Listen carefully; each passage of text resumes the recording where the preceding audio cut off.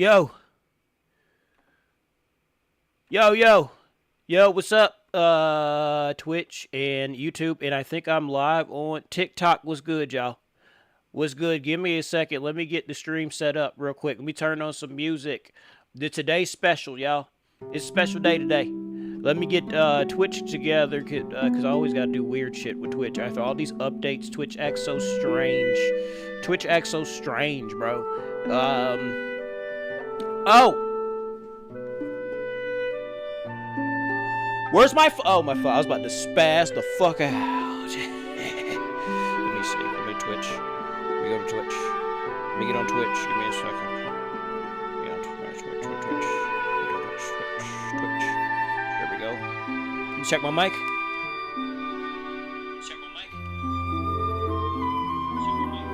Okay.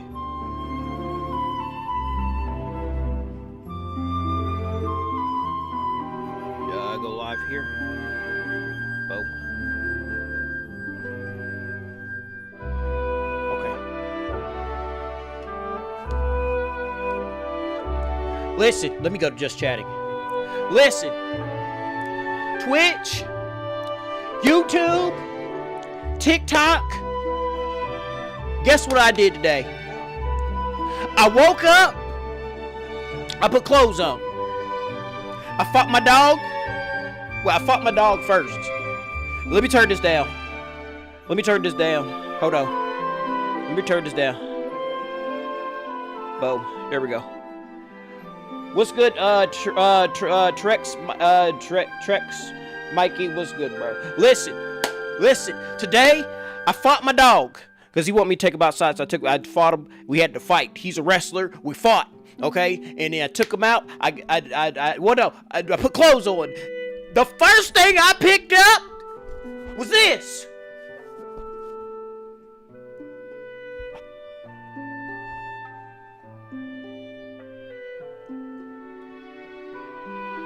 My Jurassic Park shirt. Okay?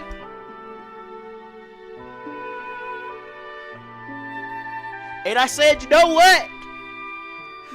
know what? Because no one's done it before. No one's done it before. No one's made a dinosaur week. No one's made a dinosaur week. Okay? No one's done it. No one's done it. Therefore, I shall do it. Okay? I'm declaring for the world, globally. Okay?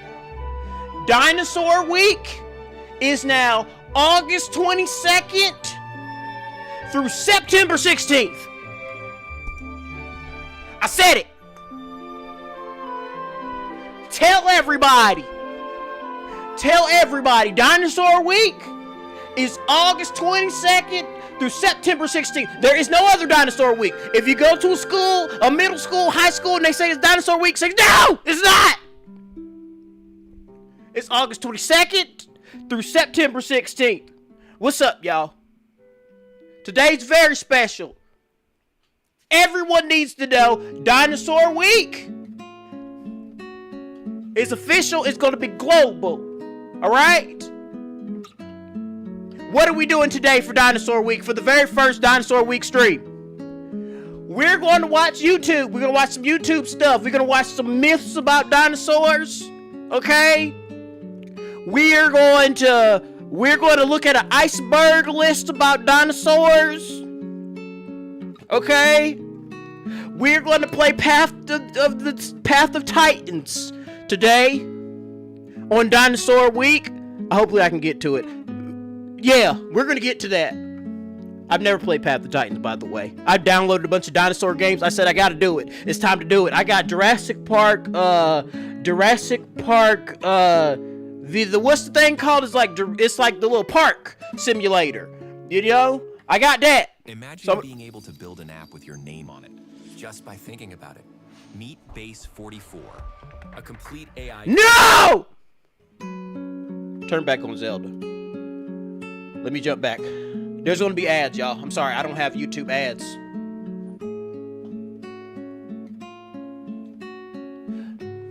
Doggy's in the background. You see him? Come here, camera. Oh. There he is. Say hi, Yusuke. Say hi. Say hi. He's like, leave me alone, please. Listen. Y'all are witnessing the very first Dinosaur Week, and I'm actually absolutely excited. I love Yoshi. There's a new game called How to Fish. We should get it. Okami, listen, bro. Hold on. Okami, it's Dinosaur Week, Okami! It's Dinosaur Week! He didn't know about it. It's last minute. Hold on. Let me message Okami in the Discord. Give me a second. Okami. Okami. Okami. It's Dinosaur Week. Hold on. Week. It's Dinosaur Week!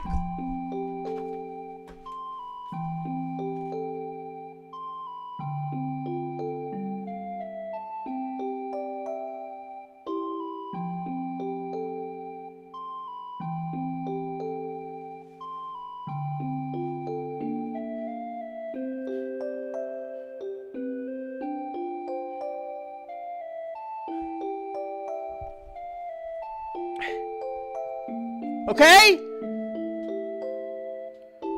What's going on, Twitter?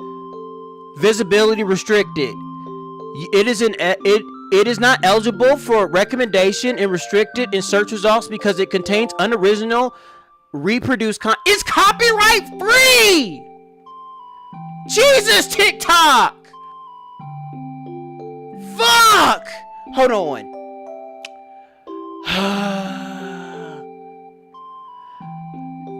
One second. It's just chatting, y'all. 1 second. I gotta reset my TikTok because TikTok has just restricted me on my live. I think it's because the Zelda music. Let me turn off the Zelda music. Sorry, guys. Turned it off. Let me turn it off. At least I got a clip, I guess, from it. From this video. Go here. Let's reset TikTok. Give me a second. TikTok be spazzing the fuck out. End. Let's go live again. Okay, I see. Go live. No music. Maybe I play my own music. Okay, that's over there. Okay, let me get that out of the way. What? Yo, what's up? W. Hi. Say hey, hi everybody, guy. What? You goddamn right. It might be Dinosaur Week. You goddamn right. TikTok, welcome again. I'm sorry, my stream got restricted. It's I Love Yoshi. We're doing Dinosaur Week. Catch up, please. Catch up. Come on, come on, y'all. All right, chat. Let me open chat. We go back over here. But chat, I gotta unpin the chat. Give me a second. Detach, and then bring it back over here. Boom, we're good. We're good. Listen, first thing I'm going to watch. There's a video. It's like dinosaur myths. Okay, it's dinosaur myths. Dinosaur myths. Let me get on my camera, my phone, and find it. I screenshotted it. Okay, this is definitely improv, y'all. Give me a second. Let me see. Give me a second, y'all. Let me do this. Let me go here. Collection screenshots. What is this? What was the list called? No, that's dinosaur games. I downloaded a bunch of dinosaur games. 1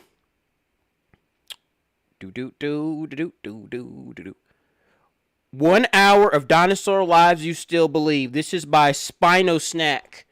Okay? Spino Snack. Let me jump over here. Let's open up the myths. What are the myths that we don't know? 1 hour of dinosaur lies. Who is lying on the dinosaurs? Lies. Check. Here it is. We're looking at this guy's video. If you guys want to, you guys can see his video as well. I don't know if we're going to watch the whole thing. Is this guy's name Spino Snack? If you don't want to see my commentary of it.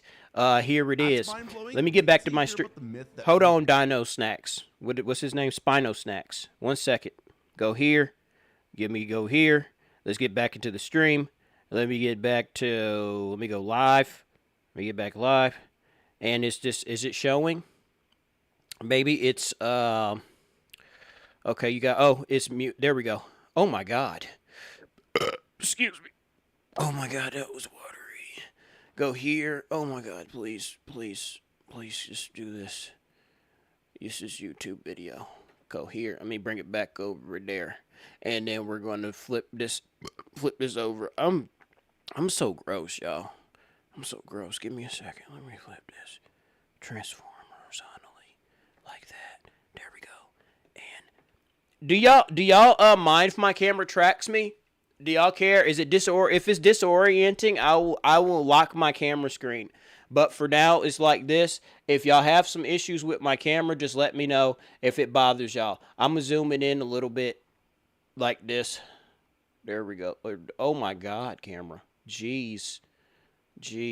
Apply. Okay. Shake your camera. Shake your camera. Why are you shaking? Is it trying to get my head? Pause.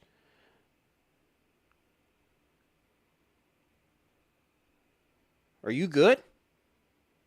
Camera, are we good? We good, camera? Are we good? We good?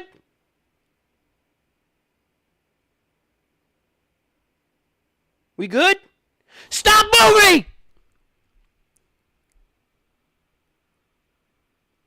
Okay, we can't do this, y'all. Let me stop this camera. Let me reset it. Let me reset it. Let me just reset it because this is aggravating me. Boom. There we go. And then do that. Boom. And then we'll bring it back. How y'all doing over there, TikTok? Y'all doing good? Y'all attention spans is worse than mine, actually. Let me see here. Boom. Go back that. Open this back up. And then set this. And then boom. There we go. My camera shouldn't be moving anymore. Where is it? Where's my camera? Where's my camera? Activate. No, there it is. I didn't have it activated. There we go. Let me zoom it in. I want to zoom it in a little bit. Just a little bit. Boom. Boom. Boom. Let's zoom it in like that. There. Oh my God, that's too close. Back up. Back up a little bit, please. Thank you. There we go. Boom. All right. Y'all witnessing Dinosaur Week. Dinosaur Week.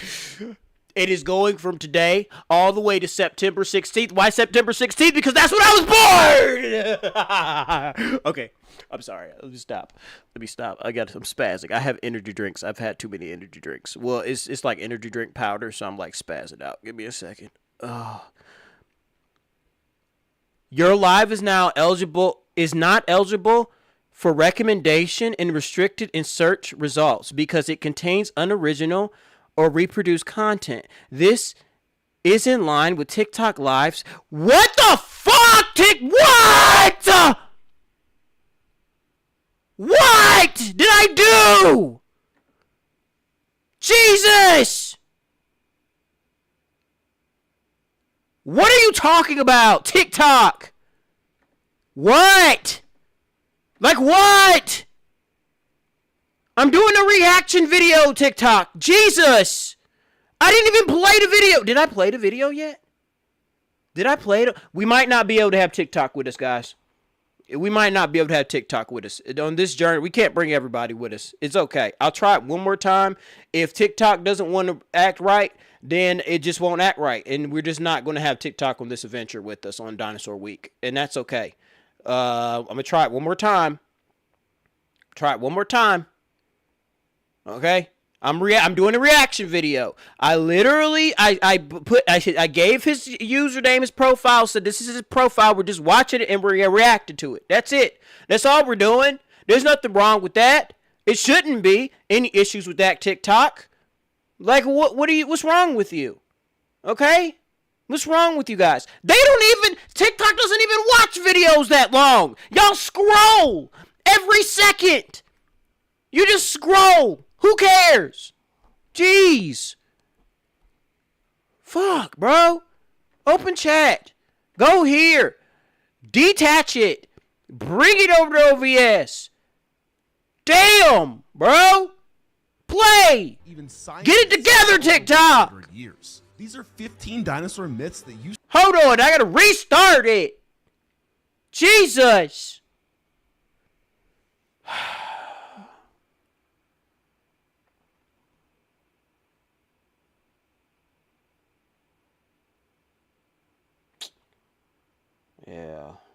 Yeah, I know that's coming up.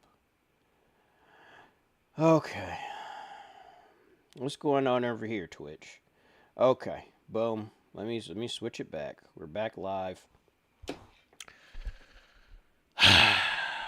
Dinosaur Week. Can I just start Dinosaur Week without the issues? There we You go. probably think you know dinosaurs. But, After all, by the way, everyone, this is Spino Snack. This is 1 hour of dinosaur lies you still believe. We're watching it. We're reacting to this. It's Dinosaur Week. Let's they've go. been in movies, books, and documentaries for decades. But here's the thing. Almost everything you think you know about these prehistoric giants is wrong. And I'm not just talking about small details. I mean fundamental facts that completely change how we see these creatures. Take the most famous dinosaur myth of all. The T-Rex had useless arms. Those tiny arms could... Look at them baby arms. Build it, bro. How did they...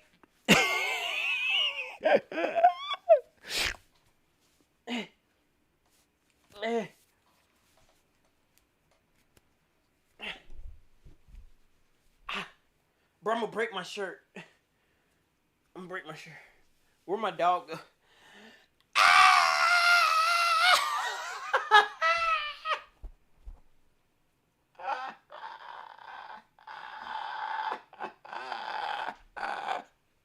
What are they doing with these?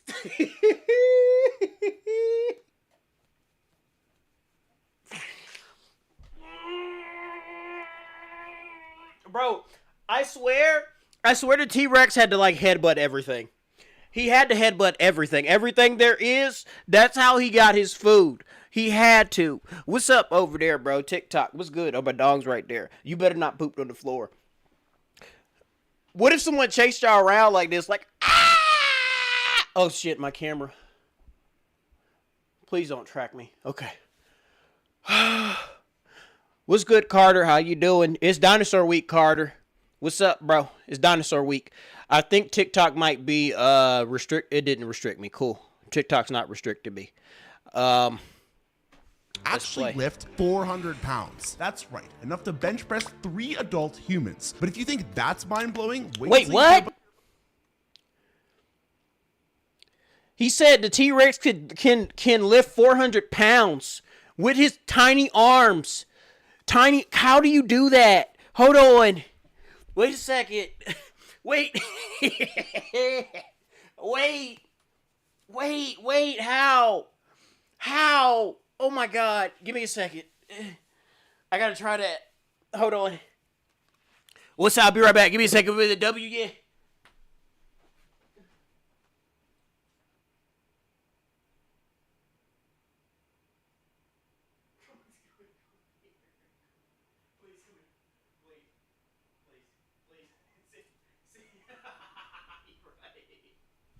Wait, my dog's under the bed. My dog's running away from me. Wait, come here, please. Okay, he's running. Bro, what if you...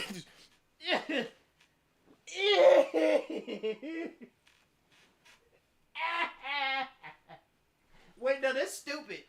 Hold on, that's stupid. Come here. Hold on, that's actually stupid because why would a dinosaur bench press anything? Why would they bench press anything? Oh my god. Okay, let me lock in. Jesus, I'm running around like I'm crazy. Play this, About please. the myth that fooled even scientists for over 100 years. These are 15 dinosaur myths that you still believe that are absolutely false. If you love dinosaurs and want to learn more about them, make sure to like this video and subscribe. When you picture a dinosaur, you're probably imagining something the size of a house. But what if I told you that some dinosaurs were smaller than your pet cat? In fact, one of the most successful dinosaur species was no bigger than a chicken. And that's just where it starts to get really interesting. Here's the fun experiment. Ask Bro, that's why I don't like birds right now. That's why I don't like birds. I do not like birds at all.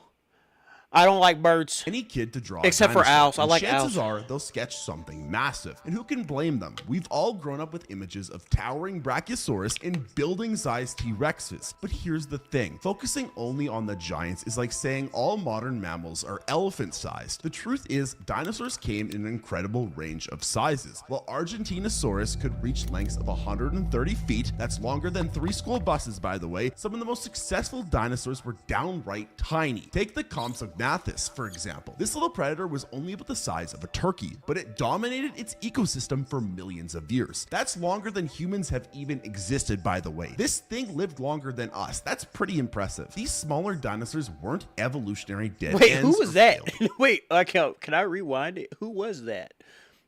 Who was this? Why they do this? Oh no, please. Like, was this AI? Why y'all do this?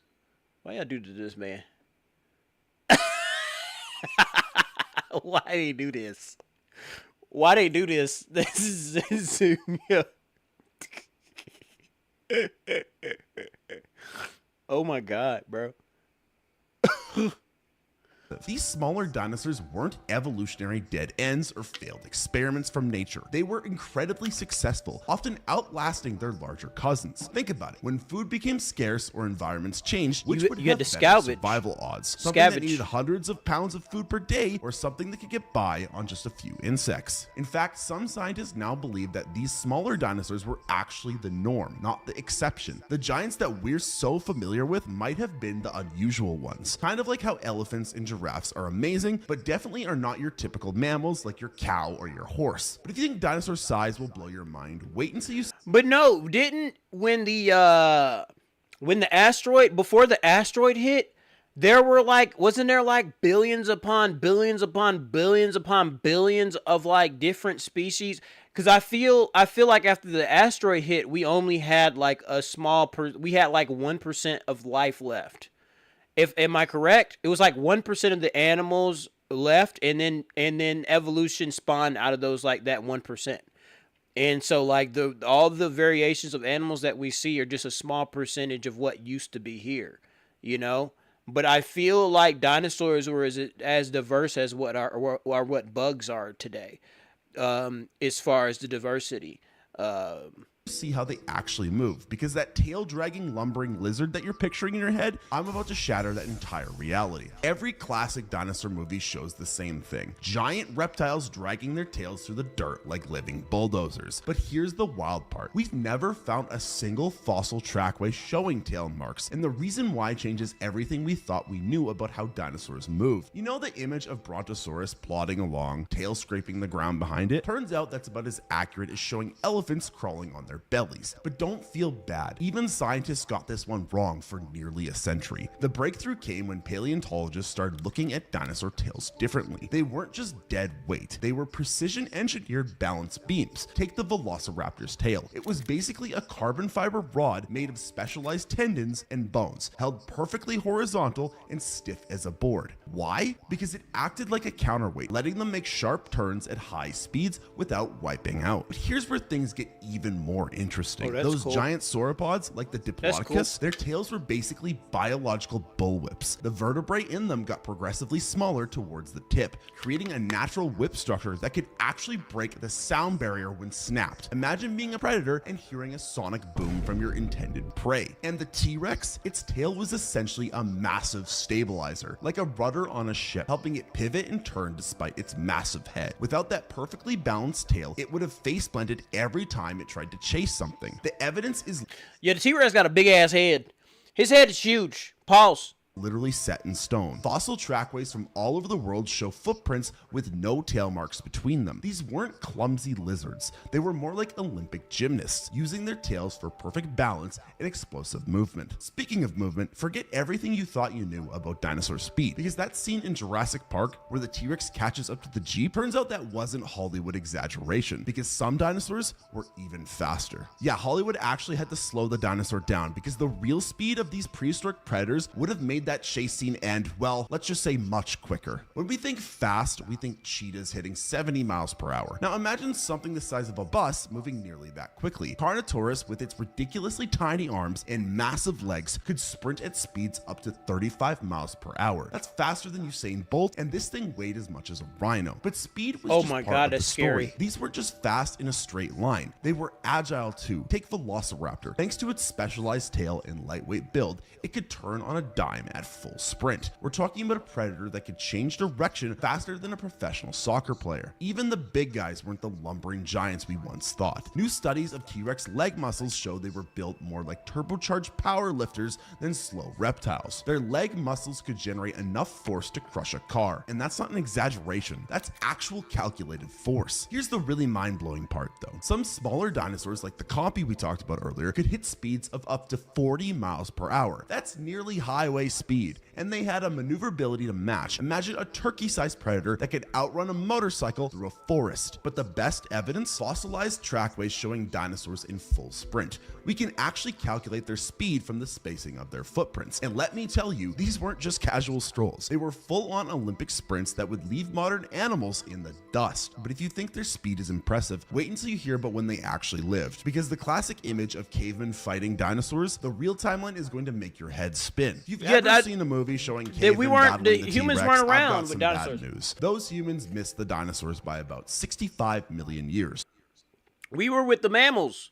We're like the mammoths and stuff, right? I think. That's not just a small gap, by the way. It's such a large time gap that the human can barely process what that actually means. But to break it down, we gotta put this in perspective. You know the pyramids in Egypt? They're about 4,500 years old. Ancient, right? Well, if the entire history of Earth was a 24-hour clock, humans would show up at 11:58 p.m. The dinosaurs, they ruled from about 2 p.m. to 11:40 p.m. We literally missed them by 18 minutes on this cosmic clock. And here's the really wild part. When you find a T-Rex fossil, actually closer in time to that T-Rex than the T-Rex was to Stegosaurus. Let that sink in. There's about 83 million years between Stegosaurus and T-Rex, but only 66 million years between T-Rex and us. But don't feel too bad about missing the dinosaurs, because technically you're looking at one right now. That chicken sandwich you had for lunch, congratulations, you ate a modified dinosaur. Birds aren't just related to dinosaurs, they are dinosaurs. They're the only surviving members of the theropod family, the same group that gave us T-Rex and the Velociraptor. What's that one, the ostriches and then the emus, emus, bro? Them things are creepy as fuck, bro. Them things are creepy. The emu, and Doug. Them things are so creepy, bro. Raptor. The evidence is literally in their bones. From hollow skeletons to wishbones, from scaly feet to laying eggs. Birds aren't just distant cousins of dinosaurs. They're their direct descendants. That pigeon outside your window, it's actually got more in common with T-Rex than T-Rex had with the Brontosaurus. But speaking of things we're all getting wrong, let's talk about what actually killed the dinosaurs. Because that asteroid you've heard about, it wasn't working alone. And the real story is way more explosive. Everyone knows about the asteroid that killed the dinosaurs. But here's what they don't tell you. Earth was already trying to kill them with the largest volcanic eruptions in history. The asteroid, that was just the knockout punch in what might be the worst 1-2 combo in Earth's history. Picture this. You're a dinosaur living your best life 66 million years ago. Things are already getting rough because he said,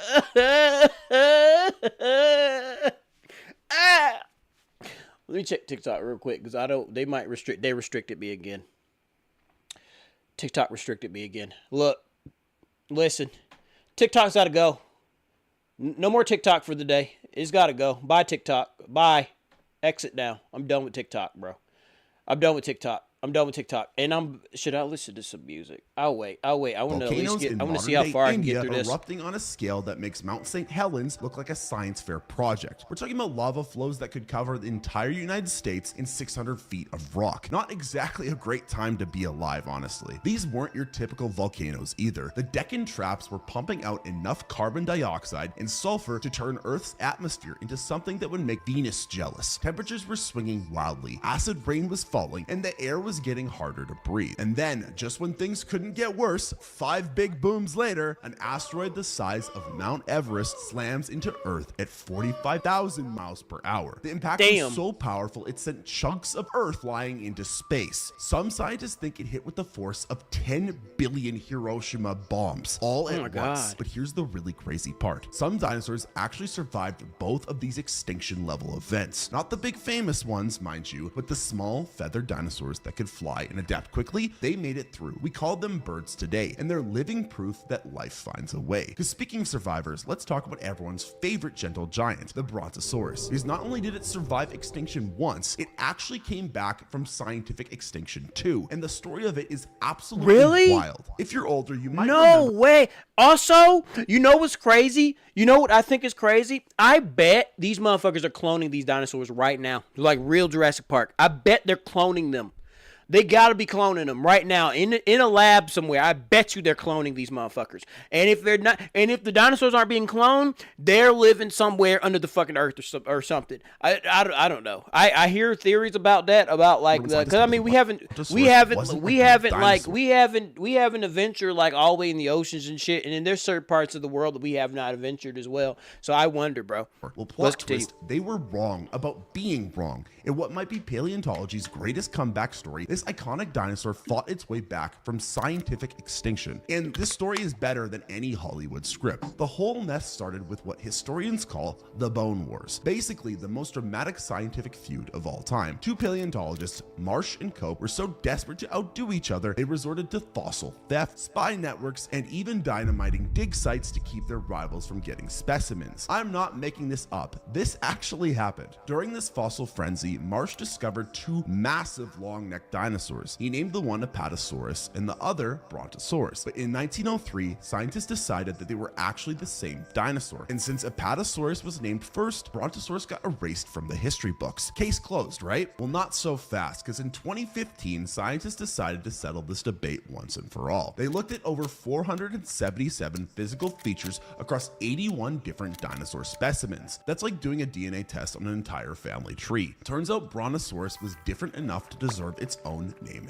After all, the differences might seem small to us. Slightly different neck vertebrae, unique hip structure, but in dinosaur terms, these were major distinctions. It's like telling the difference between a lion and a tiger. Sure, they look similar, but they're definitely not the same animal. After more than a century of scientific exile, Brontosaurus is back on the books. Not bad for a dinosaur that supposedly never existed. But speaking of things we got wrong about dinosaurs, let's talk about their blood. Because that whole cold-blooded reptile thing, well, new evidence suggests dinosaurs had more in common with birds than lizards, and it completely changes how we see them. Imagine being told that everything you know about dinosaur biology is wrong. Well, that's exactly what happened when scientists examined dinosaur bones under a microscope, because these cold-blooded reptiles had something in their bones that only shows up in one type of modern animal. They have feathers. Birds. For years, we pictured dinosaurs as oversized lizards, basking in the sun to warm up like modern reptiles. It makes sense, right? Big, scaly, reptilian-looking creatures must be cold-blooded, but here's where science throws us a curveball. Dinosaur bones tell a completely different story. See these tiny channels running through the bone? They're called haversian canals, and they're like tiny blood vessel highways. Modern cold-blooded animals have very few of these, but dinosaur bones, they're packed with them, just like modern birds and mammals. This isn't just a cool fact, it's a smoking gun. So Think they about what either this had means. A warm-blooded T-Rex. They either had fur, they had the sun to heat feathers. up before hunting. It could chase prey at night, in the rain,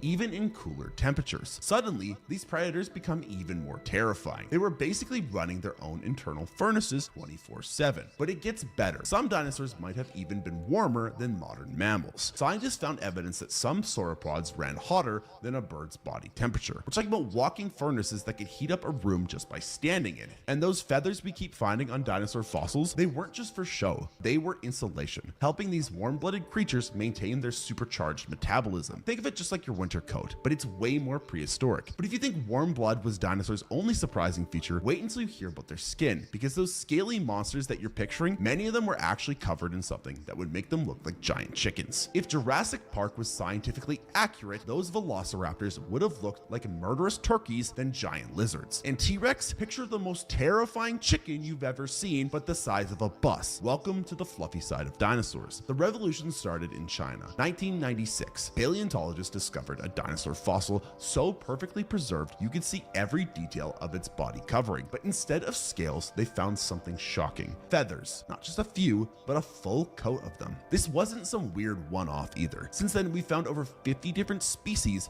of feathered dinosaurs. And these weren't just bird-like feathers either. Some dinosaurs had primitive proto-feathers that looked more like fuzz or hair. Others had full-on quills. The Velociraptor, it had arm feathers so well developed they looked like wings. But here's where it gets really interesting. We found evidence of feathers on some pretty unexpected dinosaurs. Even some T-Rex relatives might have had feathery covering when they were young. Imagine a baby T-Rex covered in fuzzy down, like some nightmare version of a baby chick. The colors weren't what you would expect either. Thanks to new technology, we can actually determine dinosaur colors from fossil feathers. Some were iridescent, like hummingbirds. Others had complex patterns and stripes. These weren't dull, gray lizards. They were as colorful as modern birds. But if you think feathers make dinosaurs less intimidating, wait until you hear about their intelligence, because those tiny-brained lizards were actually smarter than you might think. And some could give modern animals a run for their money. Like Remember dolphins? That scene in Jurassic Park where the Smarter raptors than figure out how to open doors? Turns out That's that true. might not be as far-fetched as we thought, because new research shows that some dinosaurs were smarter than dolphins, and one species in particular might have been as intelligent as modern primates. Meet the Troodon, a dinosaur with a brain-to-body ratio that would make some modern mammals jealous. When scientists first calculated its intelligence quotient,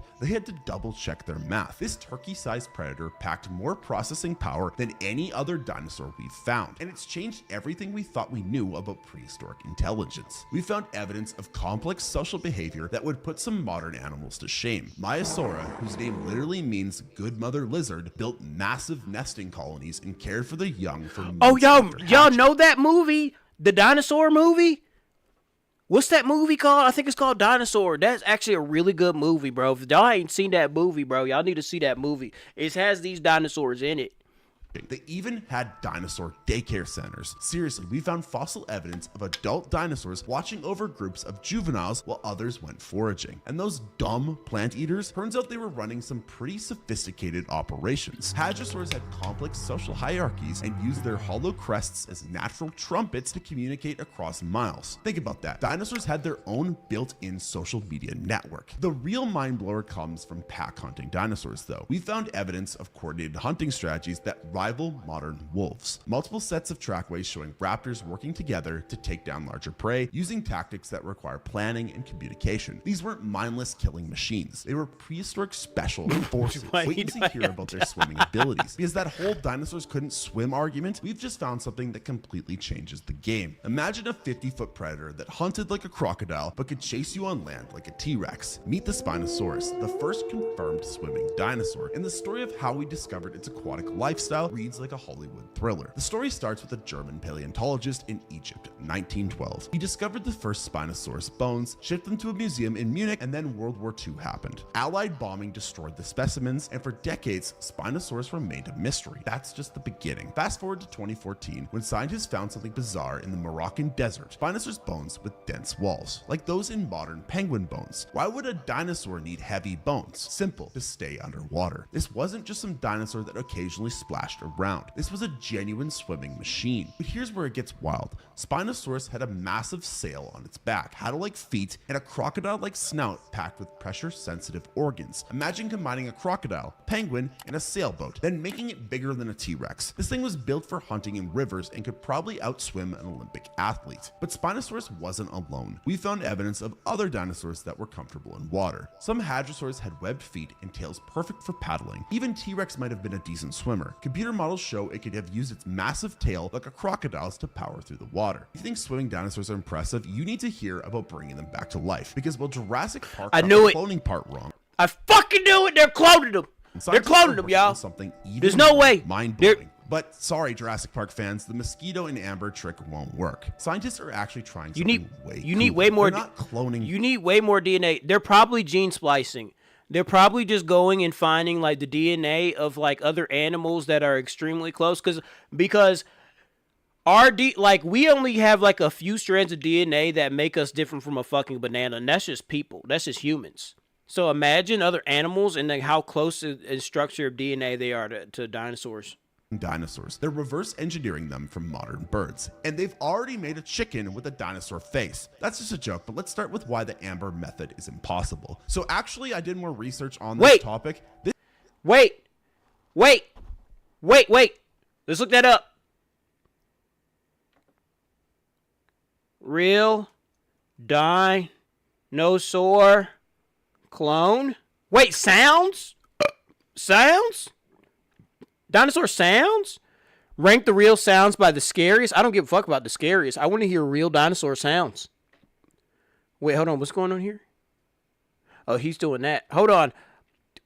How it actually sounded. Real sound of the T-Rex? Hold on.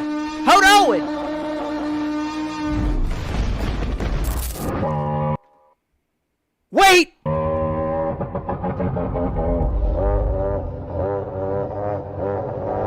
That is so creepy! That mother...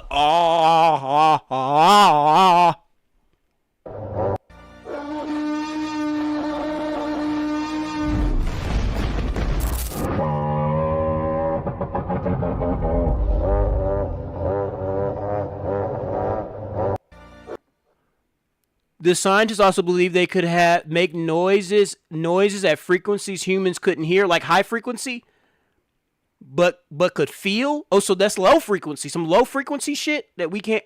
But no, we feel some low frequency shit. So you wouldn't hear them coming, but you can feel it. Oh my god, that's so scary! Oh my god. Oh my god. Oh, that is scary.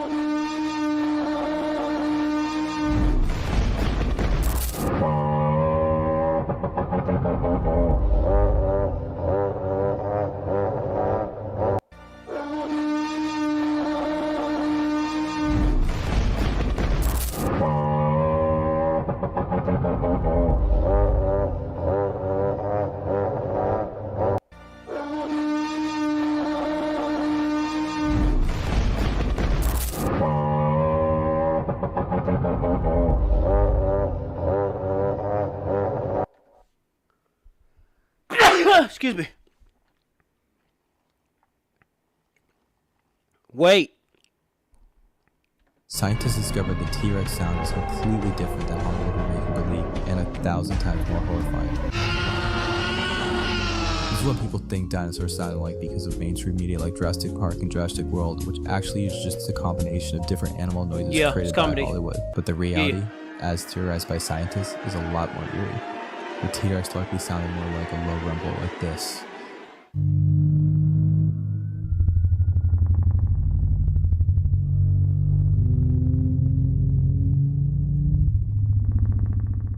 Imagine hearing that while you're alone in the woods. Oh my god, that's so scary. That's so scary. And he would run up on you too. You ain't running that motherfucker. You're not running that. How dinosaurs really sound? This whole time I thought I was just losing fat on my GLP-1. I was actually losing muscle. Factor has been a lifesaver for my reduced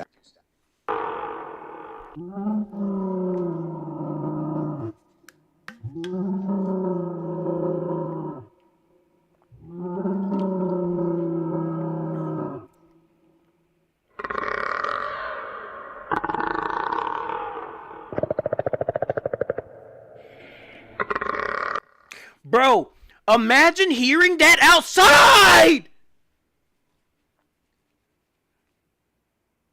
What if they literally like release these motherfuckers from the lab? Just release them from the lab, bro. What if they literally just like, yo, we've been working on these dinosaurs. We got to test them out on Area 51 or some shit. And out here in fucking Nevada or something. Or we put motherfuckers in a camp or some shit. We're like, you know what? Bring these old motherfuckers over here to this camp. And we going to release the dinosaurs we were making. We got cameras everywhere. We just want to see what happens. That would be so insane.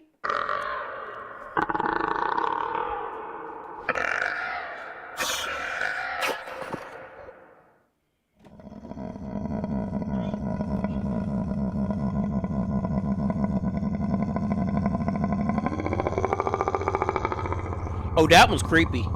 That one's creepy. What is that? A center?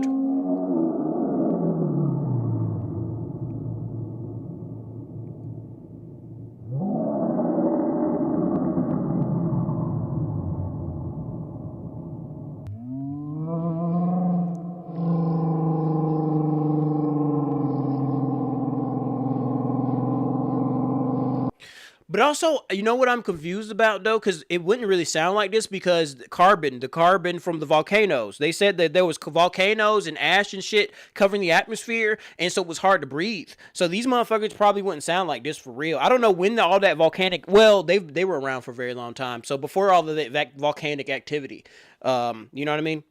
This is what they sound like. But they were probably choking and shit. You know what I mean? Ooh.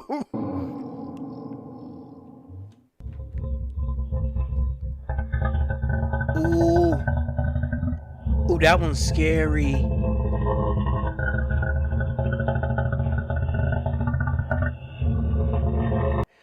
It makes sense that their vocal range will be this high because the forests were a lot bigger. Humans came and cut down all the big trees, but the trees were a lot bigger and the forests were a lot bigger.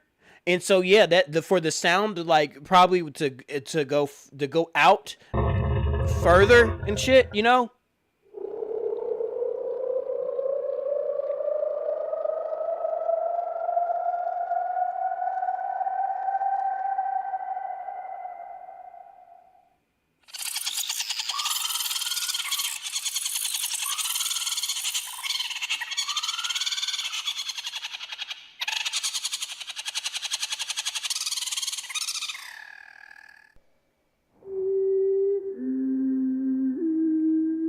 Oh, I like that. Oh, that's some auto-tune shit. Ain't that the one that killed the fat dude in the first Jurassic Park? The Dilophosaurus? I think that is the one.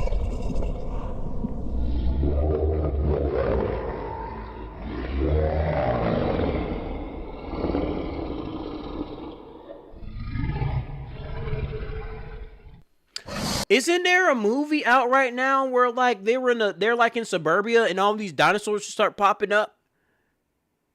I bet you that's like some cloning shit. They were like, you know what? Let's make this movie about these motherfuckers release these dinosaurs out their labs.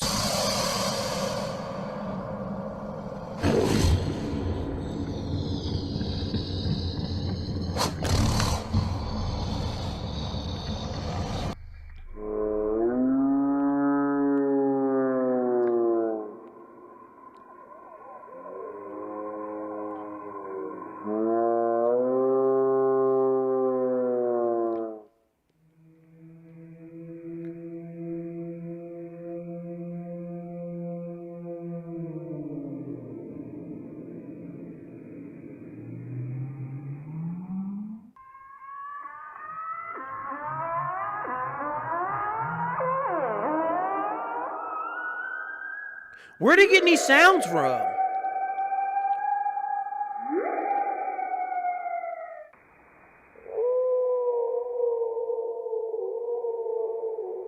They do make you want to dig a hole in the ground and hide.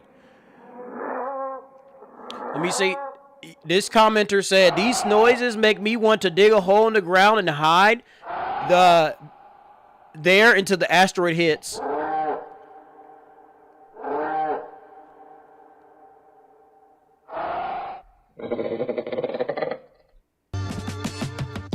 Hold on.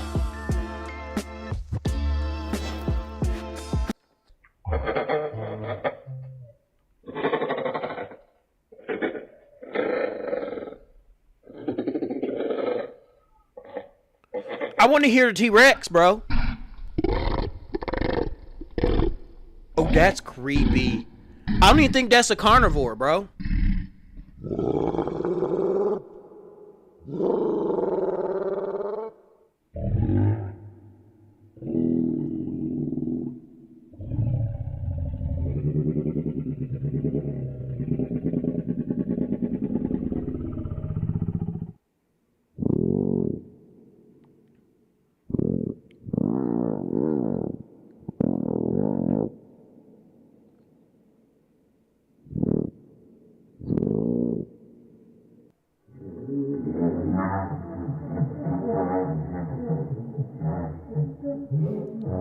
What is the Dinosaurus? What is that one?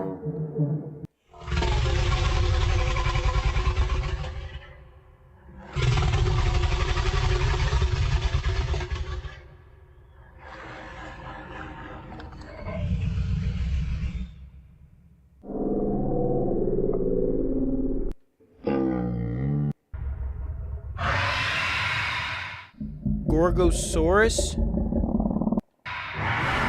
Gorgos. That's scary.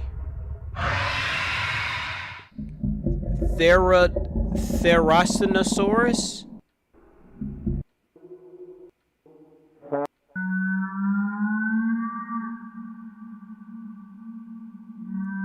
There's a spike over here, so I wonder what that is. That might be the Tyrannosaurus Rex.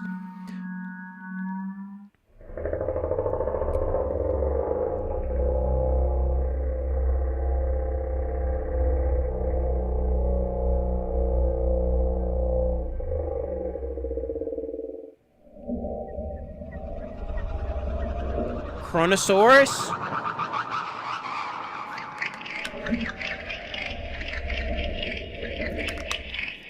Velociraptor? Where's the Gabo? Play that. Oh. Ooh, yeah, that's creepy.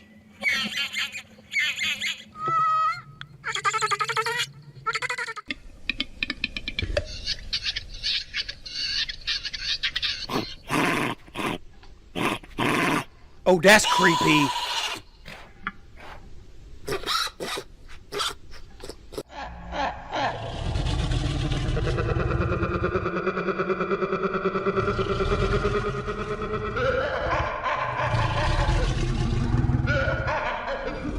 Oh, that is scary too.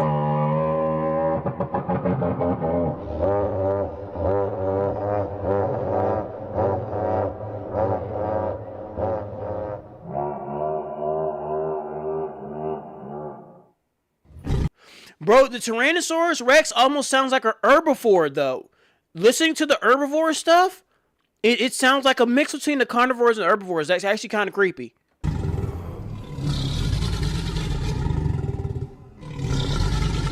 And the Triceratops sounds like a carnivore, bro. Or my perception of what a carnivore is. Hold on, how's it feel? How it feels like to die in every prehistoric era. Let me see. This summer, I'm done guessing about my routine. This is it. Here's what I'm eating from Factor. Full week of hitting my protein goals with real meals. Not powders, not protein bars. I simulated a T-Rex in modern Africa. So clutch.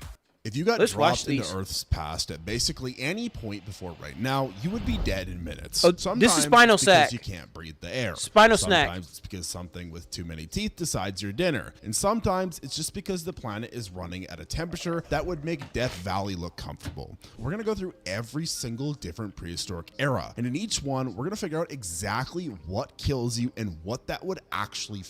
Bro, my dog thinks he's a dinosaur. My dog definitely thinks he's a dinosaur, bro.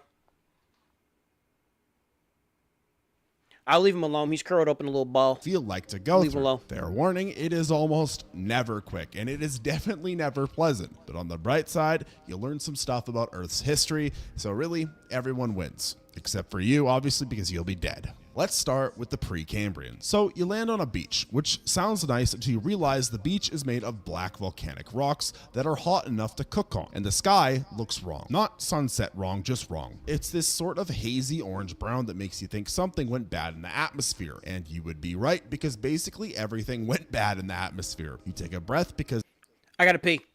I'll be right back.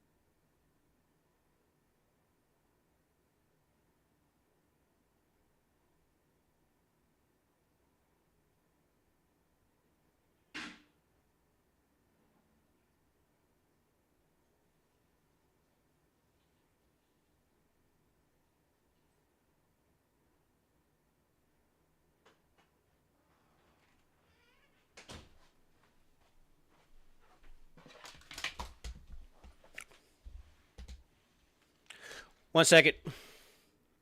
Let me respond to Okami. Let me see something. Let me see when he's trying to play that game, because I'll still play. Okami wants to play a fishing game, so I'll play with him later. Let me see. Let me message him. Make sure no one's pending real quick. Boom. Message. Where are we at? Where are you at, Okami? Or message.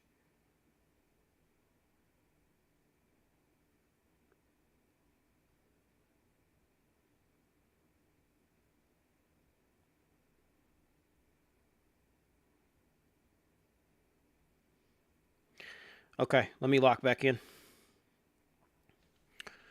Because that's what humans do, and nothing happens. Your lungs pull in air and then immediately go into panic mode because there's no oxygen in it, just carbon dioxide and nitrogen and some other gases that aren't doing you any favors. It's not that the air is poison exactly, it's just that the air is not food for your lungs, and your body figures this out in about 3 seconds. Now your heart starts doing this thing where it beats faster and faster because it's trying to get oxygen to your brain, except there isn't any oxygen. So really your heart is just working overtime for no reason, which is honestly pretty sad if you think about it. You can't think about it though, because your vision is already going dark around the edges, and you're maybe noticing that your skin is starting to feel like it's on fire. That is the sun, by the way, just directly microwaving you with ultraviolet light, because the ozone layer doesn't exist yet and won't exist for another billion years or so. The ground is burning your feet through your shoes, the sun is cooking you from above, and your lungs are trying to breathe something that might as well be nothing. 2 minutes is about all you get before your brain shuts off from lack of oxygen, which happens faster than you would think. You would probably fall over at some point. You would fall face first into some bacterial slime that's growing on the rocks, which is the only life on the entire planet right now. Your last sensation is heat and the feeling of suffocating,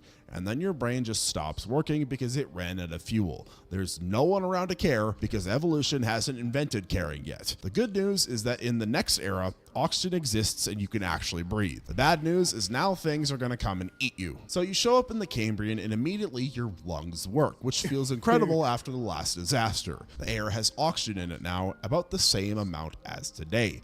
And for a few seconds, you're just standing there breathing and feeling like maybe this won't be so bad. This is crazy. There's one design that everyone is using. Same layouts, same fonts. How can customers... The temperature is warm, but not kill you warm, more tropical, and you're on this rocky coastline looking out at clear blue water. The land is still basically empty. There's no trees or grass or anything. It's just bare rock and some dark crusty stuff that might be algae, but the ocean looks inviting and you are extremely thirsty. You're done.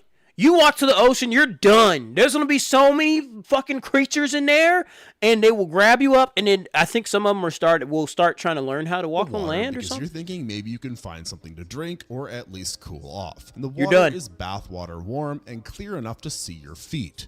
You're wading out to maybe waist deep when something big moves in the water near you. And this You're done. You learn the Cambrian Ocean is fully stocked with things that think you look edible. The thing coming at you is called Anomalocaris, which is a name that doesn't really prepare you for what it actually is. It is 3 feet long. It looks like someone tried to make a shrimp but gave up halfway and added horror movie parts instead, with these 2 long arms in front that have spikes all over them. It grabs your leg with those spike arms, and immediately you understand that this is not a curious animal. This is a predator that knows what it's doing. In fact, this is the first apex predator.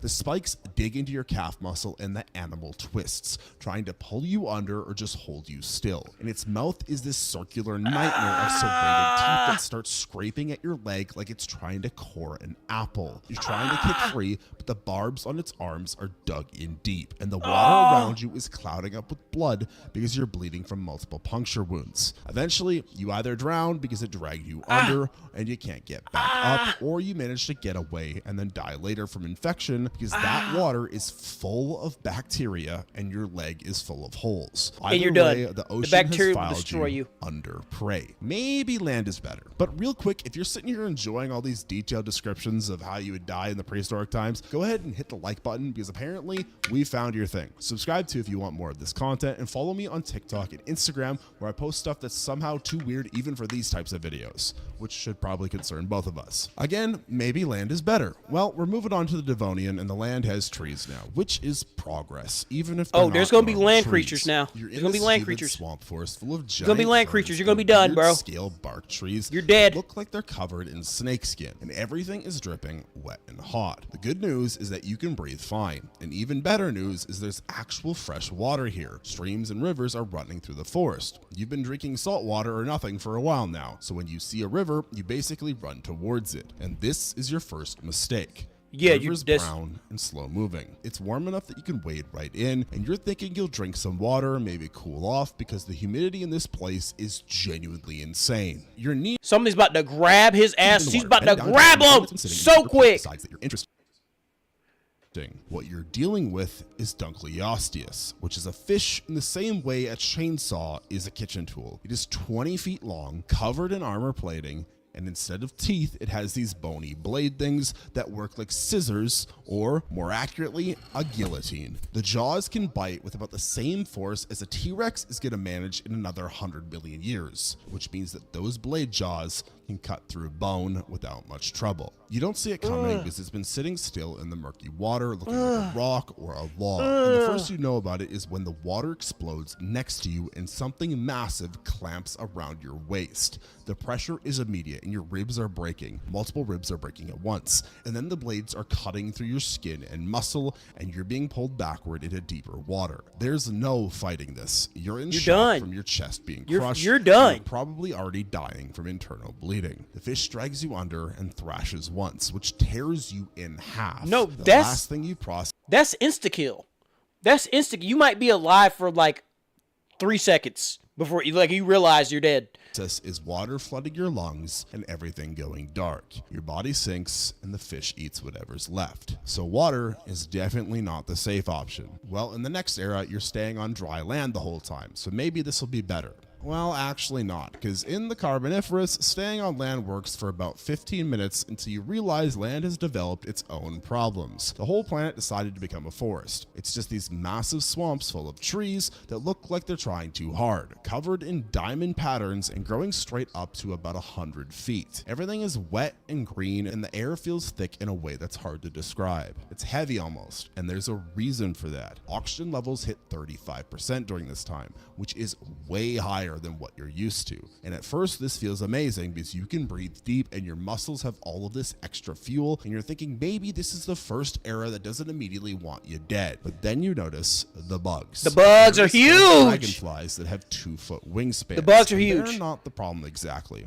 They're just the warning. The problem is everything else that crawled out of the nightmare factory Earth apparently built during this time. Everything. You're walking through the undergrowth trying to find something to eat when you almost step on what looks like a giant millipede. Except except it's longer than you are tall and thicker than your leg, just sliding through the leaf litter eating dead plants. That one's actually harmless, or at least it's not interested in you, but it's the size that matters because now you understand the rule here, which is that arthropods scale with oxygen, and during this time, oxygen is out of control. But then the scorpion finds you near a pool of standing water, probably because you made too much noise, or it smelled you, or it just got lucky. This thing is about the size of a large dog, shiny black with pincers that open and close while it figures out if you're food or threat. You freeze because you're not stupid, but then it rushes forward faster than you expected and drives its stinger into your calf, and the pain is immediate and spectacular. The venom burns going in, spreading hot and electric up your leg, and within a few minutes that leg stops working because the neurotoxin is shutting down the signals between your brain and your muscles.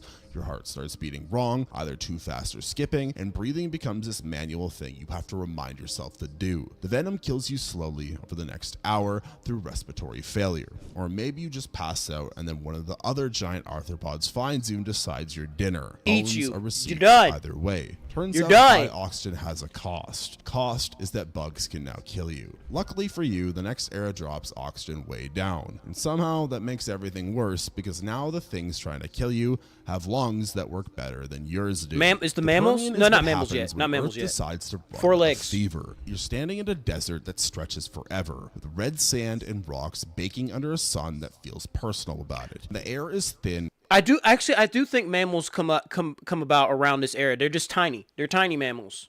But the reptiles are starting to rule. 16%. Breathing feels like you're at the top of a mountain, which you're not. You're just in hell's driveway, and your body is not handling it well. Every breath takes effort, and you're not getting enough oxygen even when you're standing still, which is a problem because you need to move or the heat is going to cook you. It's over 100 degrees, and there's no shade anywhere. Just open scrubland with some tough plants that the reptiles are going to destroy this. Water is the main concern, and you manage to find some in a dried up riverbed where a little pool is left over from the last rain that might have been weeks ago. That's where all the predators are going to be at. You drink it even though it tastes like minerals and dirt, because the alternative is dying of thirst in the next 6 hours. The second concern is food, and there isn't much. Maybe some seeds or a lizard if you can catch one. You're weak from the heat in the thin air, and by the time night comes, you've managed to get a small fire going with some dead brush. You're done, Mostly bro. because you know what happens to things that don't have fire when the sun goes down. What happens is a pack of gorgonopsids smells you from about a mile away and decides to investigate. These things are not quite mammals and they're not quite reptiles. They're sitting in this weird middle zone evolution was testing out, and they're about the size of a wolf with heads that look wrong and 2 huge saber teeth coming down from the upper jaw. They hunt in groups and they're smart enough to circle around your fire, staying just outside the light, and you can hear them making these hissing growl sounds while they figure out their approach. One of them rushes in to test your defense and you swing a burning stick at it. It backs off, but now they know you're scared and tired and alone. The alpha, or the boldest one, or just the hungriest comes in from the side while you're watching. You like a Ronkar.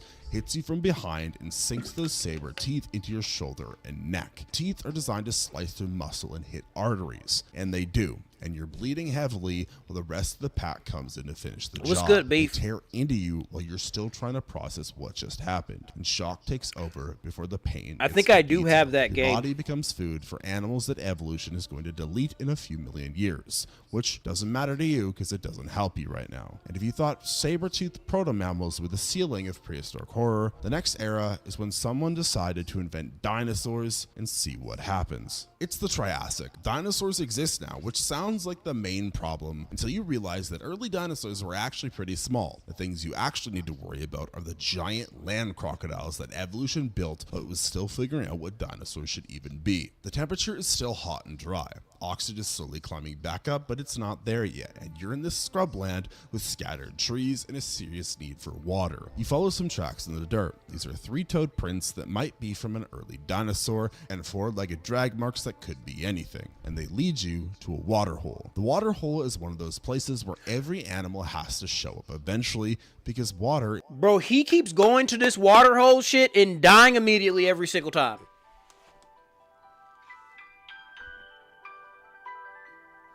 One second, I'll be right back.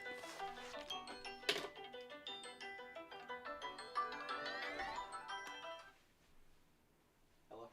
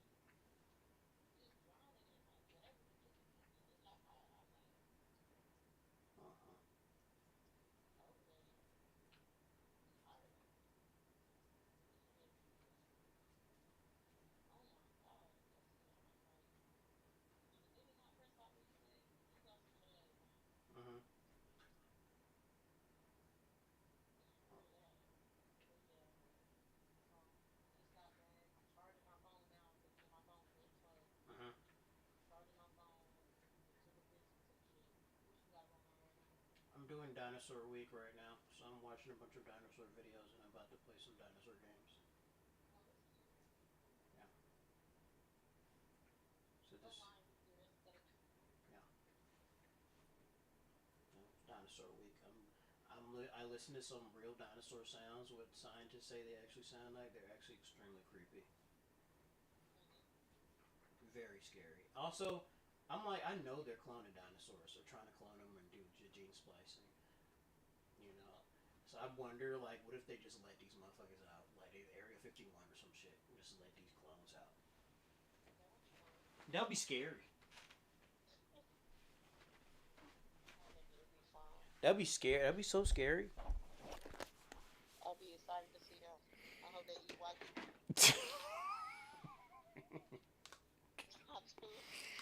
I hope they run and bite their hands first and eat them up.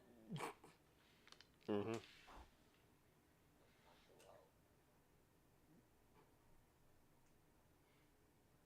Okay. I'm gonna talk to you later. Alright, I love you, Cynthia. I love you too. Bye.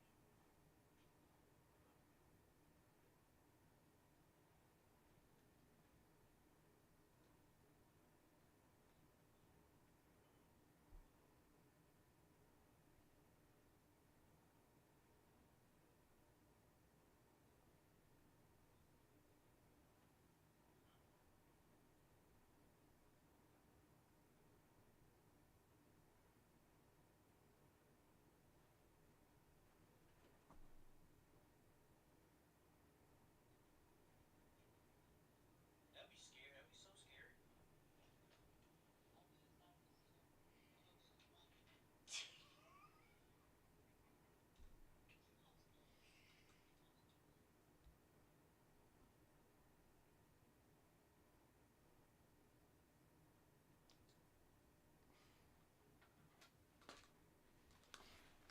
All right. Time to continue. Is not optional. Time to and continue. this means predators know how to wait here. You're being careful, looking around before you approach. But what you're looking for is something in the water or something hiding in the brush. And you miss the thing that's lying flat on the rocks about 30 feet away. Plastosuchus is basically a crocodile that decided land was better than water. It's 20 feet long, walking on 4 legs that hold its body up off the ground instead of sprawling out to the sides. It looks 20 armored, feet long, ancient, and wrong, with a huge head full of teeth that are made for biting through bones. It was lying still enough that you thought it was a log or a rock formation in the distance, and the way you find out you're wrong is when it moves, going from perfectly still to running at you in about a second. These things can sprint when they need to. You try to run, but you're not winning this race. It hits you from the side, all of that weight and momentum knocking you sideways into the dirt. And then the jaws close on your leg and the pressure is instant. Bones break and the teeth go deep into muscle, and it starts shaking its head side to side, which is it either trying to rip your leg off or just how it naturally kills things. You are screaming and trying to hit it or push it off, and that's when it does the death roll, which is exactly what it sounds like. It spins its whole body with your leg in its mouth, and your knee joint twists and tears and something in your hip pops. The pain is so big and painful, your brain can't process it all at once. The roll probably kills you through shock and blood loss before the actual eating even starts. And that might be the only good news you get in this entire scenario. The Triassic made crocodiles walk on land and hunt like wolves. This was their legacy, but those are basically baby dinosaurs compared to what's coming, because the next era is where evolution stopped messing around and built some actual monsters. It's the Jurassic, and the forests come back. Real forest this time, with trees that make sense and ferns everywhere, and actual rainfall that doesn't feel like a punishment from God. And for the first time since you started this nightmare tour of Earth's history, you're thinking, maybe for once this could work out. The air has oxygen again, lots of it, enough that breathing feels easy and your muscles aren't screaming at you constantly. There are streams with clean water and the temperature is warm but not murder hot, and you can hear animal sounds in the distance, which means there's food around somewhere. You're walking through this forest that honestly looks pretty nice, past trees that tower overhead and break up the sunlight, and you're so focused on not dying from heat or thirst or thin air that you forget to think about what else lives here. What lives here are sauropods, those long-necked dinosaurs that weigh more than a house, and you see a few of them through the trees just casually eating leaves from the canopy while their feet leave prints in the ground deep enough to hide a person. They don't care about you because you're too small to register as anything, which is almost nice until you realize their tails are swinging around at head height and could cave in your skull by accident. You're giving them space and moving through a clearing when you smell something dead, that thick, rotting meat smell that makes your stomach turn. And there's a half-eaten corpse of some plant eater in the grass ahead with flies swarming it. This is when you learn that Allosaurus doesn't just kill and eat on the spot. It leaves food for later and it comes back to it. And right now it's coming back. 3 of them actually, because they hunt in groups when the food is big enough to share. Each one is about 30 feet long, walking on 2 legs with tiny arms that don't seem useful, and a head that's all jaw and teeth. They spot you immediately because their eyes are on the front of their heads and they're built for tracking movement. And you're moving because you're backing away slowly while your brain tries to decide if running would help you. It wouldn't. They're faster than you and they know it. And when one of them breaks into a run, the other 2 follow because pack tactics are in the job description. You try anyway because standing still while a dinosaur sprints at you just feels wrong. You maybe make it 50 feet before the lead predator catches up and hits you from behind with its head, knocking you flat. The weight of it pins you down, 1 foot on your back, pressing you into the dirt, and then it bites down on your neck and shoulder, and the teeth go deep enough to crack your collarbone and sever whatever arteries are trying to keep you alive. The other 2 move in to feed while you're still technically alive, and shock does you the favor of cutting off most of the pain before your brain realizes what's happening to the rest of you. That's the Jurassic. Pretty forests, giant animals, and a food chain that you do not rank high on. But those dinosaurs are practically the prototype versions, because the next era is when evolution spent another 80 million years upgrading them into something worse. Cretaceous Earth looks almost normal if you don't think about it too hard, with actual flowers growing on plants and forests that have leaves that you might recognize if you squint hard enough. Oxygen is up around 30% again, which your body loves, and the climate is warm but stable enough that you're not immediately dying from exposure. You're thinking this might be the first era finally where survival is possible for more than a day, but at least the wrongness takes a few hours to find you. There are dinosaurs everywhere now, every size and type, from duck-billed herds moving through meadows to armored tanks with tails that could break your spine if you got too close. It's loud out here. Animal calls are echoing through the trees, and the noise gives you something to track and avoid. The problem is that the predators here are better at this than you are at hiding. You're near a river trying to catch fish or find something edible, staying low and quiet, when you notice the birds go silent and the smaller animals stop moving. That's your only warning before a pack of dromaeosaurs come out of the undergrowth. 6 of them spread out in half a circle, each one about the size of a human but built entirely for killing things. They have these giant claws on their back feet that are hooked and sharp, and their eyes are focused forward with the kind of intelligence goddamn birds! These things are goddamn birds! One of them makes a clicking sound and the others respond, and they're communicating tactics, which is deeply unfair for you. You grab a stick because that's all you have, and the pack you're done! You're done!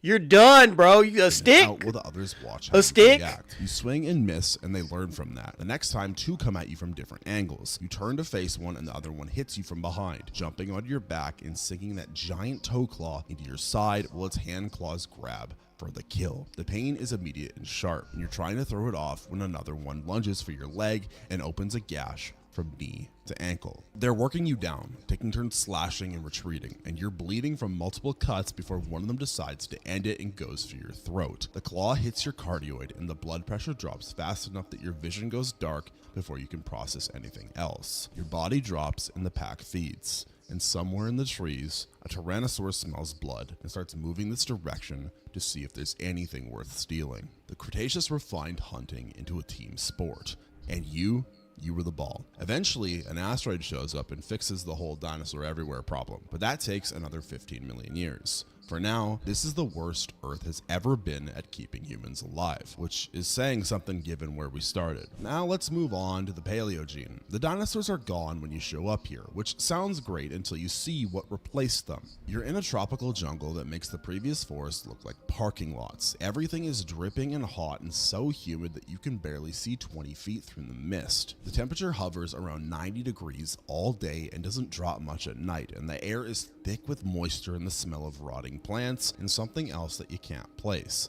There are mammals now, weird ones, and birds that walk on the ground because flight apparently seemed optional to them. The good news is that there's water everywhere and fruit actually exists for the first time in your entire journey through prehistory. Actual edible fruit hanging from trees that you can eat without cooking or praying it doesn't poison you. The bad news is that every mosquito bite you're getting carries something your immune system has never seen. Every cut is getting infected in the humidity, and your body is fighting battles on multiple fronts against microbes that have had millions of years to perfect their strategies. You've been here 3 days and you have a fever that comes and goes. Your lymph nodes are swollen and you're pretty sure something laid eggs under your skin because there's itching in places that shouldn't itch, but you're still moving and eating and drinking, which is better than most eras have managed. So you're still counting this as a partial win. The thing that ends you is a terror bird, which is evolution's answer to the question, what if we made a predator out of a chicken but made it metal? This chicken stands about 6 feet tall. It can't fly, and it has a beak that's designed to crack skulls open and tear meat. It's been tracking you for the last hour because you're feverish and moving slow and making mistakes. And when it decides that you're weak enough, it just walks out of the brush and comes at you directly because it doesn't need to be sneaky. You try to run, but your infected leg isn't working right and you stumble, and the bird is on you in seconds. The beak hits the back of your head first, crushing through skull bone with a sound that you hear from inside your own head. And that's probably the blow that kills you, even though the bird keeps hitting you a few more times to make sure. It starts eating before you've completely stopped moving, which is standard procedure for predators and deeply uncomfortable for you for about 10 seconds before your brain stops keeping track. Paleogene has flowers and fruit and mammals that are almost familiar, but the microbes here are the real predators, and they've been working on you since day one. The bird just finished what the bacteria started. We're getting close to the present now, which should mean that things are finally getting safer, but that is wrong. They are not getting safer. We now land in the Quaternary. The cold hits you before you even open your eyes. I'll finish it's the it. kind of cold that makes your chest I do want to see. see. And your I do want to see this. 30 seconds. You're in this the ice age one now, 50, over here. Years ago. And the first thing you notice is that you can see your breath, and the second thing is that you're standing on frozen grass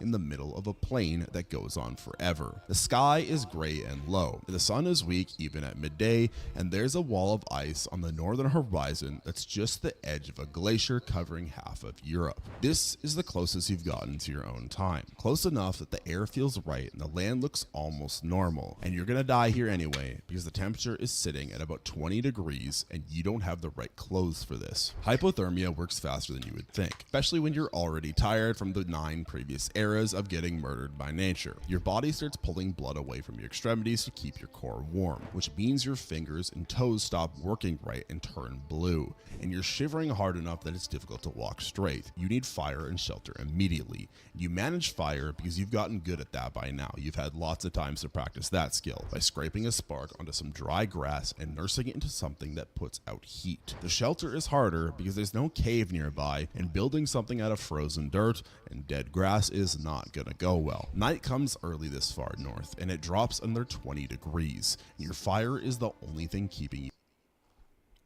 1 second. I think I'm going to switch my category real quick. You either spend hours modeling them in Blender. I generated them using Tripo. You can generate a 3D models. That's mine. Okay. I might change this. You know what? I'm going to leave it. I'm going to leave it. from freezing alive. What you don't know is that smoke and firelight travel far in this empty landscape, and every predator within a few miles can see exactly where you are. Cave hyenas hunt in packs here, and they're bigger than modern ones and meaner. And they've learned that fire usually means food, because the things that make fire are also made of meat. You hear them before they see you. You hear that whooping laugh sound they make while communicating, and then you see the eyes reflecting your firelight. 6 or 7 of them are forming a circle just outside the warm zone. You throw sticks and yell and try to make yourself bigger, which works for a while because they're cautious about the fire, but you're also exhausted and freezing and starting to make mistakes. One of them rushes in to test you and you don't react fast enough, and it grabs your ankle and pulls you away from the flames before you can stop it. The others move in once you're down. The pack tactics are efficient and brutal. They go for your legs first to keep you from running, then your arms when you try to fight, and one clamps onto your throat and holds while you're trying to breathe through the blood. The cold helps a little because shock sets in faster when your body temperature is already dropping, and you're unconscious before they start feeding on their dinner. Okay, what's you this? crack through the shell, and the first thing you notice is that something is very, very wrong. The air tastes thin, like you're trying to breathe through a straw, and the sounds are all off. There's no low rumbles of hadrosaurs, no crashing of ferns, just wind through grass that shouldn't exist yet, and distant sound of something that sounds like it's having a medical emergency. Welcome to 2026. You're 66 million years late, and this is going to be a problem. Why? You're about the size of a turkey, maybe 40 pounds if we're being generous, and your brain is screaming at you to find cover because hatchling tyrannosaurs did not survive by standing in open spaces waiting to be noticed. But here's the thing, there is no cover. You're standing in grass, which should not exist yet, surrounded by more grass, which also shouldn't exist, and the nearest tree is maybe 400 meters away across completely flat terrain. No ferns, no cicadas, no dense conifer forests, just golden grass swaying in the wind that smells like absolutely nothing that your nose recognizes. Your eyes are good. They're some of the best eyes of any predator that ever lived. And what they're telling you right now is that you are deeply, catastrophically visible. Anything within a kilometer can see you, and something does. You hear them before you see them. It's a weird whooping sound that's high-pitched and wrong. And when you turn, there are 5 spotted hyenas about 200 meters out, moving towards you in that trotting way that looks casual but covers ground fast. Each one weighs around 150 pounds, which means they outweigh you by triple, and they're communicating with each other using vocalizations that sound excited. You are meat. This is them assessing what they're about to do. Your instinct says to climb a tree. This is a good instinct. This is what works, except the nearest tree is 400 meters away, and these hyenas are closing at maybe 50 meters per minute. So the math says you don't make it. So you run. You hit maybe 25 kilometers per hour, which is fast for a baby dinosaur, but these hyenas can do 60. And you're learning in real time that the Serengeti is not designed for ambush predators who rely on the forced cover and surprise. You're just a 40-pound target sprinting across a flat plain while 5 pack hunters close the distance. The whooping gets louder. One of them is maybe 30 meters behind you now, and then you see the hole. It's a warthog burrow, just a dark opening in the soil near a termite mound, and you don't think, you just dive. You scramble in head first, claws scraping dirt, and you wedge yourself as far back as the tunnel allows. The hyenas arrive within seconds, pacing outside, and one of them sticks its head into the entrance, sniffing. You can see its teeth. It can definitely see you, but the tunnel is narrow and you're jammed in deep. And after maybe 5 minutes of digging at the entrance, they give up. You are not worth the effort. You are not dead. That counts for something. You spend your first night alive in a hole that smells intensely like pig, listening to things moving around outside. And it's here in the dark that you figure out the first rule of modern Africa. Nothing here is designed to help you. The ecosystem does not have a niche for you. There is no ecological role you fit into. You are 66 million years out of date and the world has moved on. I didn't think that Factor could help me reach my protein goals. Boy, was I wrong. Free high protein breakfast for a year? Yeah. Morning comes and you're starving, which makes sense because you haven't eaten since you absorbed the last of your egg yolk maybe 18 hours ago, and you need to figure out food immediately. You emerge from the burrow carefully, checking for hyenas, and when the coast looks clear, you start moving. Your brain says to hunt small dinosaurs, maybe a juvenile hadrosaur, something in the 20 to 30 kilogram range. But there are no hadrosaurs. There are no dinosaurs at all except you. What there is and you spot it near some rocks about 50 meters away, is something that looks vaguely rodent-shaped. It's a ground squirrel, maybe 2 kilograms, and sitting up on its haunches eating seeds. Perfect. You crouch low in the grass, move slowly, using your forward-facing eyes to gauge distance. You get within 15 meters, 10 meters. You're doing great. Then you charge, and you miss completely. The squirrel doesn't even speed up. It just hops to the left while you sail past, and it goes back to eating seeds while you stand there breathing hard and realize you have no idea how to hunt in open terrain. In Hell Creek, you would have hid behind a tree trunk and wait for prey to come within 3 meters and then explode out and grab it. But that strategy does not translate to modern Africa. You try again on a different squirrel 2 hours later. You miss again. This is humbling. You're a Tyrannosaurus Rex. You're supposed to be the most fearsome predator of all time, and 2 squirrels have just beaten you. It takes you until mid-afternoon to figure it out, and what becomes clear is that the only prey you can catch right now are the ones that don't see you coming until it's too late. You find a water hole, a small muddy depression maybe 30 meters across, and you watch from 100 meters out. Animals come to drink. Zebras, wildebeest, something that looks like a deer but definitely isn't a deer, and then you see it, a Thompson's gazelle fawn that's maybe 12 kilograms, separated from its mother by about 20 meters while she drinks. So you circle wide, staying low, getting downwind. You're 30 meters away,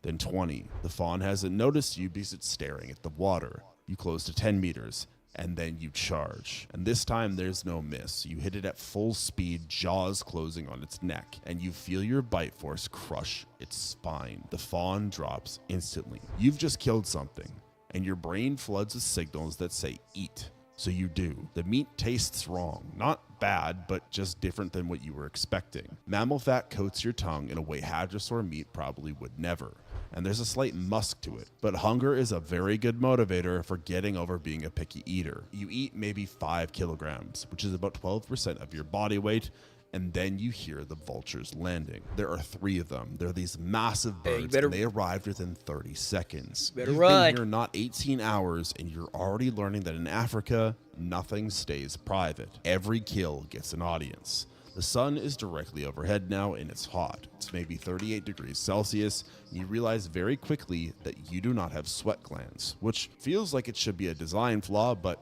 you've got to deal with it. So you start panting with your mouth open. It's undignified, but it's better than overheating. You drag what's left of the fawn towards a lone acacia tree, maybe 50 meters away, settling in the shade underneath it. There's a bird there already, some kind of large ground hornbill, and it just stares at you. You stare back. Apparently you're not that scary yet, because this bird doesn't give a shit about you. It just stares you right in the eyes. Afternoon drags on, and the pattern emerges above the heat. It pins you down. You can't move, you can't hunt, you can't do anything except lie in shade and breathe. This is new. In Hell Creek, it was humid, but there was water everywhere and tree cover. Here, the sun is literally a weapon. You're going to have to hunt at dawn and dusk, or you're going to cook. Around 4 p.m., you hear something that makes you lift your head. They're these low sounds. They're almost subsonic. And then you see them about 100 meters away. 6 lions, 4 females, 2 males. They're staring at you. You stand up, and at 40 pounds, you were very aware that you are not intimidating. The lions seem confused. One of them takes a few steps forward. They're testing. You hiss, which is all you've got. The lions stop. They look at each other, and then the big male makes a decision, and they all turn and walk away. You have been assessed and found to be too weird to be worth the trouble. You're not scary. You're not prey, you're just confusing. They've never seen you before, but this is something you can work with until you reach your full size. Over the next 3 months, you grow at a rate that would be medically concerning if you were a mammal. But tyrannosaurs mature fast because they had to in a world full of things trying to eat them. By month 3, you're about 150 pounds, roughly the size of a small adult human. And your appetite is obscene. You need 15 to 20 pounds of meat per week. And the math is simple. You are always hunting, or you're always hungry. You get better at the waterhole ambush strategy. You take down a young warthog, which is ugly, but it's effective. And something clicks to you about which animals run fast and which ones just think that they could run fast. Zebra run fast. Warthog, do not run fast. Warthog kind of fat. Warthog, easy prey. Yum yum bacon. And you recognize the vulture flight patterns, because where there are vultures, there's either a fresh kill or something dying, and both are useful to you. And then on day 97,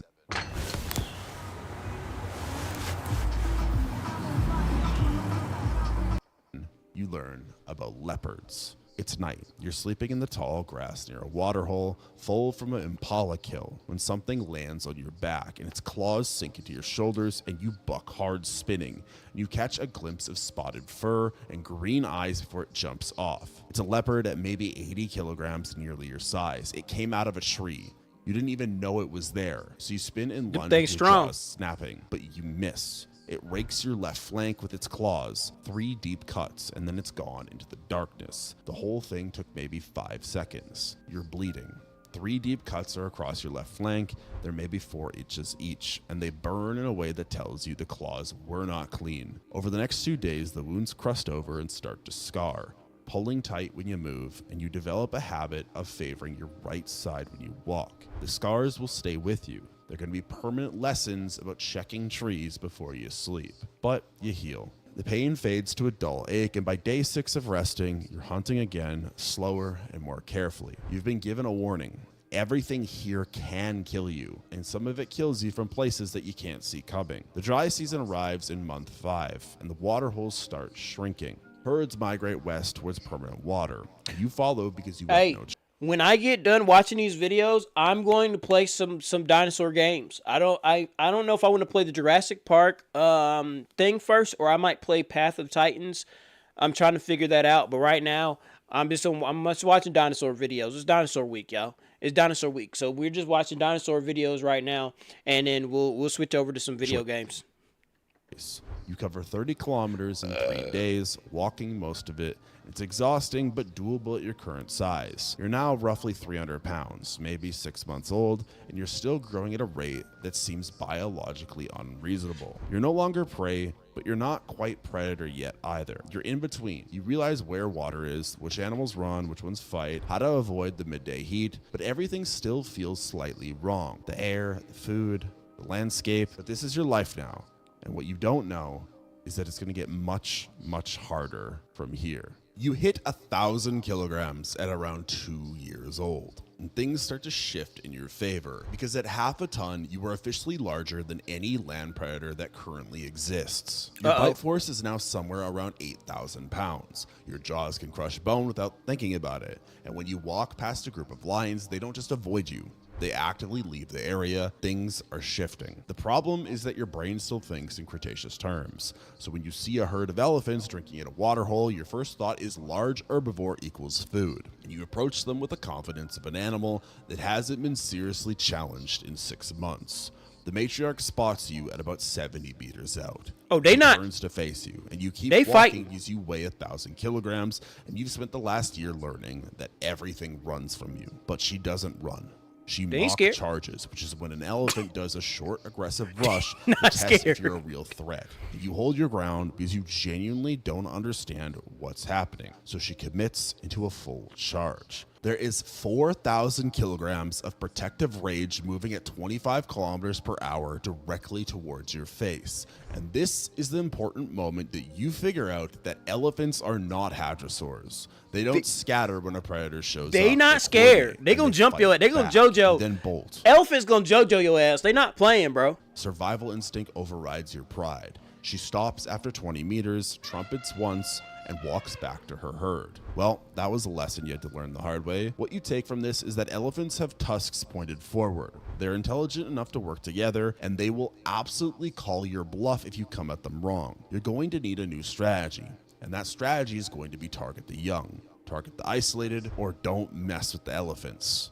Are you going to learn? Well, we'll see. 2 weeks later, you're tracking a young Cape buffalo. It's maybe 500 kilograms. That's wandered about 200 meters from its herd near a riverbank. It's early morning, the light is still gray, and you've been following it downwind for the last 30 minutes. The buffalo stops to drink. Its head's down, and you close from 40 meters out, accelerating to maybe 30 kilometers per hour. You hit it from the side, and your jaws lock onto its spine just behind the shoulders, and your bite force severs the spinal cord in one motion. The whole thing takes 10 seconds. You've just killed something that weighs half of what you would do, and it didn't even have time to call for help. Within 5 minutes, there are 15 hyenas circling at 50 meters. Within 10 minutes, there are 40 vultures overhead. In Africa, as you know, nothing stays private. So you feed, ripping through hide and muscle and swallowing chunks whole the way your jaw is designed to. You put away maybe 80 kilograms before you're full. One hyena tries to dart in for scraps while you're eating, and you lunge at it. You don't even bite, but just the movement is enough. It retreats. Nobody else tries. When you're done, you move 200 meters to a baobab tree for shade, and you collapse because digesting 80 kilograms of meat takes energy. The hyenas immediately swarm the carcass after you left. You watch them fight over what's left, but you don't care. You're full. The hierarchy of the savannah is simple now. You eat first, everyone else waits. But dominance has a cost nobody mentions, which is that every animal in a 200 square kilometer radius now knows what you are and where you hunt. Prey species start avoiding waterholes when they smell your scent, even if you're not there. They'd rather risk dehydration than risk you. Herds post sentries that watch for your shape on the horizon. Elephants coordinate. When one herd spots you, they make low frequency rumbles that other herds can hear from kilometers away. And suddenly every elephant within range knows where you are. You're not just the apex predator, you're the apex problem, and the ecosystem is adapting around you. Want to lose weight without losing muscle? Factor got me there. I was tired of all the cutting and bulking cycles. 3 days later, you smell blood from 2 kilometers away, which is normal because your nose is genuinely absurd in how good it is. And when you track it down, you find a lion pride feeding on a zebra. It's 6 adult lions just starting their meal. You walk directly towards them, they see you coming, and they scatter. There's no hesitation, no posturing, they're just gone, and you take the zebra. And this is when you realize you've just discovered the easiest possible way to eat, which is let other animals do the hunting and then just walk up and take what they killed. You are one of the most terrifying things they have ever seen. Why not use your ugly, horrifying, terrible looks to your advantage? Lions are skilled hunters. Hyenas are efficient killers, and you can just walk up and claim their work. You prefer to think of it as a tax system, but the lions do not appreciate this arrangement. But the lions also cannot do anything about it. Just like modern taxes, the big guy in power always eats first. You try to hunt a giraffe a week later and it goes badly. The setup is perfect. You're 30 meters away in tall grass, you're totally downwind, and when you charge, the giraffe sees you at 20 meters and runs. So you chase. The giraffe then hits 50 kilometers per hour. You max out at maybe 35 for a short burst. After 100 meters, you give up because you're winded, and that oxygen thing is still a factor that doesn't really help you out here. And the giraffe is already 300 meters away. So that's a limit that you didn't know you had. Speed. In Hell Creek, you ambush from 10 meters in dense forest. Here, prey can spot you from 500 meters and just leave. So you need to adjust your expectations. But then a white rhino bull at a waterhole gives you a different kind of problem, which is that it weighs 2,500 kilograms with a forward-facing horn, and when it smells you, it charges reflexively because rhinos have terrible eyesight and honestly worse judgment. You sidestep it because you're more agile than it expects, and as it passes, you bite down hard on its hindquarters. Yes, you bite its butt. The bite crushes the bone, severs muscle, and cuts through the femoral artery. The rhino goes down in 30 seconds from blood loss and shock. But here's what's happened during those 30 seconds. The rhino spun while falling. Its horn grazed your left thigh, opening a shallow cut maybe 6 inches long. It's not deep, it's barely bleeding, and you don't even think about it at first. Then the flies arrive. Within an hour, there are dozens swarming the wound, and they stay. For the next week, every time you try to ambush prey, the cloud of flies gives you away before you get within 50 meters. Animals can see the swarm from hundreds of meters out, and they bolt before you're in range, and your success rate drops to almost nothing. You try covering the wound with mud, which works for maybe an hour before the flies find it again. You try hunting at night when the flies are less active, but nocturnal prey is skittish and you're still learning how to navigate in low light. By day 6, you're starving, having burned through your fat reserves chasing animals you can't catch because they smell the wound or see the flies, or both. On day 7, you get lucky. You find a water buffalo stuck in mud near a drying water hole, exhausted from trying to pull itself free. It can't run. You can barely walk, and both of you are in bad shape, but you're the one with the teeth, so you win. The meal buys you another week while the wound finally closes and the flies lose interest. And that's when something clicks. Survival here isn't just about being strong. It's about not having weaknesses the environment can exploit, and everything here is looking for exploits. The problem is that you're weak, You're slow, and hunting in this condition is almost impossible. But starvation is not optional. So you wait. For 2 days, you stay near a waterhole watching animals come and go, looking for anything vulnerable. And then you see it. A giraffe, maybe 900 kilograms, limping badly on its front left leg. Probably got kicked by another giraffe or stepped wrong. But it's struggling and it's alone. And when it lowers its head to drink, spreading its front legs wide in that awkward giraffe crouch, you move. You're 40 meters away when you start, and you're slow, maybe 15 kilometers per hour at most right now. But the giraffe is hurt and it can't accelerate fast. So you close the distance, with your jaws clamping onto its neck from the side, and your weight plus the bite force brings it down. The giraffe tries to kick, but the angle is wrong, and your jaws are already crushing through vertebrae. It's over in 30 seconds. You've secured maybe 400 kilograms of meat from an animal that couldn't run. It wasn't proud, it wasn't strategic, it was just a desperate move, and you got lucky. You feed heavily over the next week, and then rest. Within 10 days, you've regained most of the lost weight. You've survived another close call, and you're starting to notice a pattern where the threats that nearly kill you aren't the ones that you can bite back at. They're the ones you can't even see coming. 18 months pass. You hunt, you steal kills, you figure out the seasonal patterns of prey migration. You survive a dry season by staying near permanent water where buffalo and elephants congregate. You survive a wet season by following wildebeest herds north. You grow. By the time that you're 4 years old, you weigh 7,500 kilograms. That's roughly 8.3 tons. You're 12 meters long, 4 meters tall at the hip, and you are the largest predator in Africa by a factor of 50. Lions avoid you, hyenas wait for you, and elephants now alter their routes when they know you're in an area. You have changed the behavior of thousands of animals simply by just existing. Nothing hunts you. You hunt everything. You've reached the top. But there are no others. There are no other tyrannosaurs, no pack, no mate. You are the only one of your kind in 66 million years to walk under this sun. And something about that is exhausting in a way that has nothing to do with food or territory. You've won a game nobody else is playing, and now you get to just keep playing it alone. And what you don't realize is that being alone is about to be your downfall. Check this out. I'm going to show you how I afforded this car. Okay, you ready? All right, $118 for car insurance. That's how much I was paying, okay? I picked up the... It's been 6... I'm sorry, I get so locked in. This stuff is so interesting. Like, I just kind of get locked in. I can't... I just, like when I'm really, like, locked into something, like, it's, like it's...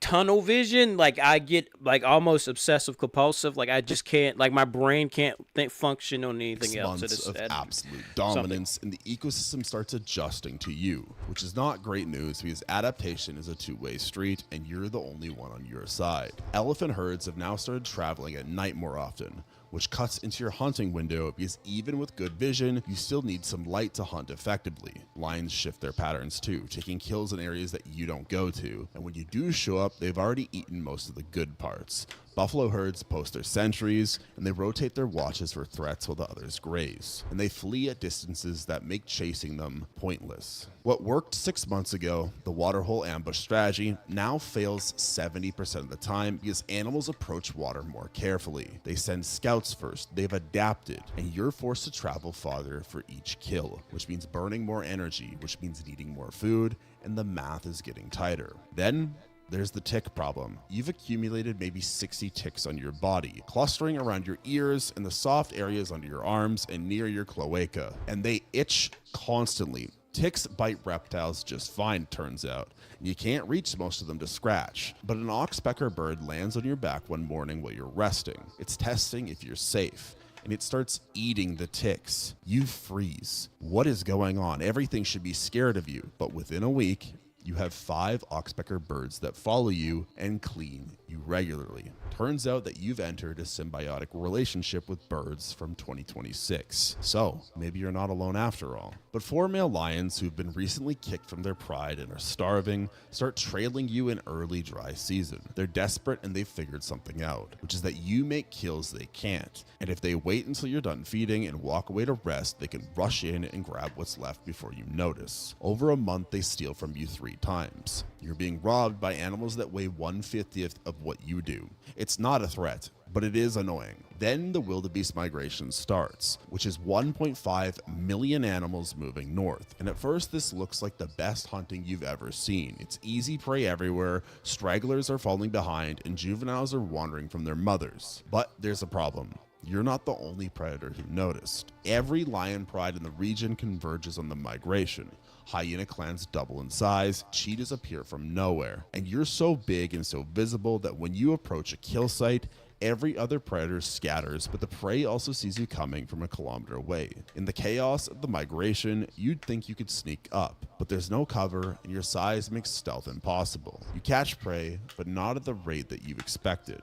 It's maybe 1 kill every 4 days instead of every 2. You gain some weight, maybe 300 kilograms, but it's not the feast that you needed. And then, after 6 weeks, the herds leave your territory, moving into woodlands that you don't follow them into because dense forest means that you can't see threats coming and your size is a liability in tight spaces. Suddenly, prey density drops by 80% and you're back to hunting resident species and the occasional giraffe, and your success rate falls to 30%. You're burning more calories hunting than you are gaining from kills. And this is when you make the tactical error. You're desperate, you're starving, and you try to take a juvenile elephant from a herd in broad daylight. The matriarch sees you coming from 80 meters out. She doesn't bluff this time. She's done with your shit. She hits you at full speed while you're focused on the calf. That's 5,000 kilograms moving at 25 kilometers per hour.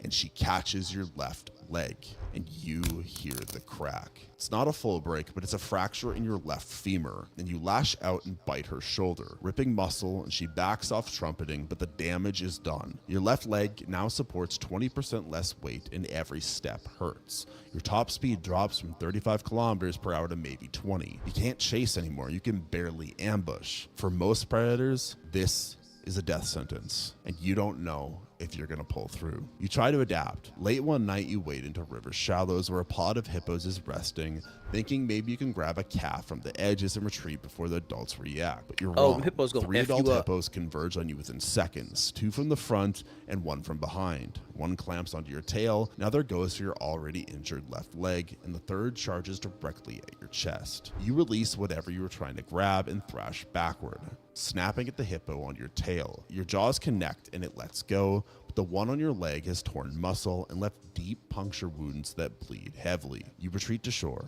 stumbling. The hippos don't pursue past the waterline. They've made their point. Now you have a wounded tail, a worse injury to your already broken leg, and multiple bite wounds. Nothing is infected, nothing is fatal, but you are accumulating damage faster than you can heal it. You're falling apart in pieces. A week later, you find a dead zebra. It was probably disease, and it's been sitting for 2 days, so the meat is starting to turn, but you chase off the hyenas and eat everything that's left. It's maybe 30 kilograms, including the maggots. There is no pride in this.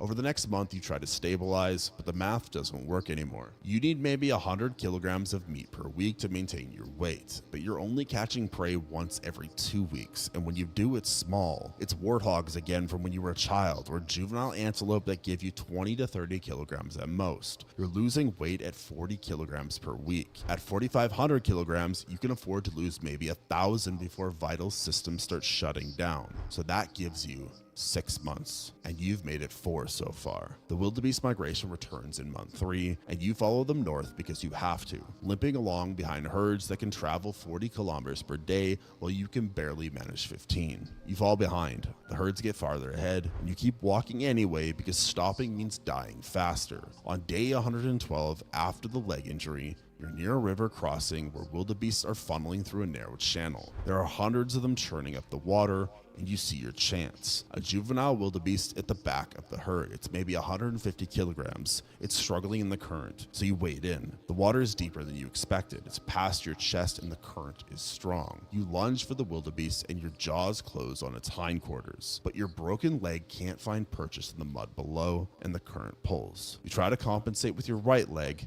but it's not enough, and the wildebeest's thrashing pulls you off your balance. You go under. You've crossed rivers before. You can swim.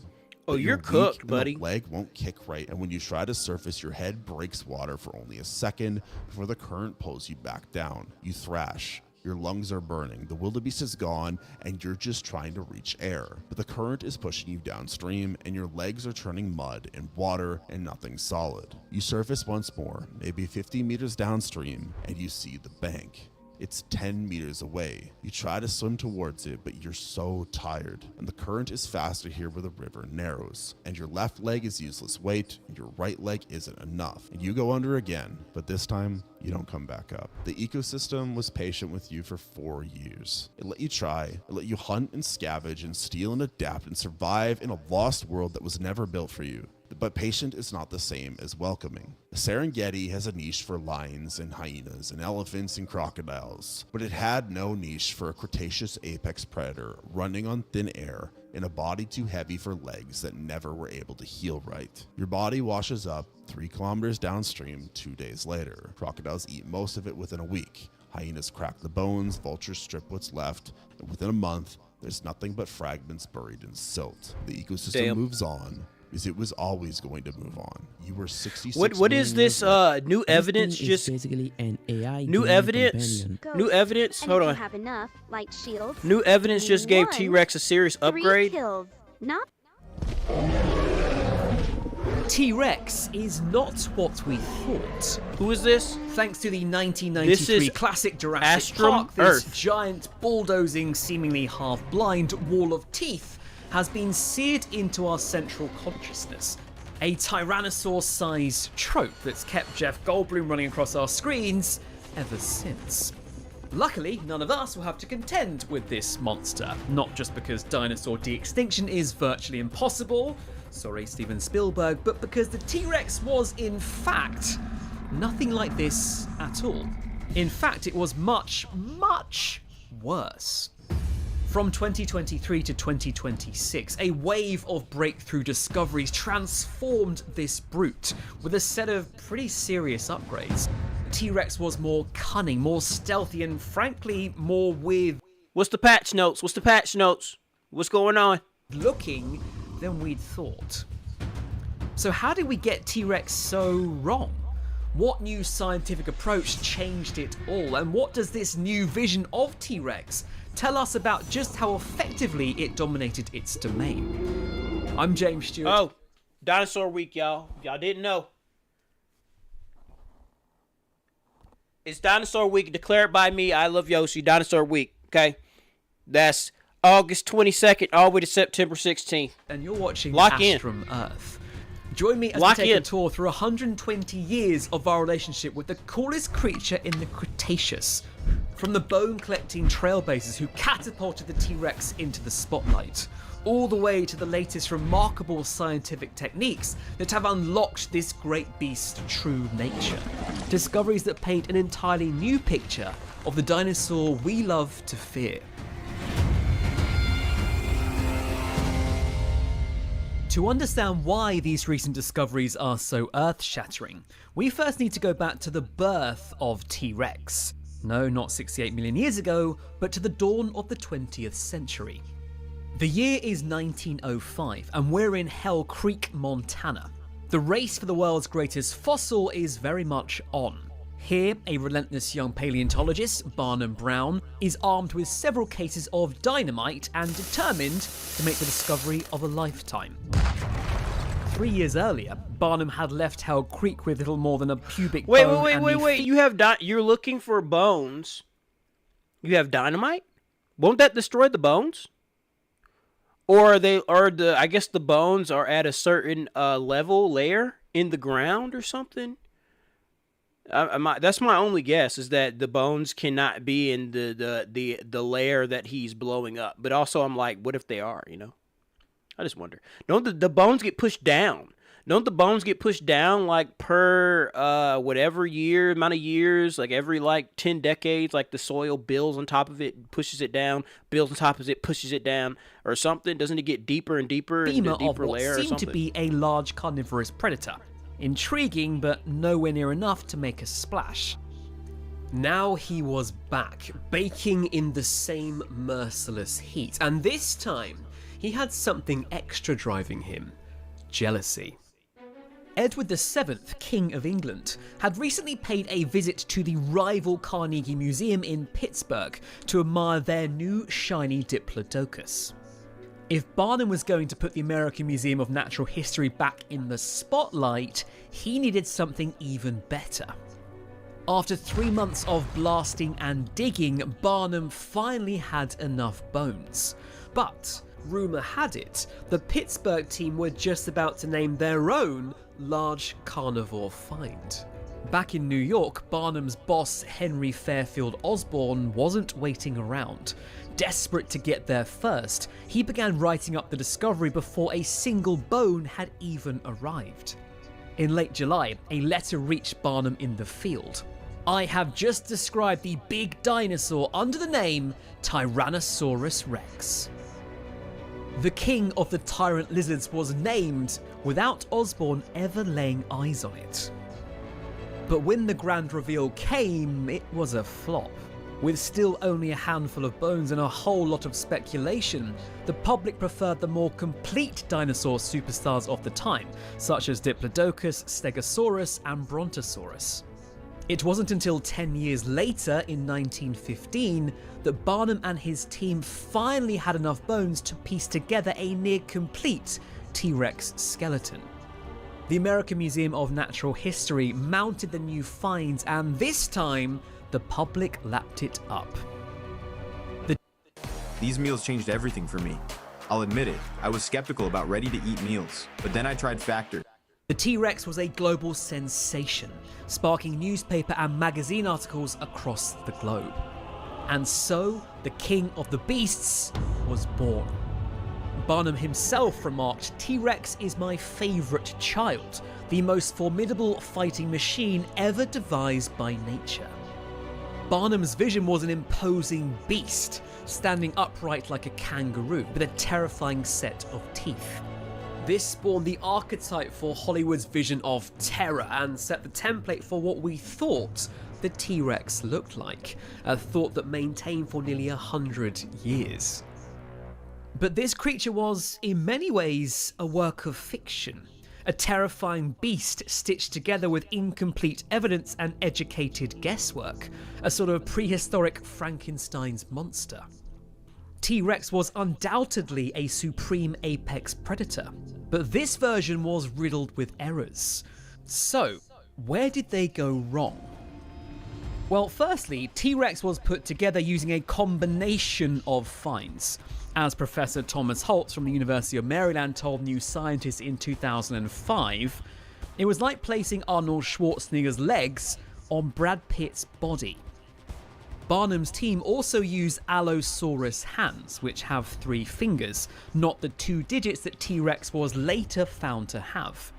It also transpires that this version of the T-Rex would have a pretty tough time walking around, with a long heavy tail dragging behind it like an anchor. Why is he standing up like he's standing up like a person, bro? Very efficient for the greatest predator to have ever stalked the earth. Yo, that's like he looks like a dog that tries to walk on 2 legs. Like no. It wasn't until look all the weight, all the weight is like his legs are vertical, bro, and has to hold up all of this weight. What's the point of the tail, by the way? What's the point of this tail? Like, that doesn't count. That doesn't balance anything. That's just everything's hanging on these little tiny little baby legs. Began to change from Barnum's vision. Barney Newman from the British Museum of Natural History in London investigated where T-Rex's vertebrae fused together and ligaments attached, and soon realised that its spine couldn't have been upright without the head being out of joint. Instead, a horizontal posture was much more likely, with the tail lifted off the ground like a counterweight. He also shortened the tail by about 3.7 meters. The old version was longer because it was thought to act like a third leg to balance, as well as being based on the Allosaurus. The real T-Rex was slowly coming to light, but rearranging bones can only get you so far. What scientists needed to know now was not necessarily how these bone fragments sat together, but what the individual bone fragments themselves could tell us. This new thinking was the driver behind what paleontologist Gregory Erickson dubbed the microscopic revolution. transforming how scientists integrated dinosaur fragments. And what it revealed was a T-Rex that went from dangerous to profoundly terrifying. Let's start at the sharp end of the T-Rex's bone-crushing bite. T-Rex's teeth are massive, the largest of any carnivorous dinosaur found so far, reaching up to 30 centimeters in length. And in 2015, a study led by Kirsten Brink at the University Toronto Mississauga showed T-Rex teeth are far more formidable than we thought. No filler, all killer. Under the microscope, each tooth has serrated edges like a steak knife, designed to slice through meat and reinforced with extra dentine to absorb tremendous bite force. Since these gnashes were so large and sharp, it was thought they sat on the outside of the mouth, much like the crocodile, an animal whose lipless mouth scientists had long used as a reference point for T-Rex. But in 2023, Thomas Cullen at Auburn University led a study that changed all of that. Cullen's team ran 3 separate tests. First, they measured skull length against tooth height across a range of two-legged dinosaurs and modern lizards. They found the T-Rex ratio most closely matched modern lipped lizards like monitors and iguanas. Next, they took a thin slice of T-Rex tooth and looked at the enamel. Now, crocodile teeth are permanently exposed to the air, so over time, their enamel is worn thin on the outside and thick on the inside. However, the T-Rex had even thickness of enamel on both sides and hardly any wear. Finally, they looked at the small holes in the jaw bones called foramina. These carry nerves and blood vessels to the soft tissue of the face. Crocodiles have foramina scattered all over their snouts in a distinctive pattern. Lipped reptiles like lizards and iguanas have them arranged in a single line along the jaw margin. Again, T-Rex matched the lipped group. 3 lines of evidence, all pointing to the same remarkable conclusion. T-Rex's teeth sat behind scaly lips, like a giant, terrifying Komodo dragon. So why does this matter? Well, keeping the teeth continuously bathed in saliva behind lips would have prevented their tooth enamel from becoming brittle and prone to fracture. So T-Rex teeth were always in peak killing condition. Yeah, basically moist teeth are also the secret behind T-Rex's greatest weapon, its bite. With the most powerful bite of any known land animal, up to 3 times more powerful than today's record holder, by the way, the Nile crocodile. Even microscopic brittleness in a tooth could cause catastrophic chipping at the moment of impact, damaging T-Rex's primary weapon. And a T-Rex unable to use its teeth is no T-Rex at all. Cullen's team sectioned a tooth from a closely related tyrannosaurid under a microscope to count their daily growth layers called von Ebner lines, and they found well over 500. The same would have almost certainly applied to a T-Rex too, meaning a single tooth took over a year to grow. So putting its teeth behind the lips to protect them from wear and erosion was doubly important, as they took such a long time to replace. A bone-crushing jaw with a set of giant flesh-ripping teeth kept in perfect condition, well, T-Rex truly earned the deadliest bite on Earth. But things get even crazier when you look at the rest of the body. T-Rex is often portrayed as a scaly beast. There are hints of a rather more feathery past. My boyfriend and I have been arguing because he won't pay for YouTube Premium, but it's okay because I've just downloaded Feathered dinosaurs became a point of renewed scientific interest after the discovery of feathered Sinosauropteryx in the 1990s. Okay, we know about the feathers. Examined a T-Rex running wild. This year, though, I've been fighting back because I've been using Delete Me. It helps from. Her team used twin techniques called Raman and Fourier transform infrared spectroscopy. FTIR measures which specific frequencies of infrared light a sample absorbs, while Raman measures how a laser's light scatters off the sample at different frequencies. This provides a complete and unique chemical footprint to identify the substances present.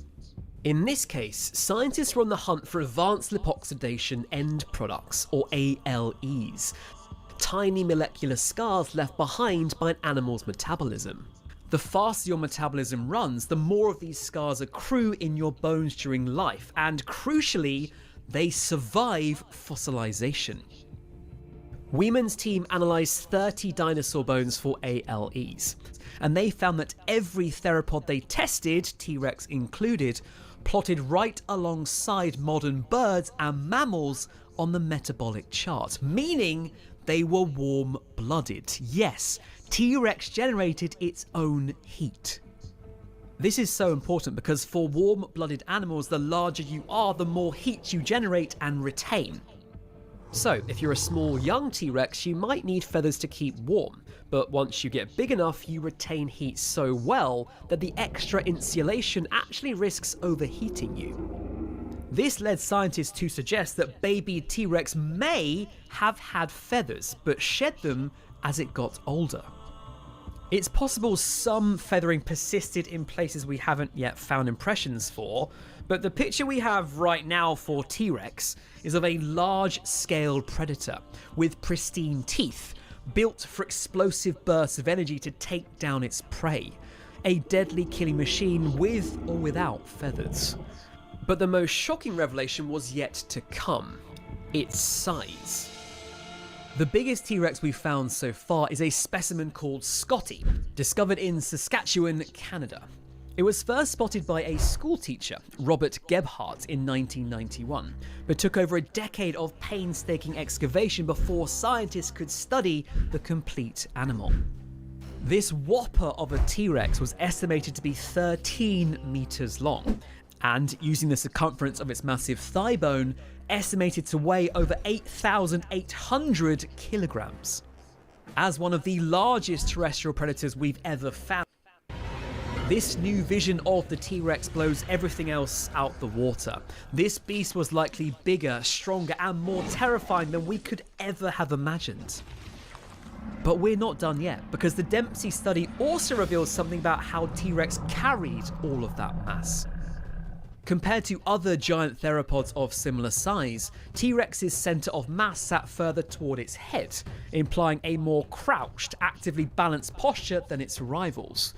And that leads to one big question: how did it actually move?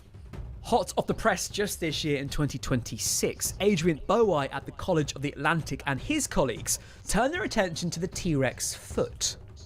Combining trackway evidence with biomechanical analysis, they found that T-Rex almost certainly hit the ground toe first, like a bird, with shorter, faster strides than its size would suggest. Yeah, that probably means no thundering, water-in-glass shaking steps that we see in movies, but something much closer to a giant power-walking ostrich. This style of movement means T-Rex was much more stable on its feet, and could move its head sharply for more precise hunting. It also means the T-Rex was quieter and more agile than Jurassic Park suggests. Based on analysis, depending on their mass, T-Rex could run between 18 and 40 kilometers per hour, with heavier adults at the slower end. So Usain Bolt might be okay running away from one of these things at 44.72 kilometers per hour, but it's not good news for the rest of us, or any other large Cretaceous herbivore for that matter. Bowye and colleagues also looked at juvenile T-Rex speeds and found that these younger, lighter T-Rex were significantly faster, fast enough to chase down different kinds of prey to their parents. This opened up the possibility that young T-Rex could have lived a totally different kind of life before it was fully grown. So what were the T-Rex's wonder years like? We used to think that T-Rex reached adulthood quickly, reaching 8 tons, wrong, within 20 years. But more rigorous testing by Holly Woodward at Oklahoma State University and her team, counting growth rings in bone cross-sections under polarized light microscopy, showed that T-Rex reached full size around 35 to 40. Dinosaur cloning. I don't want to see if it's possible. Okay. Is it possible yet? Can scientists finally clone a dinosaur? That was 9 months ago? I want to see if there's footage. Scientists have successfully recreated... Interestingly, several years ago, biologists conducted an experiment to visualize the appearance of a hybrid between a chicken and a dinosaur.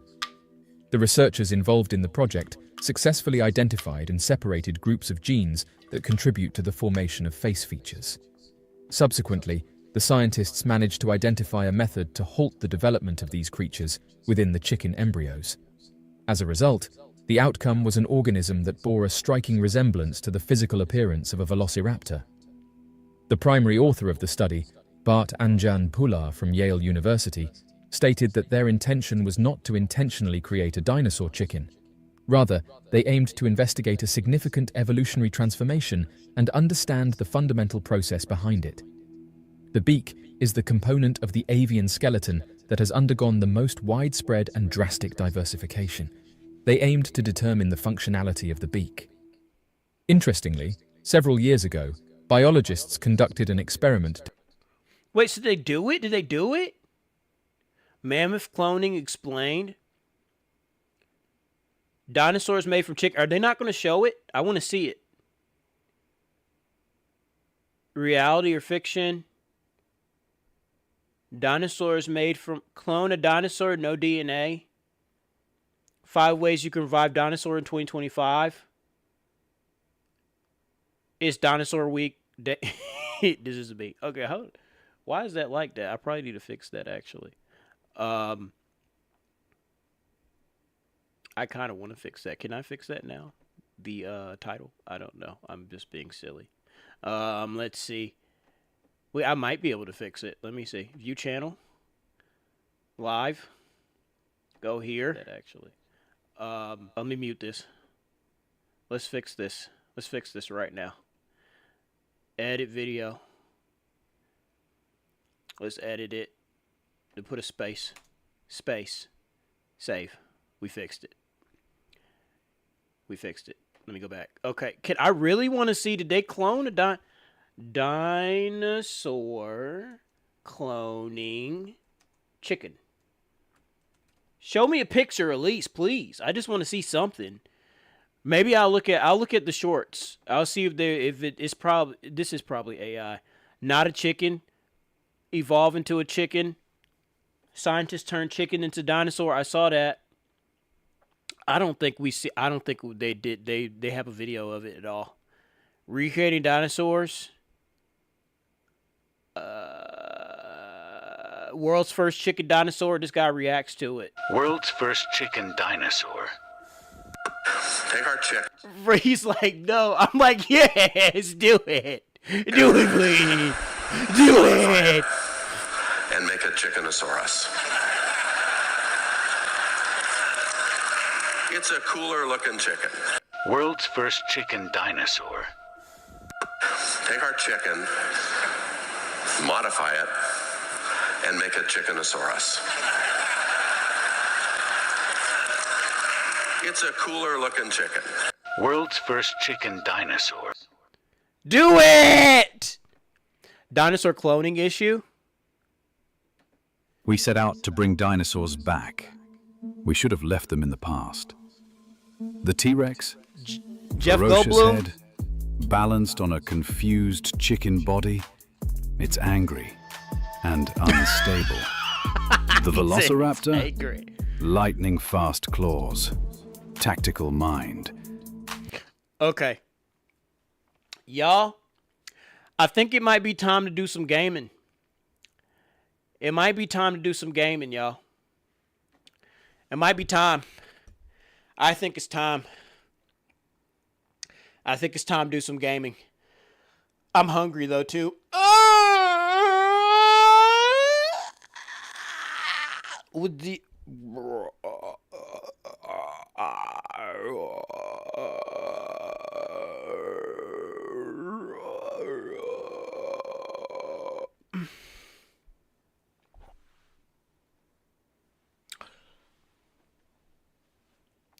I think it's time. I'm going to have to set everything up. I don't want to end stream. I'm going to set everything up right now. Let's listen to some music while I do all this stuff. I got to change titles. I got to do all this. I gotta do all this stuff. Let me do that. I would be right back, but I'm just gonna leave it up. I don't care. Let's see. Let's put this on here, and let's I've been listening to a lot of Zelda. I don't know why. Zelda stuff copyright free. Go here. I just built a base 44. Guys, Nina just... Go away. Whoa. Oh my God! It is 2 in a row. 44. Guys, Nina...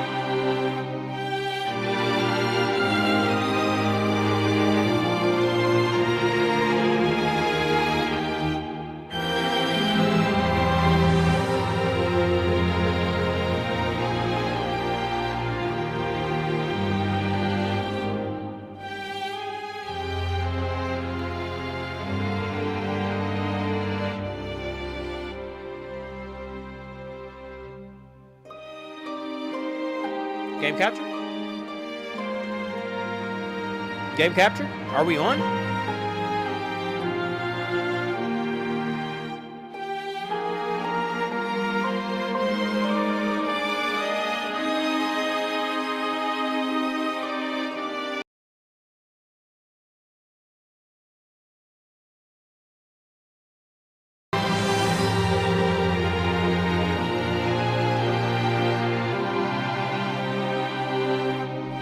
There we go. Is it muted?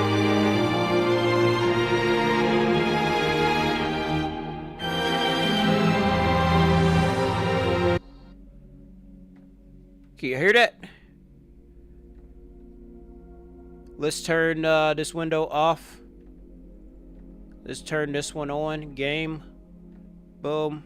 Boom. There it is. There we go. So, I'm trying to decide what I want to play.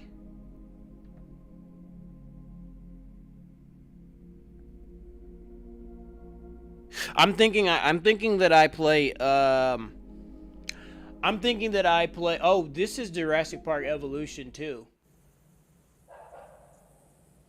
And then there's this Path of Titans, play beta. What you mean play the beta? Path of Titans? The beta? Hold on. This is a beta? I thought this was already on here. Play beta.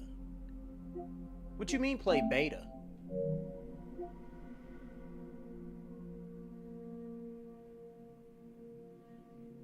What you mean play the beta?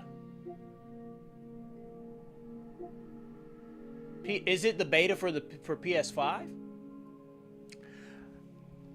I'm just going to jump on it. Hold on. Let me move that over like that. Let's just try it. Give me a second. Let me I need to change my YouTube stuff, and I'm going to change my Twitch. I might get TikTok in here now I'm not playing any like copyrighted stuff right now. So I might go ahead and just change. Let's just try it. Get this muted. Edit video. Do I have the game category here set? Dinosaur Week. What's the category? Category is set to Path of Titans. Okay, that's fine for that. Let me go to Twitch. Let's go to Twitch. Twitch.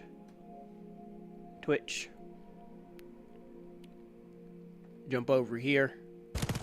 Let's go over there. Let's go to Stream Manager.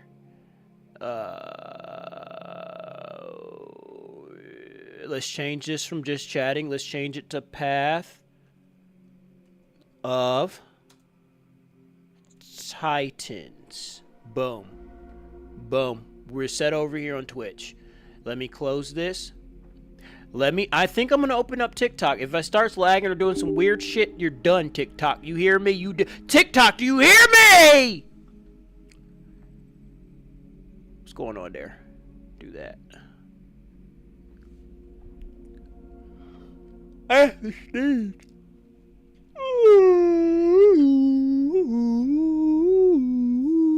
Bro, those real dinosaur sounds are so scary.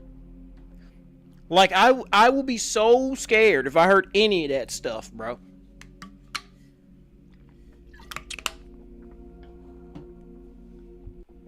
Let's get TikTok in here.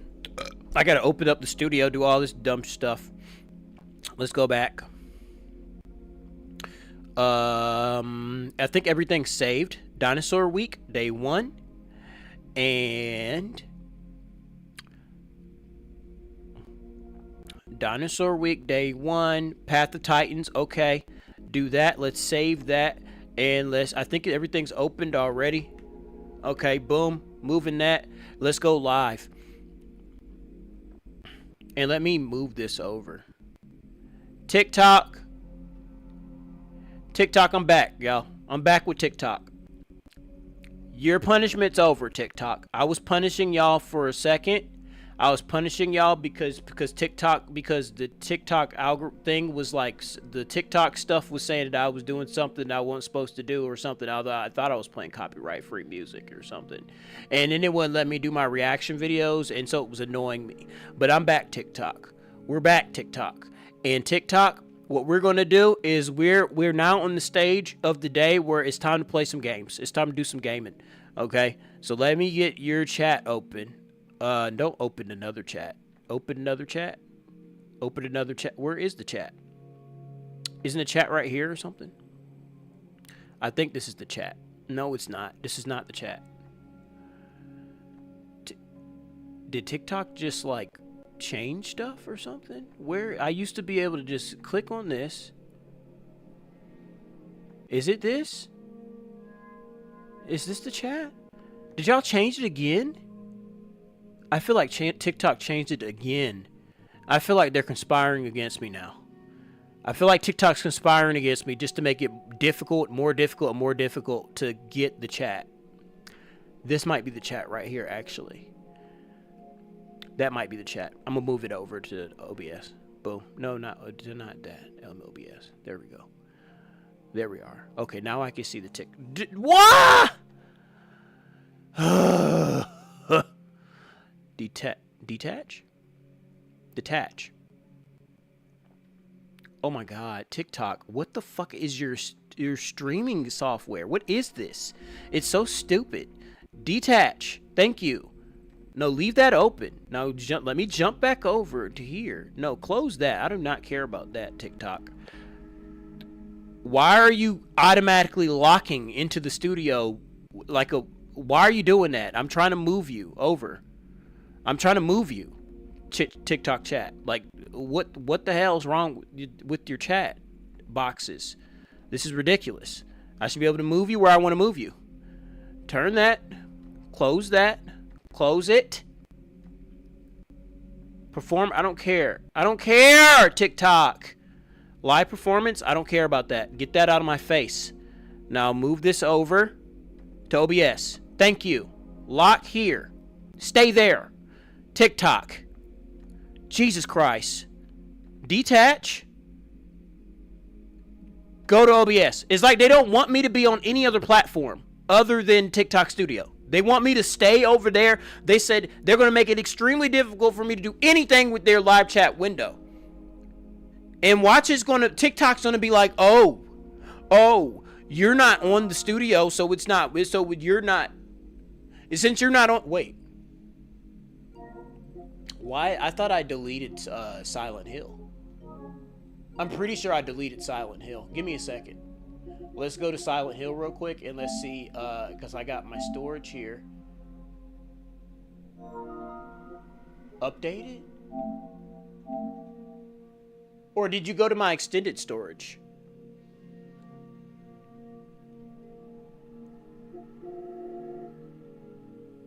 I deleted this. I'll play Silent Hill. No, I'll play Silent Hill eventually again. But did I cancel that on accident? Okay. I needed to free up some space because I downloaded a bunch of dinosaur games. But without further ado, let's jump into this. It says it's a beta or something. What is this?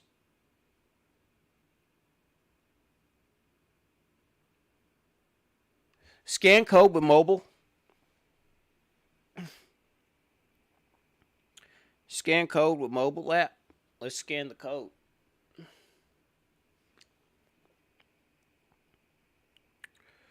I guess I have to sign in or something, or make an account, I guess. I don't know.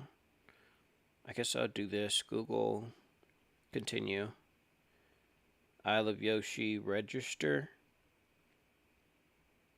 Display name, format, invalid. Can I use symbols? .L. And then the email address, we'll just use a different email address, actually. This one. So that just in case y'all send me something, I can see it. Thanks. Okay. Can I register now? Did I register? Display name format not valid. Sorry, I got to do all this now, I guess. Excuse me.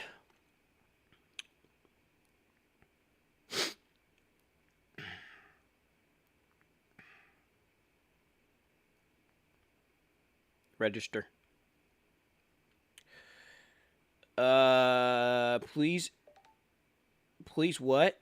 Purchase game. If you made any purchases, use game code, login. Is this the code? Here. P31. Wait. 31. P31. X. 1B. Link account. Security questions.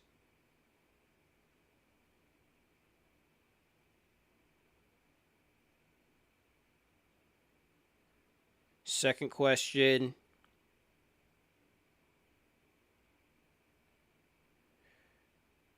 Oh my God, what the hell?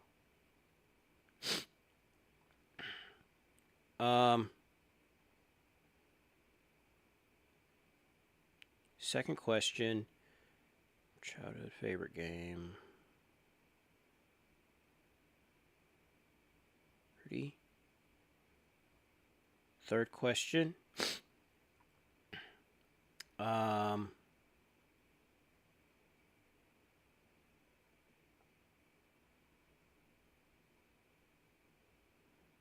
First pet.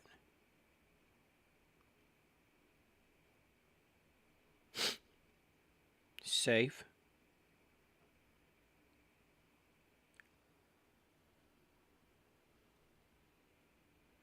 What you mean buy the game? Scan QR code using mobile app. As required path to your account. You can unlink your account. By linking your account, you agree into terms. This code would expire in 15 minutes. So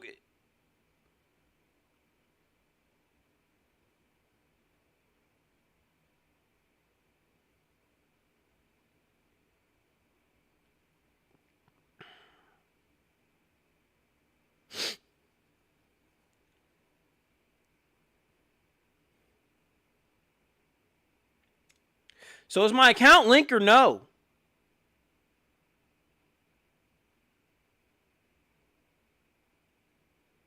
Is my account linked or no?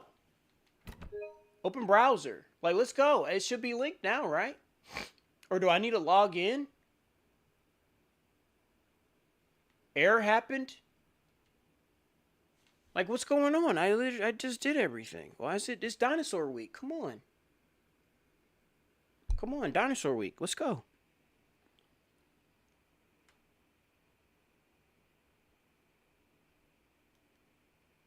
You're being rate limited. Why is that? Why am I being rate limited? Hold on, y'all.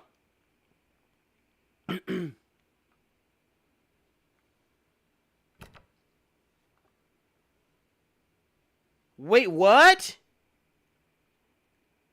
Am I signed in?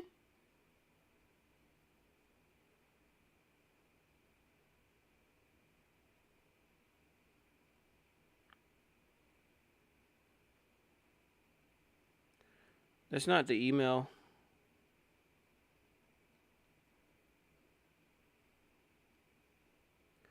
Hold on, TikTok and everybody. Give me a second. I gotta register. I gotta do all this registration bullshit.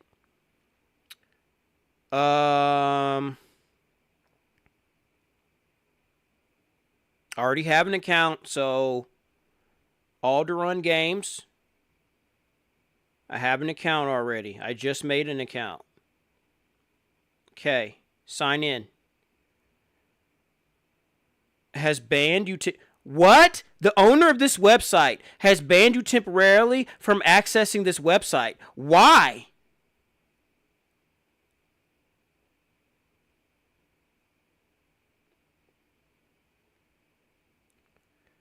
Why have I been banned? Oh, wait. Verify email address. I'll verify. Verify email address. It's verified.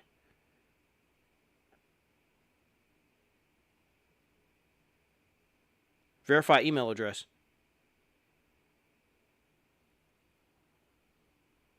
Wait, did they ban me? Bro, I think I've been banned from this, y'all. I think they banned me.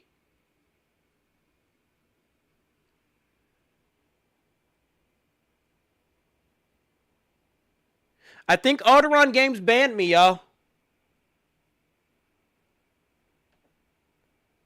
I think Alderun Games banned me. And I don't know why. I'm a small streamer, bro. Like, that's crazy. Why would you ban me? Why would y'all ban me? Click here for more information. The owner of the website has banned you temporarily. Why? Wait, is this like, is it the beta? Is the beta? Hold on.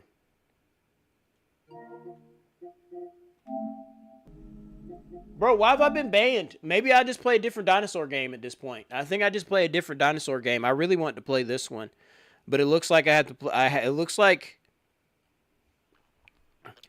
I'm guessing they banned me. They banned me because I can't get in.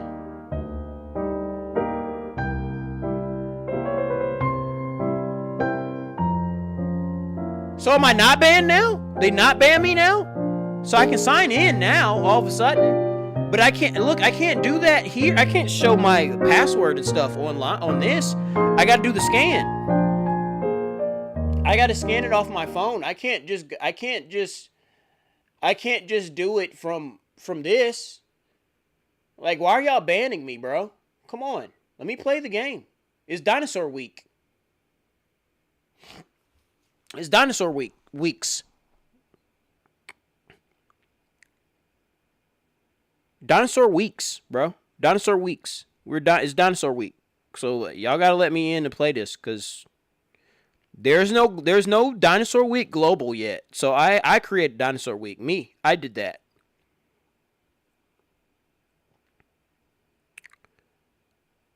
Once your account is linked, you will no longer be able to link another account. That's okay. Just let me in because it's Dinosaur Week. NPEOF1.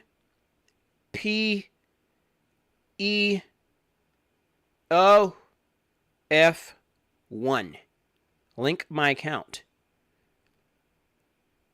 Successful. I'm in! I'm in!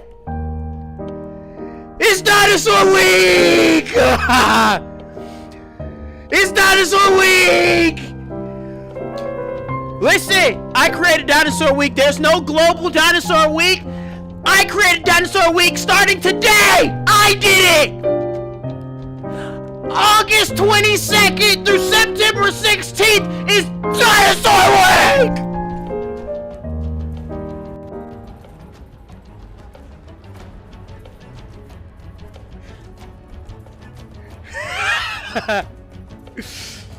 I'm hype.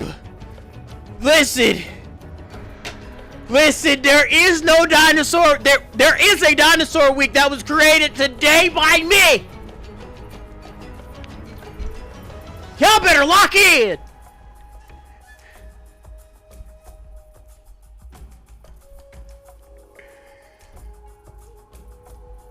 Y'all better lock in. Are y'all ready, bro? Oh my god, I'm in. I'm in, y'all. I'm in. I'm super excited. Oh my god, I'm excited right now. I might poop my pants. I'm not gonna poop my pants. Let's play this game. Let's see. I need to do, is there mods? I don't know anything right now, so I probably shouldn't do any mods at the moment. Oh, you can mod. Like mod for real.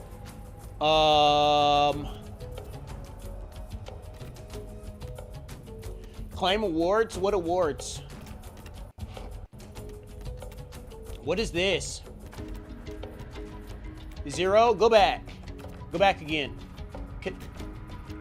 Bundle only contains the items listed. Does not include future content released. Item cost. Purchase. Okay. Owned. I own all those. Are these all the bundles? I have 2,000. I thought I had more of that, actually. I thought I had more, but I don't. Apparently. What bundles do I want? Wild Dinosaur Pack? Jurassic Pack? Base Game? All backer skins? Wait, I gotta do this to get the base game? That's kind of crazy. Let me unlock it. Purchase. What if Godzilla was in this? Would that be insane? If Godzilla was in this game, it'll be over.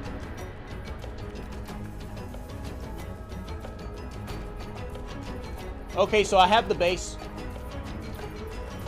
Close.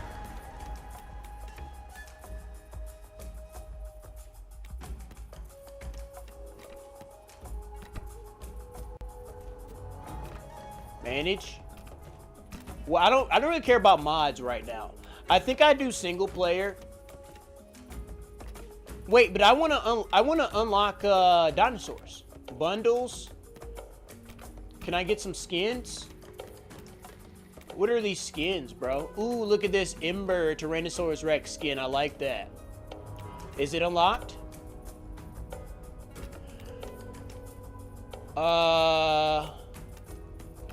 I don't think I mess with these right now. Let me see what other bundles they have. Oh, look at this. The Eternal skins. That looks kind of cool.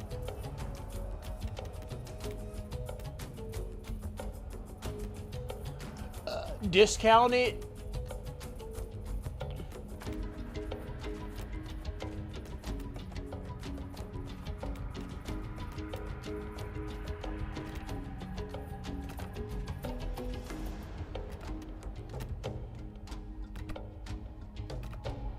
Okay, let's see. Do I do another skin pack?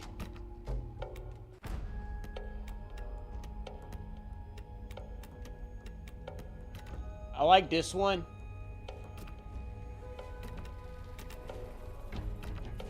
Okay, so I think we start off, we play single player, right? We'll play single player. We'll play the single player and then we'll jump into multiplayer. Game mode adventure.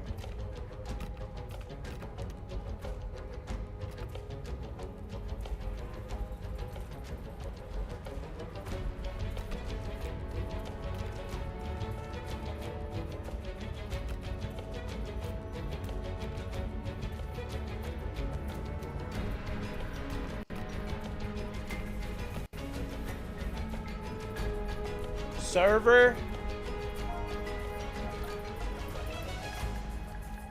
I love Yoshi.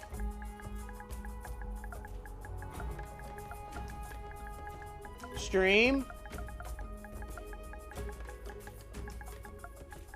Server. Done.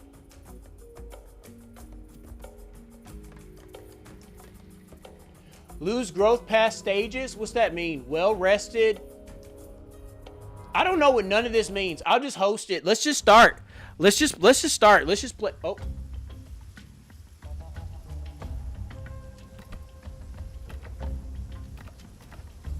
Bleed damage. Wait, do I start off as a baby first?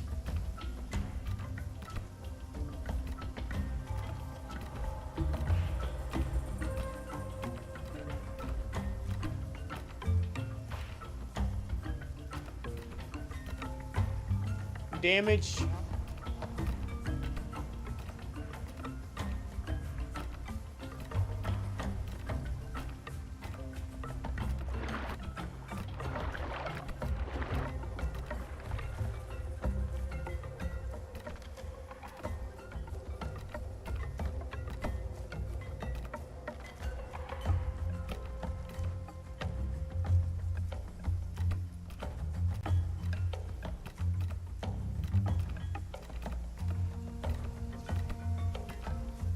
I think I start off with this guy.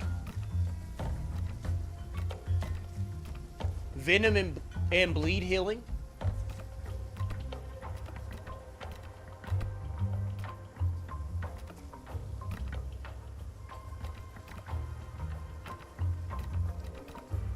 We'll do stamina recovery.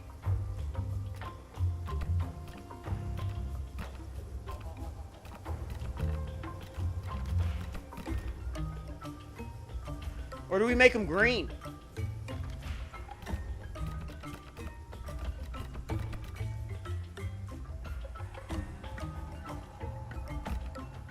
Oh, that's the eye color.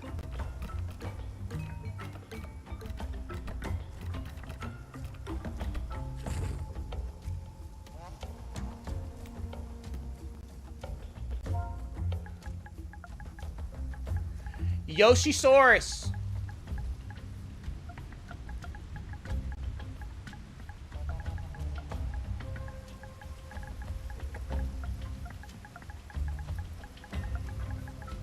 Did I spell that right?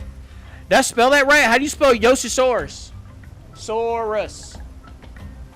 Saw.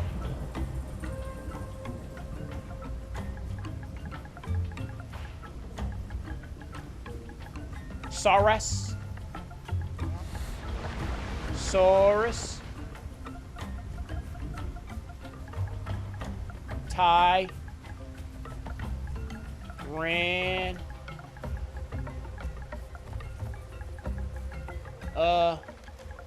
I'm spelling it wrong. How do I spell Saurus? How do I play source? Source. Tyrannosaurus. Sor. R-U-S? It's R-U-S. R-U-S is how you do that. Let's go over here. Yoshi saw Russ. Done. What is oh, I can pick the sounds?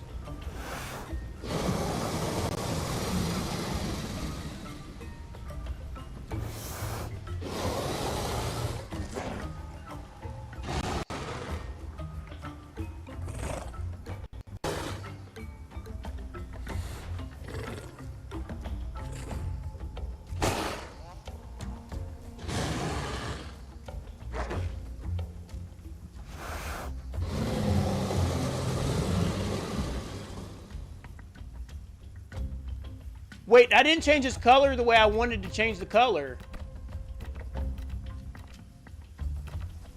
Oh, no, that was the eye color.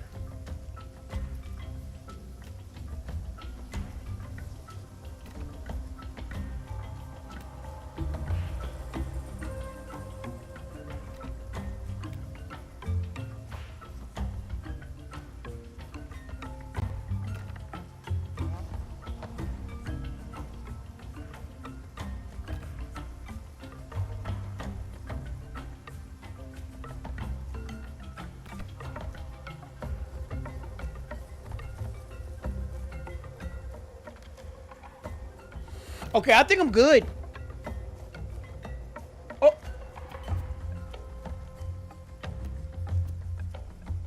Let's enter the world. Do I start off as a baby or something? Do I start off as like a baby to whatever this is? Yoshisaurus? I think I do. I think I start off as a baby saurus.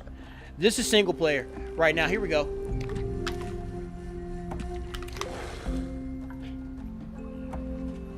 Use your input controls to move your creature.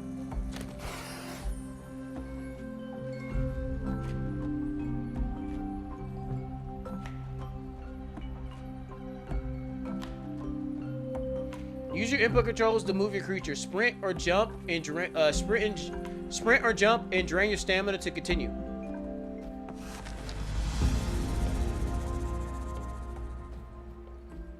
Rest your dinosaur. How do I rest? Tap the rest button to sit down and then hold it to sleep.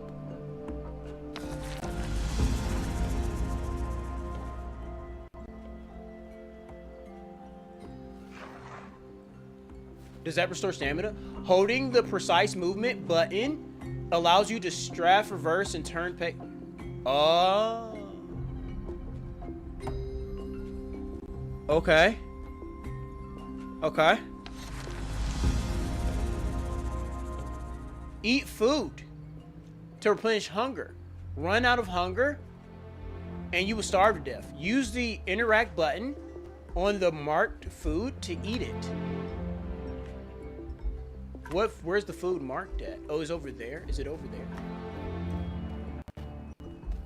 How do I... Oh, that's how I sprint?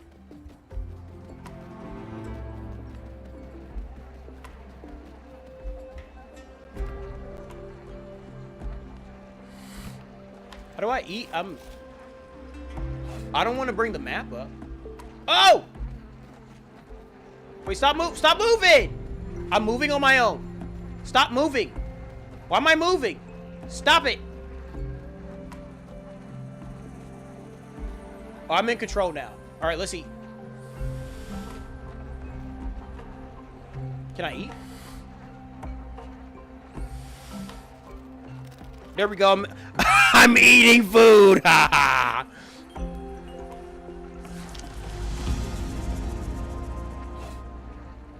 What was that? What was that?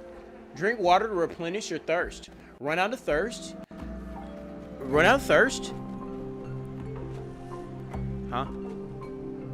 Oh, I appreciate it, Primo, bro. What's good? What's this game? This is what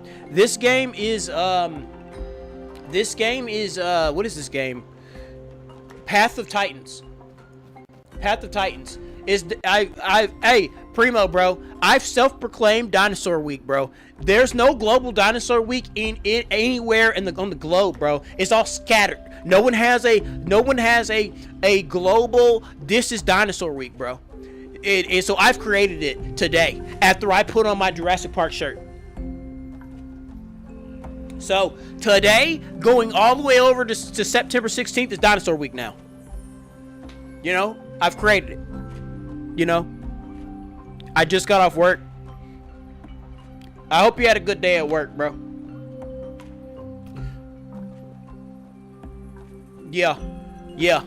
Today I watched a bunch of dinosaur videos and stuff, and then now I'm starting to play some dinosaur games.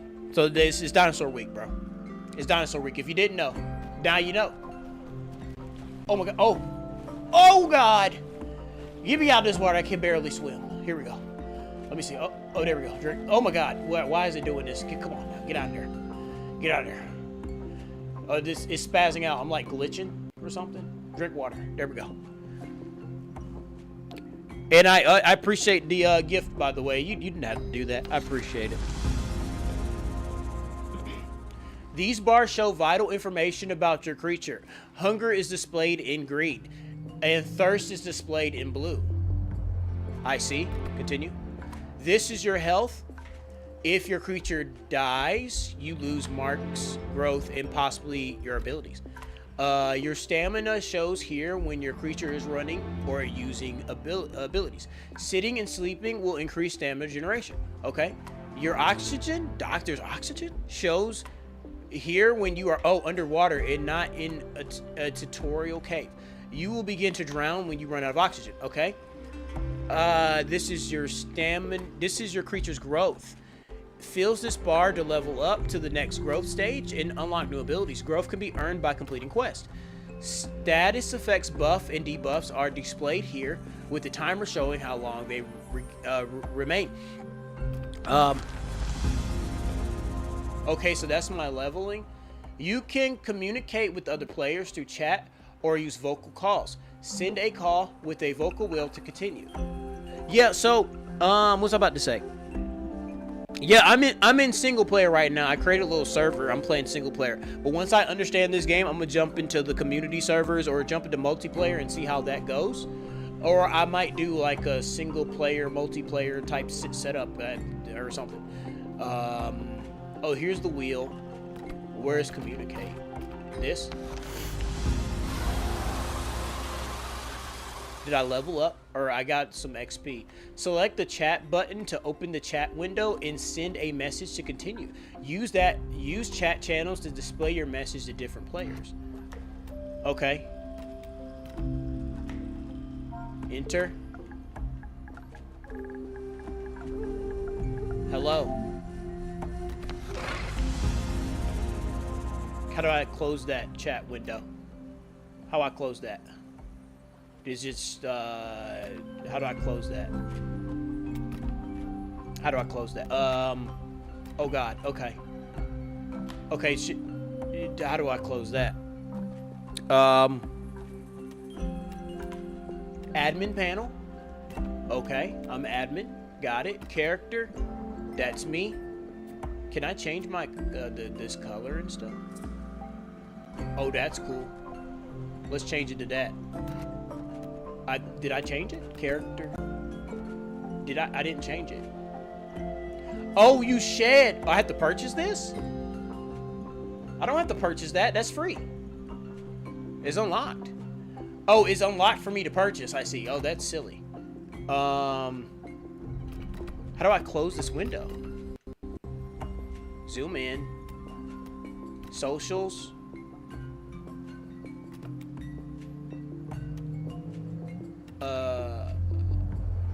Oh, okay. Quest. Okay, can this close, please? Can I get... Wait, what? Oh, it's the middle button, duh! Deliver items. I have to deliver these. Let's pick these up, I guess. Pick up. Pick up, okay. Deliver, I'm delivering over here to this cave. Deliver. The quest menu is where you can view all of your active quests in one place. Open the quest menu.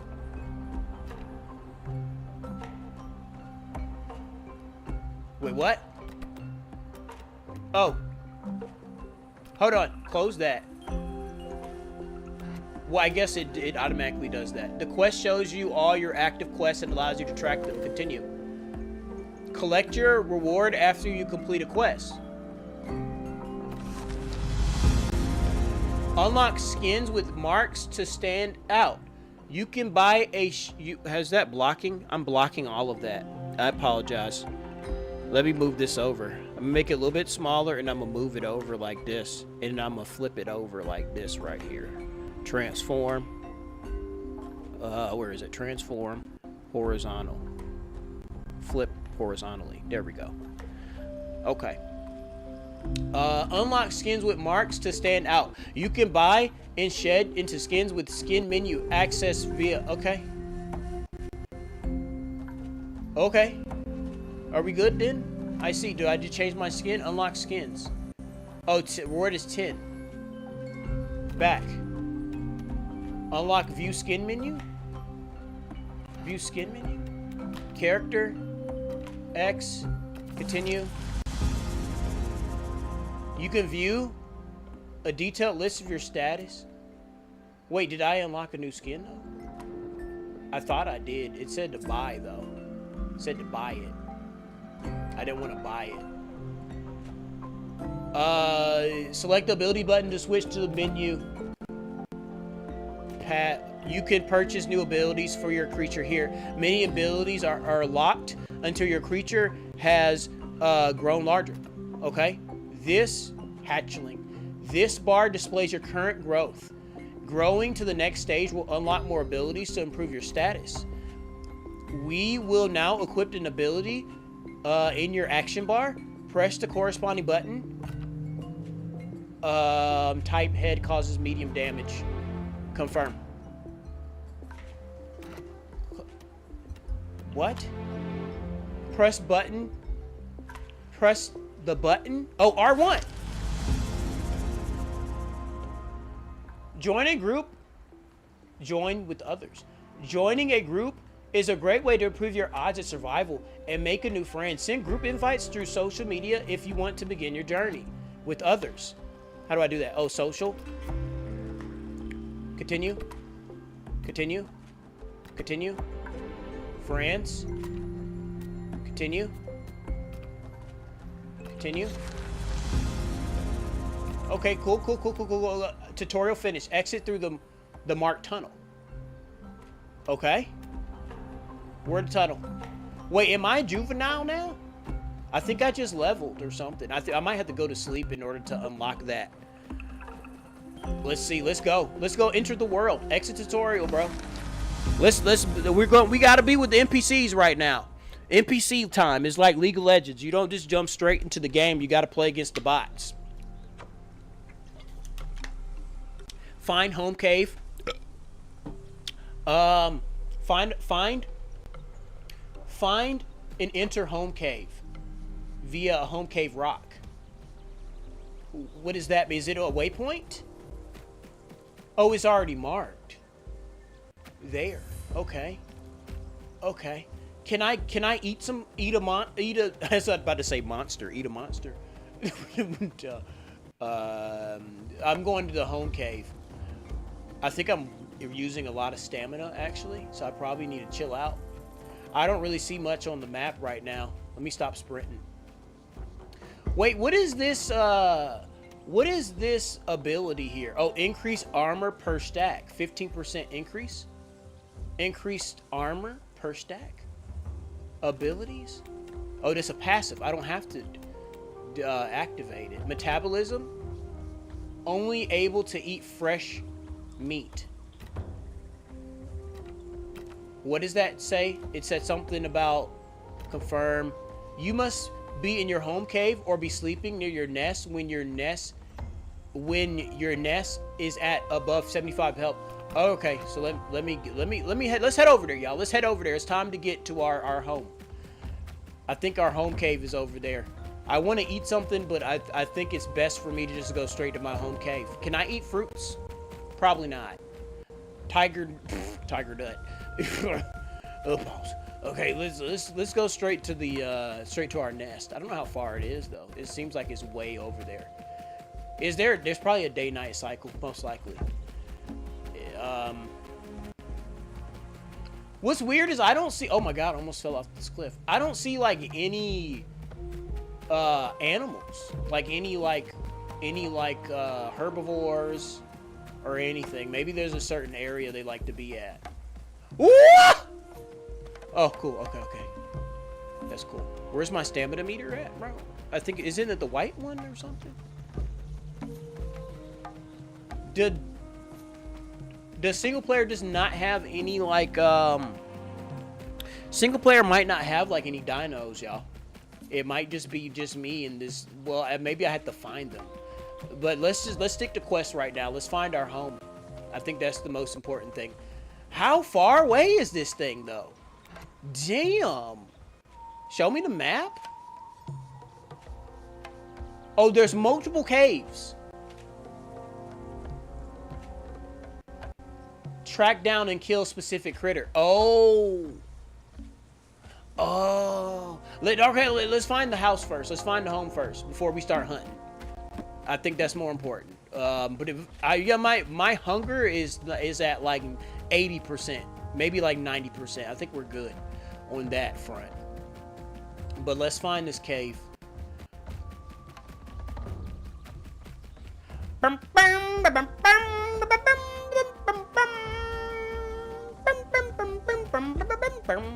Locate quest. Local quest fail. Local quest will fail if you remain outside of POI over allowed time. What does that mean? What? Gather clams? Kill 3. Wait, what? What about the find the home quest? Okay, all right. Like it looks like I gotta do this. I gotta hunt first, I guess. That's what it looks like. Let's go over here and see what we find. Let's find some clues and stuff. Let's go. Clues?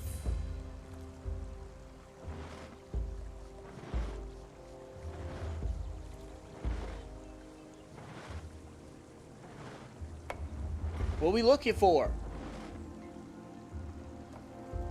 No interaction available? You serious? What does that mean? What did just happen? What just happened? Nope. Okay. So I guess I only can disturb it one. Oh, I thought I found something. Okay, well okay, damn. Well, I'm gonna have to lose a quest then if I can't do that. I gotta find a home first though, right? I might die, y'all. I feel like I'm about to die. Okay, come on. Oh, my stamina is like all the way down. Okay, survival is hard, y'all. This is tough. Let's get to the cave first. I don't want to run in that water. Let's just. I'm already full. Okay. Why is this cave so far away, though? Am I crazy? Look how far away that cave is. Can I teleport or something? We can't do teleports? Oh, pick. What is that? Bro, you don't back up off me! I'm being attacked! What is that? Bitch! Eat him! Ah! I can't attack. How do I attack? Bite him! Ow! Get off me! Get off me! Oh! He's eating me! Run!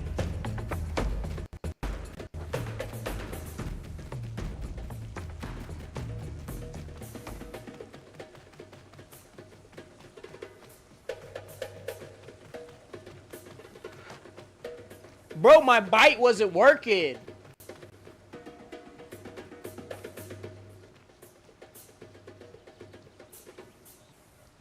Bro, I just got stalked, bro, by a predator. I almost died.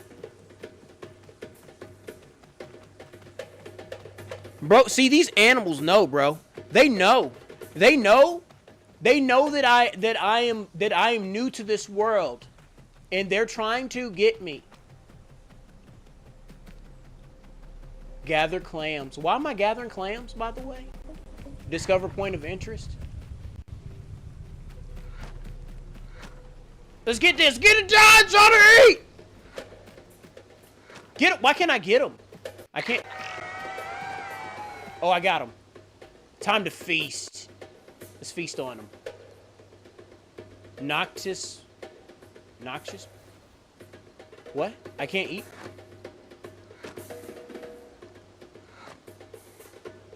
Can I eat this? Can't eat or carry. Drop? Okay, damn, I'll go then. I thought that I could eat. Maybe I only can eat when I'm hungry then.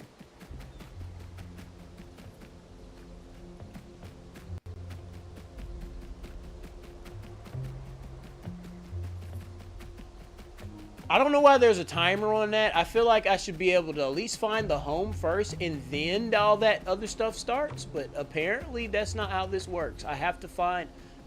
Whoa! Oh, I didn't lose any health for that. Perfect. I got 28 seconds. I'm about to lose a mission, but I got to find this house first. I think I will get a lot of XP if I finish a mission. Oh, it's labeled. Enter Broken Tooth Canyon.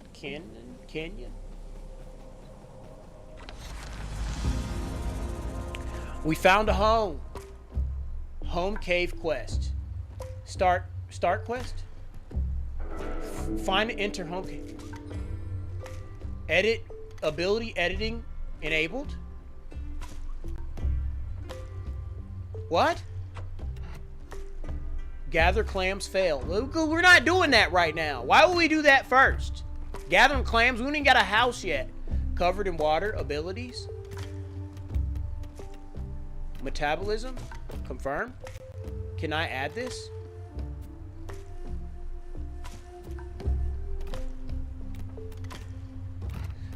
Okay, there's no point in doing this right now. So we're in our home. We found a home. Can I go to sleep or something?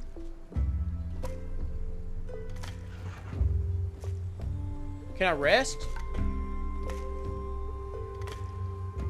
Find and use a waystone? The fuck is that? Hunt critter. Kill 3 Didelephon. Interact with home rock within the home cave.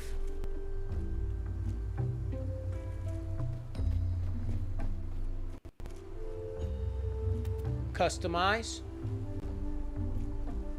Oh, they want me to like buy stuff. That's what this is. Continue. Continue. Continue. Continue.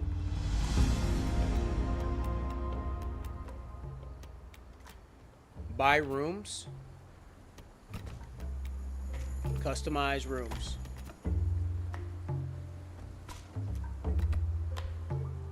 Okay, so let me exit then. So we did this. Why am I still wet, bro? Pause. Exit. Let's exit. It's time to do other missions, y'all. What's good, Joymans?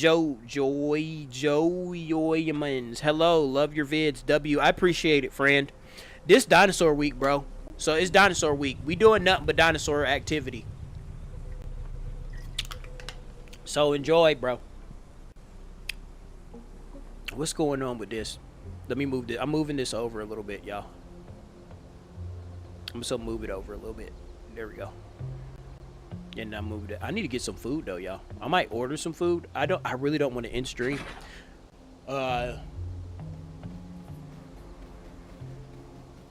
Find and use waystone? I don't even know what that is.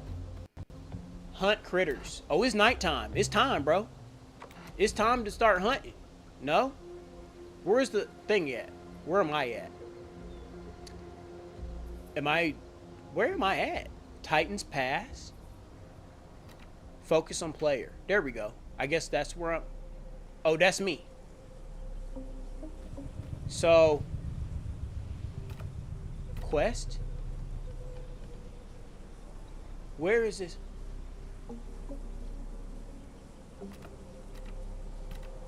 Oh. Okay, let's head over there then. Let's find this quest right here. Let's do this quest. And then I'm gonna figure out when I want to jump into multiplayer, and then I'll probably get curve stomped. But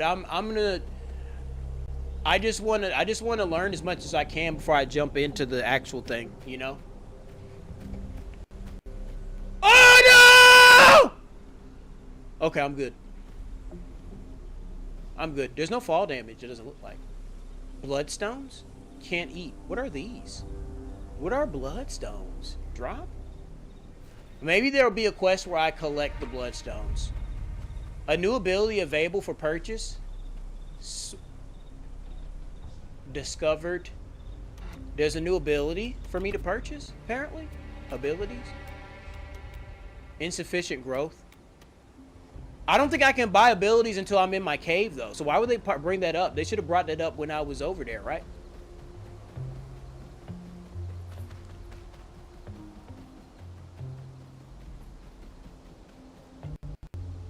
Let's go over here. Let's see. I'm kind of nervous, bro. I'm nervous. I feel like... Mate, what if I get attacked again? Let's see. Let's go over here. Let's see what's over here. What's that sound?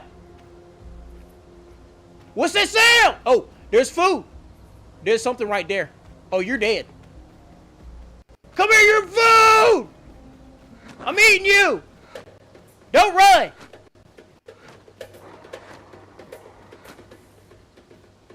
He's in the cactus! Get out of there! Where'd he go? I lost him. I lost him. Where he at? Oh, he camouflaged. He camouflaged. He got up out of there. Quest failed. Sharp instructions. What? Quest failed. Start quest. Stego Mountain.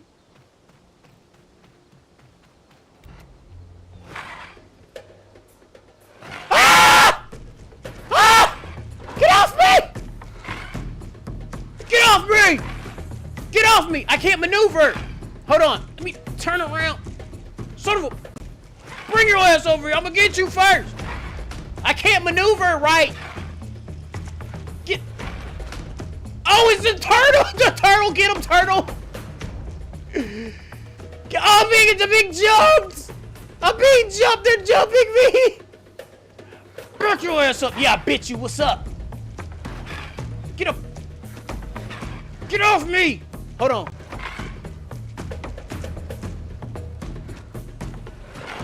Yeah, I'm hungry now. I'm hungry now.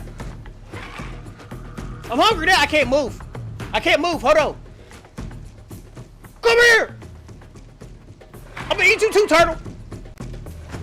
Bring it. Turtle. What's up, turtle? I got a pet turtle. I love turtles. But you starting shit. You know you starting stuff. Just let me eat in peace. Let me eat in peace.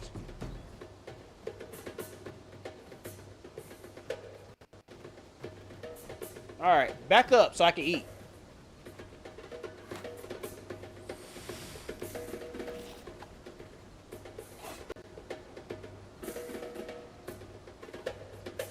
Bro, they tried it. They tried it today.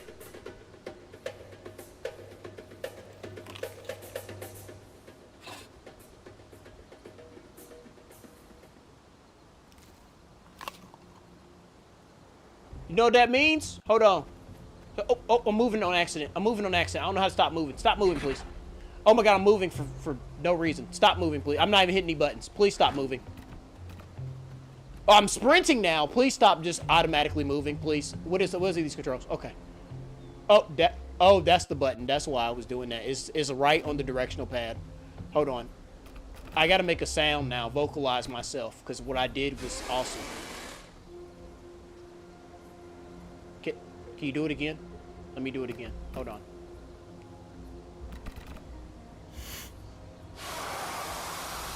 Victory! Victory, yes! That was victory. Alright, let's go. Let's go. It's time to do other stuff now. What is this waystone stuff? What is that about? I don't understand that. Waystones? Waystones? What is the weight? What? Oh, there's a turtle attacking me again, bro. If you don't back your ass up. Why these turtles keep attacking me, bro? No, I ain't even got time for this. I'm full. I don't gotta fight you. I'm full. You moving really fast, too. I don't know why you moving that fast. Oh, my God. Oh, there is fall damage. There is fall damage. I thought there wasn't. There's fall damage. Now what is this waystone stuff? I don't understand that. Waystones? Quest. Track down. Find a waystone. Find and use a waystone. So it's the What is that? Oh, I think that's just something on the thing. How do I move? Can I zoom out? What is a waystone? I don't even get that. What is a waystone? Oh, is that green thing? I think that's the green thing right there. So I'll go to that in a second. Or maybe I do that now. Because that's the mission. I'm already 8 anyway. But I'm already here though. So why don't I just... Oh my god! It's a scorpion! Get away from me! Oh, he poisoned me. So, bro, I'm gonna bite him. Bite him again. Is there another scorpion? Are they in packs? Got him. I'm trying to hit and run. New strat. Got him. Can I don't want to take that. Let me disturb this area here. Burrow. Disturb.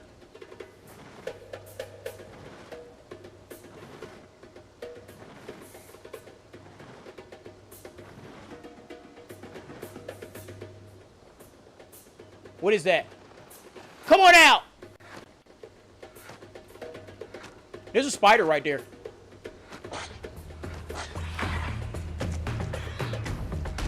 Why is everything attacking me, bro? You're like a rodent, bro. You're literally a rodent. Why are you attacking me like this? Ow! Stop it. Ow! Oh my god, he's like... Can I turn around? Can I do this tactic here? Oh, he's hitting me like crazy. It's probably because I'm so tiny. Can I? Oh my god, he's maneuvering like crazy.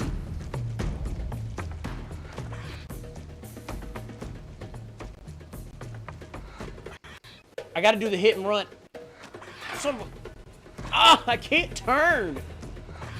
How do I turn? All right,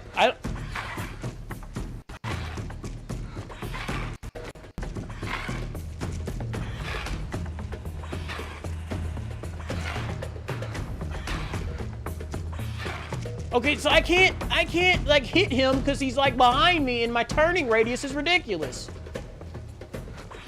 Did I get him?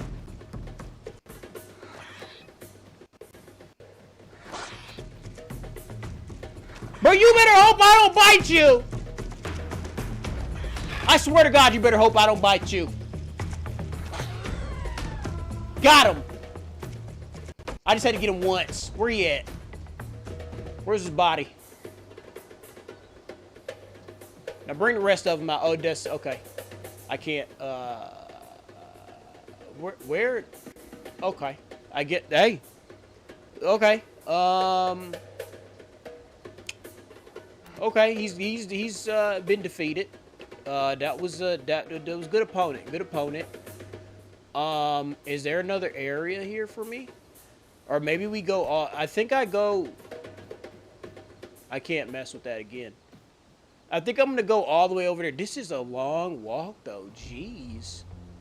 That is a long walk. Can I take this off the map now? Can I take that off the map? Because I already been here. Unless it just is a timer or something. Find a waystone. Maybe I untrack this. Find unique locations. Focus on player. I don't want to go all... You know what? Maybe I do travel all the way over there and more of the map unlocks. So right now, maybe my map isn't unlocked all the way. As in, like, it looks barren over there because I didn't unlock... You'll get me in a second. How about I'll just go over there and maybe more of the map will unlock. You know, maybe like another area where there's more of those things that I can eat and stuff. You know, but I definitely need to do this mission so that I can get XP. You know what I mean? So that I can go to my next stage. Right now I'm in juvenile stage, and I need to be I'm in adolescent stage. No, I think I'm in juvenile stage. So let's see. Let's head over here. I wonder how, like, am I making distance right now? Like, am I going fast enough? Don't focus, player. All right, let's just go. Let's not think about it anymore. Let's just go. I might get attacked, though. Is this a mountain? Ah! Ah! Okay. That's fine. That's fine. We're good. I wonder the more that I run, the more hungry I get, you know? Like, the more I burn calories. I wonder if that's a thing in this game. Or if it's just that timed that way, because it's timed that way. Stego Mountain. Charged by a new ability is available to purchase.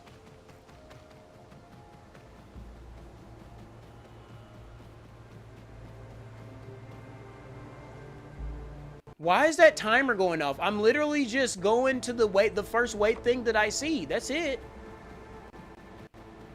Oh, maybe I have to be in that area to do that quest. Then why isn't that above the find waypoint thing then? It should be above it. It's not above it. Start quest, hunt or be hunted. Can I at least do this first? Can I jump? Jump.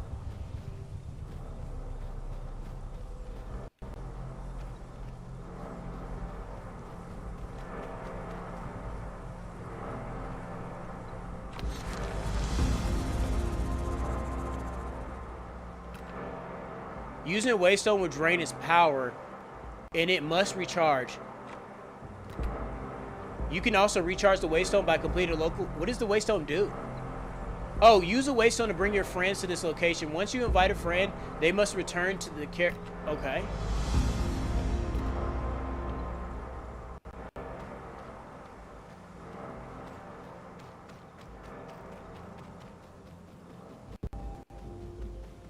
Oh. Oh. Alright, let's head back. We're going to head back to wherever. I got 17 seconds to, I guess, get back over there. Stego Mountain.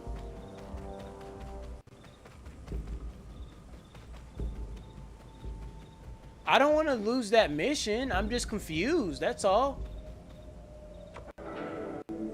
Quest failed. Oh my god, this is stupid. Alright, well, Stego Mountain quest failed?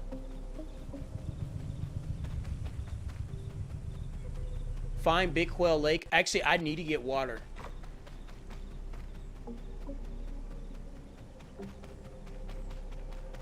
I wonder if I can, maybe I should do this. Could I finish this quest before I get, like, extremely thirsty? I wonder if that's the quest marker over there, too, for that water quest. The Big Quail Mountain. The Big Quill Mountain quest. Alright, let's see. We made it over here. Hopefully nothing attacks me while I'm over here messing with this.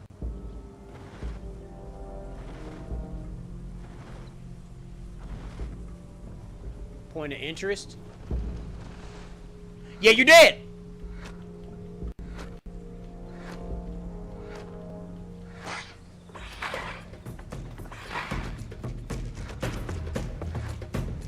Oh my god, like the finding the turn radius to attack this motherfucker, bro. Oh my god. Hold on. Let me run. Turn around. Bite him. Dang it, he's so agile and fast. It's tough to, like, aim. I feel like I'm playing deathmatch. Like a FPS or something. Some kind of FPS where my aim matters. I mean, it makes sense so I won't be overpowered. Dang it. I wonder if his quest is to beat a carnivore. Did I get him?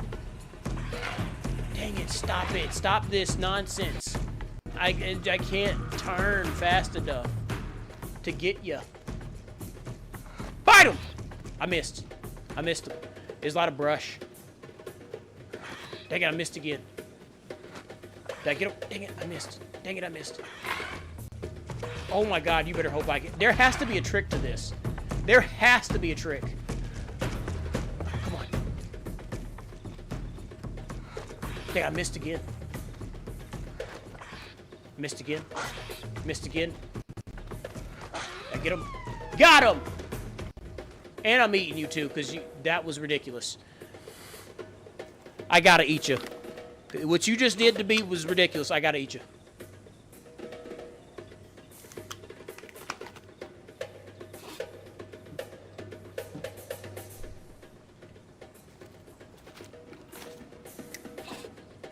Okay. So I think we're good on this area. We got to find one more to beat the quest. Oh, victory screech, victory yell. Yeah. Okay. Let me see. Let's go find the big find the location. I guess I can head over there right now. Where is it? Focus on player. Where am I at? I'm like, where am I at? Where am I? Focus player. Yeah, oh, I'm right there. Okay, so I just head in that location then. Because I do need to find that lake because I'm actually going to be thirsty soon. So let me go ahead and get over there. And then maybe I'll unlock a mud. I don't want to pick up mud. Maybe I'll unlock a thing to unlock a thing to, what am I trying to say? Oh, unlock another area for me to hunt down the Didelophodon. What is that? Albino critter? Collect 20 branches? Why? What the fuck is that?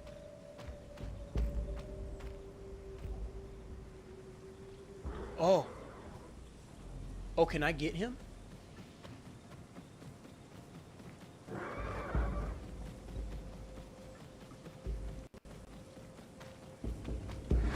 Come here, you're dead!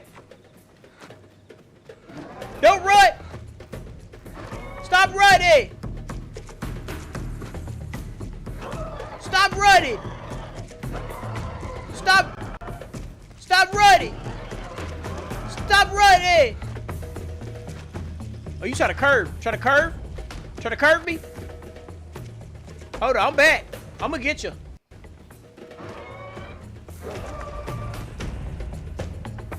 I feel like I need a new ability, don't I? Or maybe I go to the home marker place.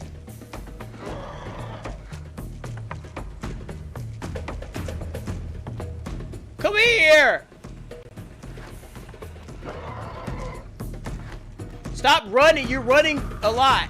You bleed out. How much damage do you take?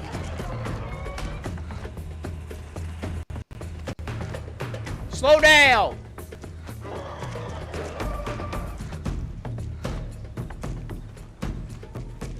I'm actually thirsty. I need to go get this water. Come here first. New skin available. Should I take this? Ow! Oh, is that thing? I'm out. I'm out. Let's go to what is that?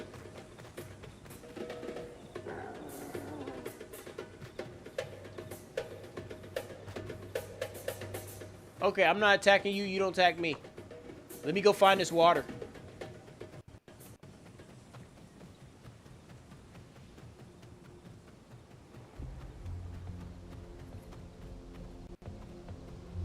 I'm poisoned. And I'm thirsty. I'm getting very thirsty. I'm like under half. For quest failed, clear branches. Why am I clearing branches anyway? I'm carnivore. What is that? Why am I doing that? How do I get around these mountains? Ow!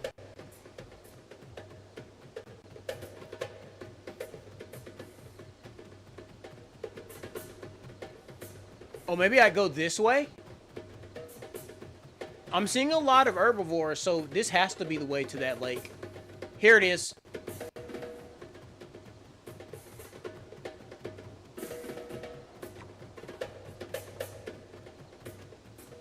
Discovered salt flats. I need to find another area so that I can finish the other quests that I need to finish. And I need to drink water right now. Maybe I'll drink water literally right now. Like, because it's right here. Is that water? That's not water. It looks like water. Oh, that's not water. That's that that's the, I guess, like salt or something. Oh! I went to the wrong thing. Oh, hold on. Okay, you know what? Let me see if I can finish this. Let me finish this quest. But I need to run over to that lake quick, though. Because I'm, like, about to die.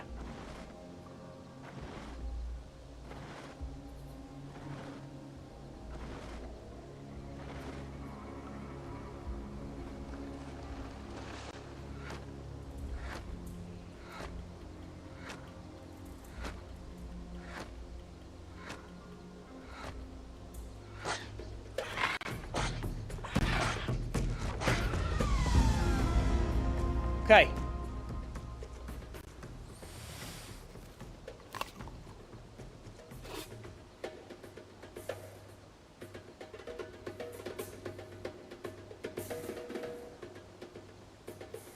Gather bloodstone crystals? Why do I need to get... Why is that a thing? These missions, like, pop up, and that only has, like, 5 seconds left. I didn't see that at all.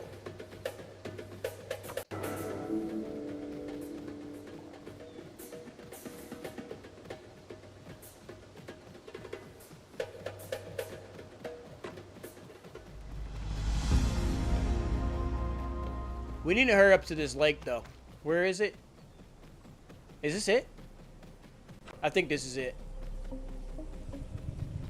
Found it. We'll drink some water. Can I drink water now?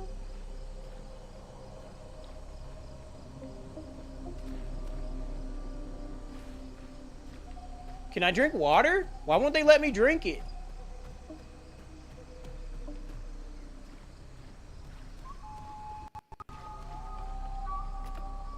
They won't let me drink any water.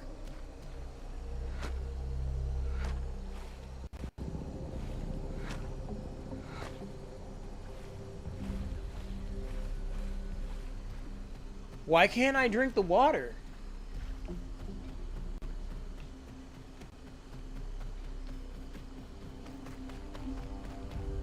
Here we are, drink. Hold on. Drink.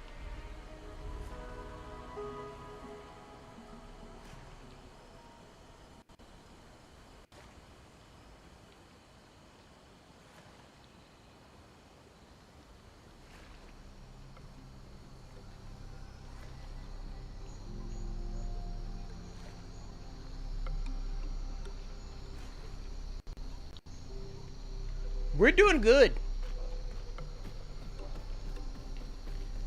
Now, I wonder about this whole ability thing. Are there new abilities for me right now? Insufficient growth.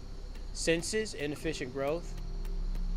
Oh, okay, I'm close to adolescent stage, but what are the new abilities that they said I can unlock? Passive tracks. Grade. Unlock. Yes, unlock it. Confirm. Unable to edit abilities.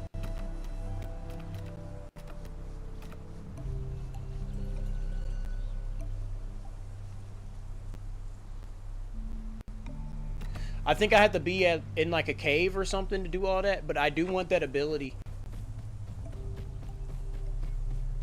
Let's see what, what's over there? Gather clams? Where am I at? What is that area? Can I put something on the map or something? I feel like I need to go to the cave and upgrade my ability.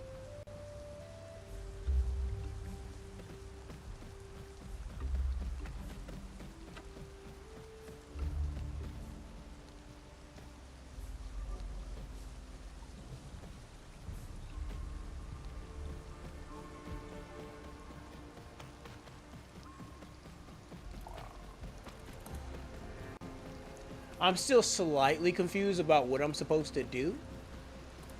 I guess I am doing it, but these quests are like throwing me off. The quests are throwing me off. Gather clams. I got a minute to do it. Why? Hunt or be hunted. What quest is that? Why is that a quest? Where is it? Is it over there? I think I need to untrack some of these so that I don't get confused. And kill the specific critter. Let's untrack some of these. Hunter be hunted.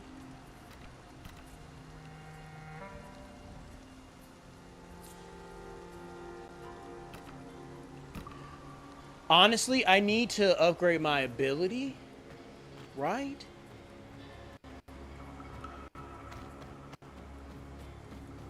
Where's the house at? 1 second.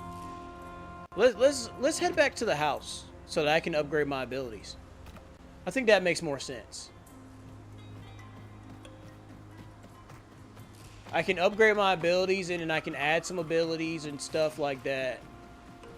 Maybe buy some new abilities. Gather clams failed. Why are we even... We're not doing that, bro. We're not doing that right now. I wonder if it cycles back, like when you fail it and it'll bring the quest back to you when it wants to see if you're going to do it. You know? I forget what that... I think that's the stamina bar or something. Oh, okay. Go here.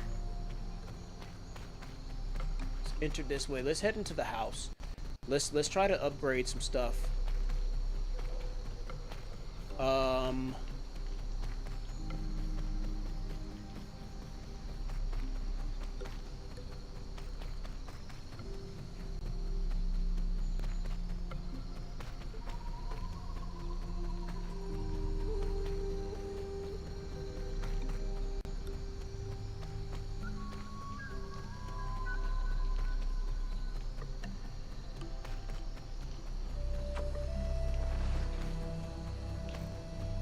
What's that? Am I hungry? I'll leave you alone. For now. Where's the house at? The house is right... Is it right here? Here it is.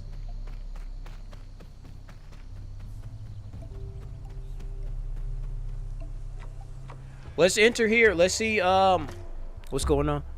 Hey, bro. Enjoy your stream. Gotta head out. I stuck around as long as... Okay, that's fine, bro. That's fine, bro. Do what you gotta do. Oh! I dropped my controller.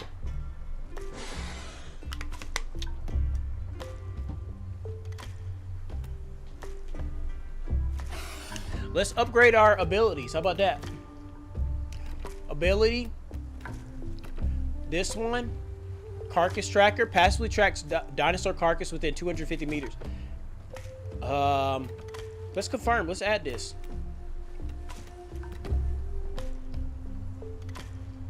Oh, passively.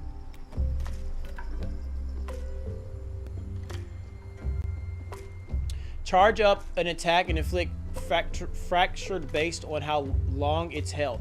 This attack cannot trigger a full bone break. I don't think we need this right now. Insufficient growth. What about this? What about this one? Can I unlock this one? Can eat noxious meat, fish. I have 520 marks, so I can't get that. 520. Let's see what each one of these are. 800, 800, 800. Okay. We can't get that yet. Insufficient growth. Passive. Okay. What is this? Oh, that's the noxious thing. What do these cost? 700.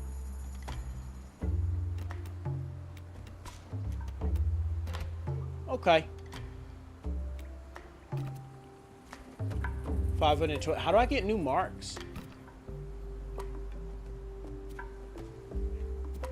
Can I shed my skin?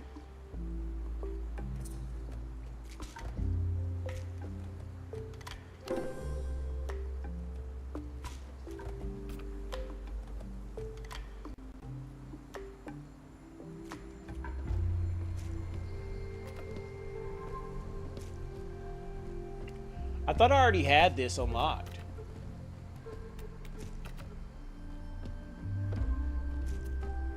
Oh, that's a different currency. I just realized that.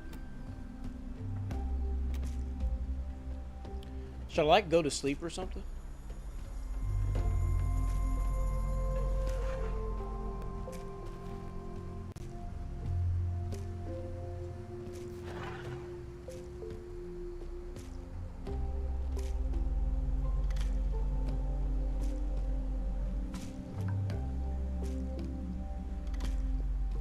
Do I go to sleep for the next day or something?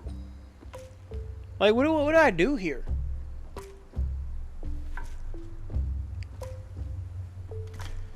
Okay.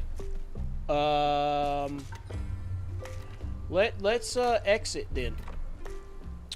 We got one of our passives. We added a passive, so we're good there. We added a passive. By the way, if you guys didn't know, it's Dinosaur Week, self-proclaimed by me. I created Dinosaur Week. Yeah. But let's hunt dangerous critter.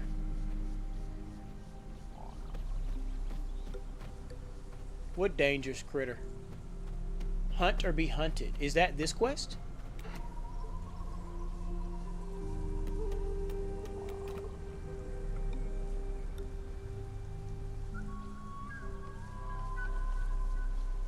Okay, let's do this quest here.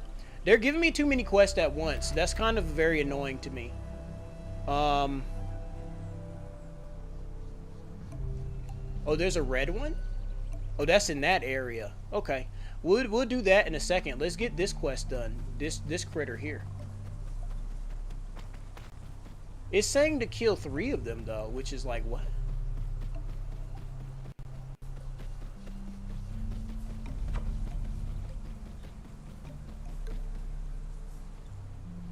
Collect 35 what?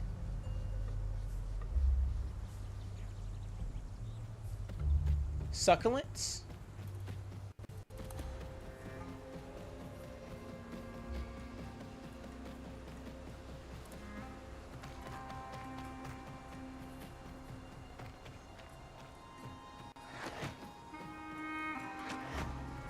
Is this the guy?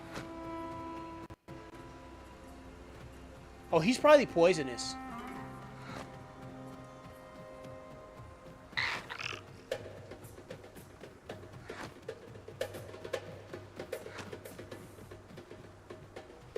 He's trying to get behind me?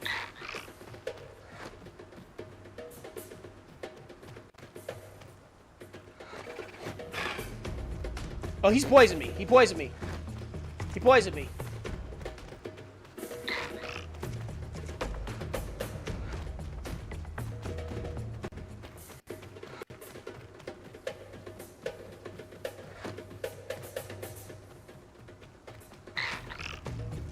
Back up, bro. Gotcha. Okay, now let me disturb this area. I think that was the thing in there. Oh, I can't interact with it. That makes sense. I don't understand after I do something in that area, why can't I do it again?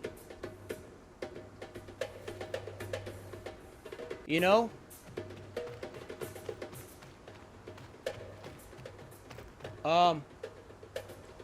I'm gonna head over in this area then. Hopefully I don't fail this quest over here. It's like I did it once and then it won't let me do it again and then I don't see anything else on my timeline. So it's kind of like, what?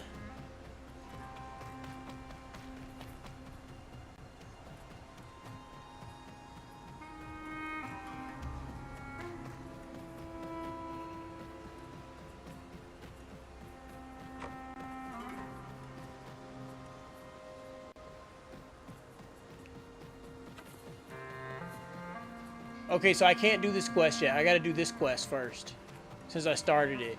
So I'm guessing that it times out when it's like there's a certain like area you have to be at.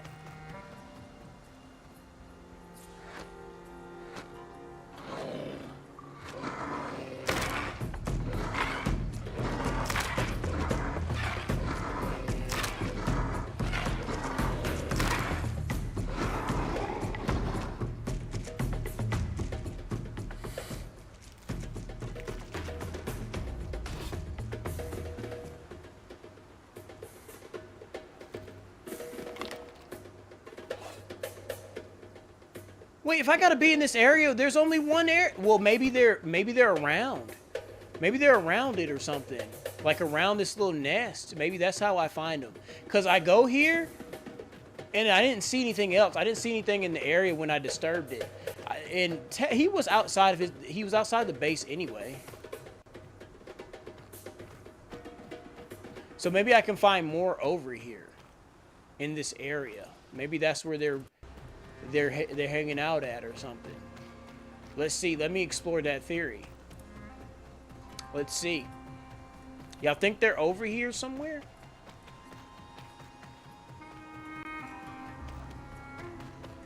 But if I leave this area, I'm gonna lose the quests.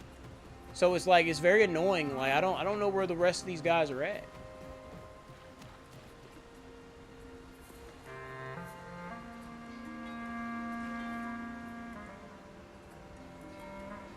Or maybe it's timed, like they spawn back in or something. What's in this area? What is this? Rest.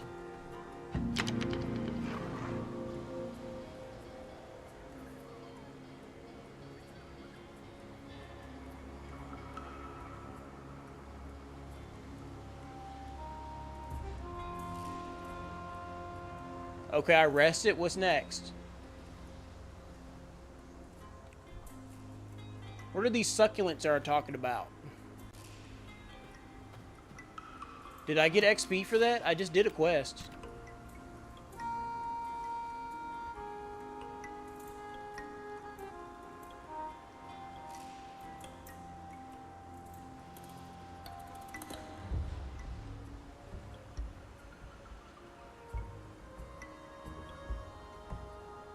Maybe I will go back and do that quest over there. I'm gonna go back and I'm gonna try this quest. I'm gonna see if I can do it. If I can just do it quick and then run back into that area that I'm supposed to be at, you know, into this area. Cause I'm trying to do this hunt critters quest, but if I leave the radius of it,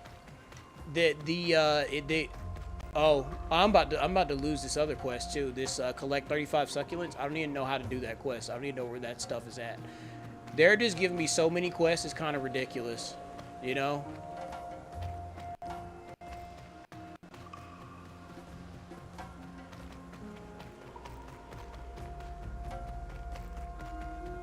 Maybe I just do the quest that I actually can do, you know? Maybe that's all I can do is just the quest that I can actually do. I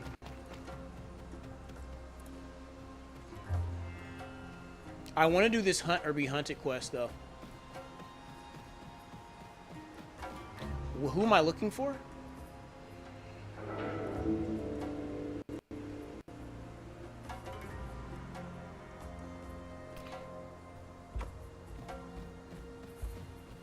Oh, someone liked something on my TikTok. I'll check that out later. Let's do this quest right here.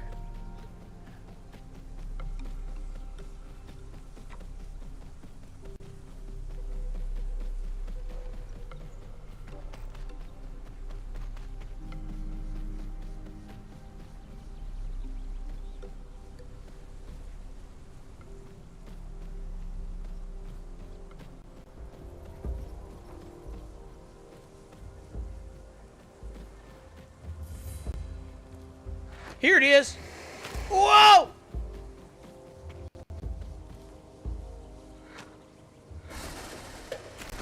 Let's get it. I'm not even gonna back down off you. I'm just gonna bite you. Ow. It's poisoned me.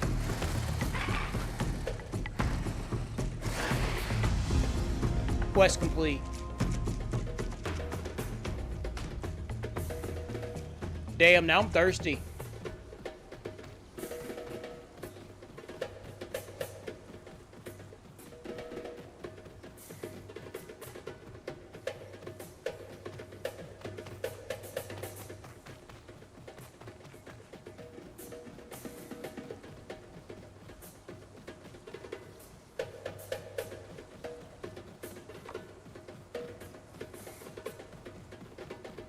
I don't want to fail this quest, so I'm gonna head back over here.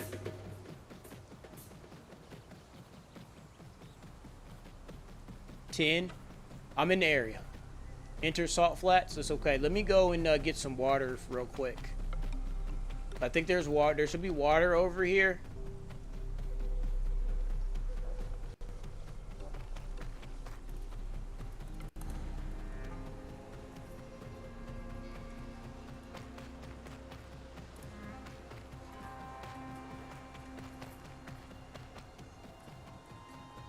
I think I just have to explore and see if I can find like another area that has that same marker for me, so I can do this with that quest. Damn, I'm poisoned for literally 16 minutes, bro, or 3 minutes. Drink water.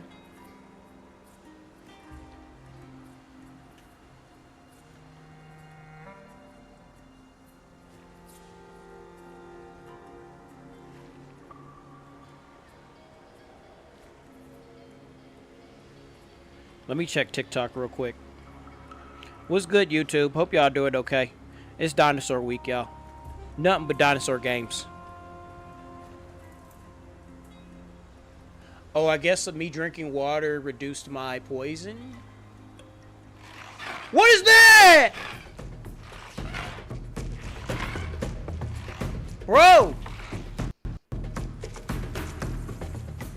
Not this crab attacking me, bro. Not this crab attacking me, for real. Ain't that crazy? You're like the bug of the water, bro. A crustacean. Get up out of here. You better hope I don't bite you. I bite straight through exoskeletons. Oh, I think this poison is making me more thirsty. Bitch, get your ass off me. Also, I think it made me less durable. Did I get him? Did I bite him? Come here! Bit him. Bit him. I gotta do hit and run tactics.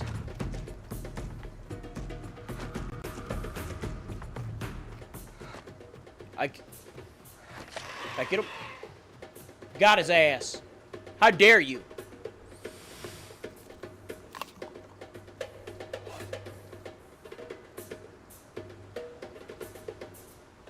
Nice. Oh, the more I move, the more the poison goes up. So I have to be stationary. I have to rest or something. I think, okay, there we go. I figured it out, y'all. I figured it out. You know?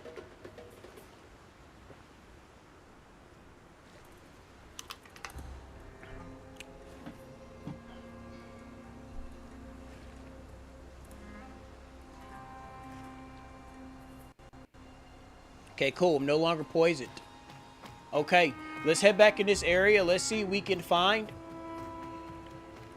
Kelp, why do they keep giving me this mission? I do not care about this. Kelp plies?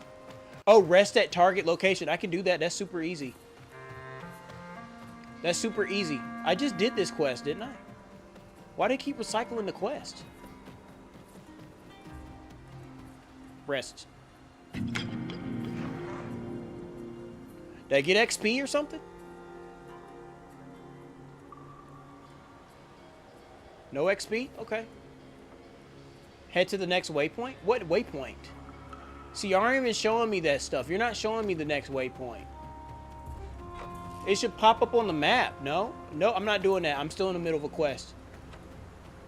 Oh, is that the waypoint? Oh, the next waypoint's right here. This one? Rest in it?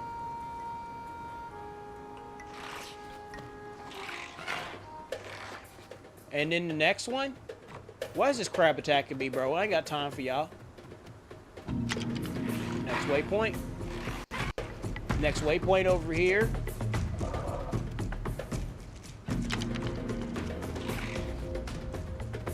Okay, next waypoint. Oh, I gotta hurry up and do this. Nice. All right, how do I collect the succulents that they're talking about? They want me to collect some succulents or something. I don't see it on my map. Oh, bro, y'all better back up off me, bro. Collect succulents. Let's get back over here to this this thing right here, and let's see if they came back. They might have come back so we could eat, you know?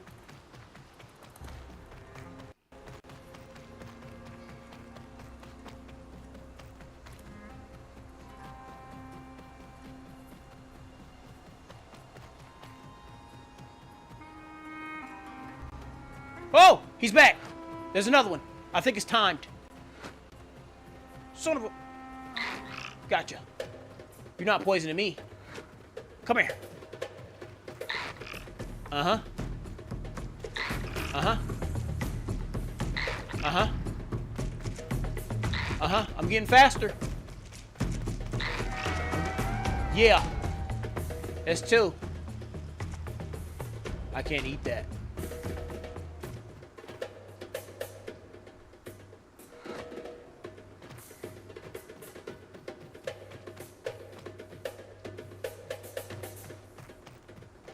There's got to be more over here because I don't want to just sit here and wait for this to respawn in. There's got to be more, bro.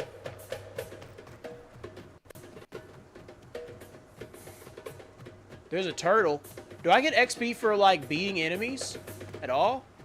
Or... Turtle. Why are you bringing your ass over here?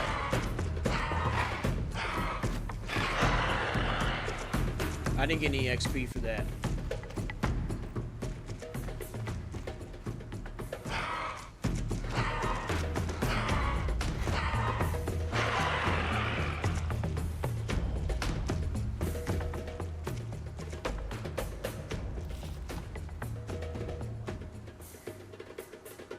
What does it mean if I'm full and I still eat?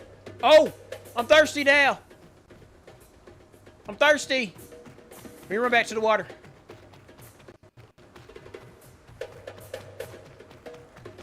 Wait, I don't poop in this game? You don't poop? You would think I had to poop, right?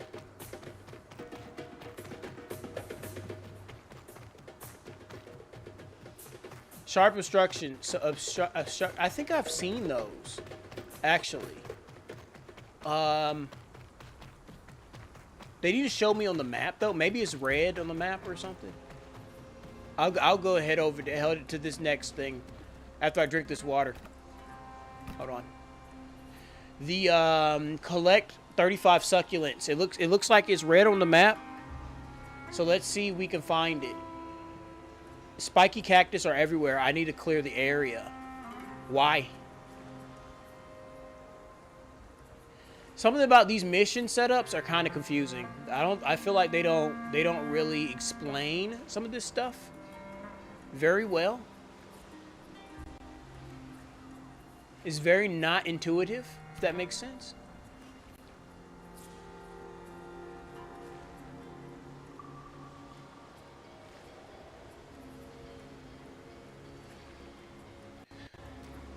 Like if you show me a mission, show the waypoint of the mission. Don't have me just sitting there like confused, like, and you give me a mini map, so just put it on the mini map. You know? What's the point of the mini map if you're not gonna tell me where I'm supposed to be going exactly, you know? Can I disturb this yet? No.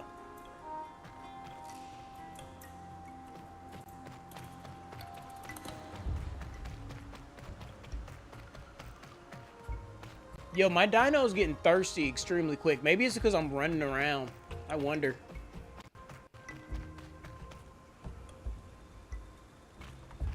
Or maybe every time I eat, it reduces the thirst meter. Or increases thirst.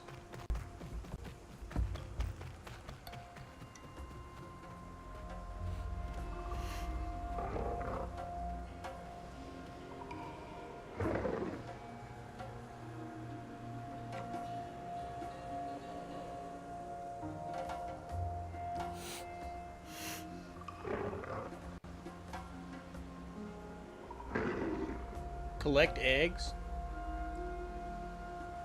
for this thing?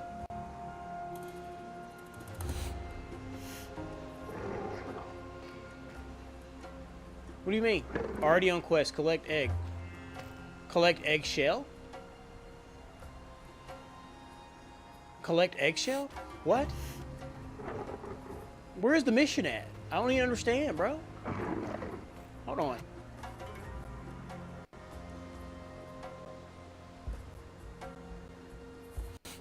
Where is this mission at?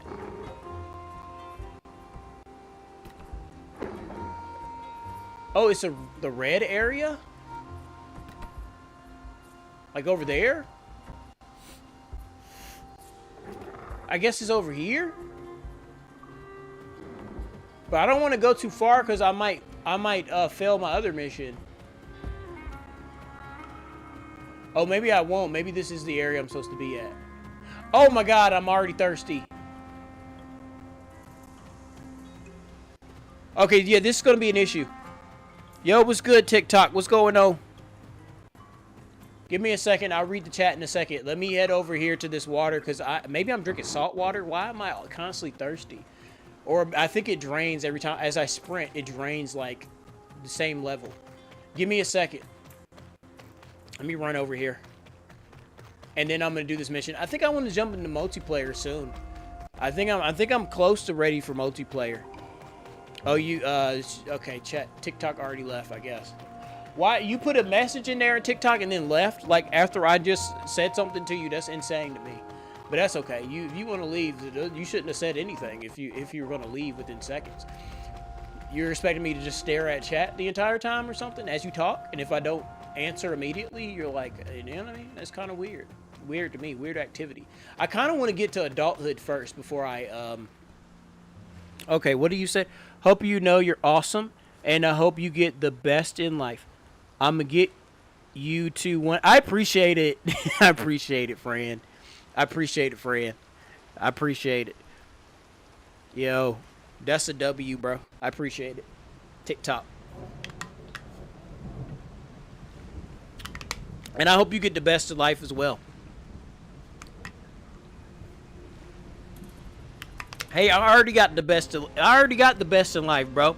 Or ma'am. I got the best of life. I'm about to get married next year. I have a beautiful wife soon that loves me. We're in love, and I'm alive, and everything's amazing. So, you know, I'm breathing. I'm alive. I'm happy. I'm doing, I'm doing the streaming stuff. You know, this is super fun. I'm happy to be doing this.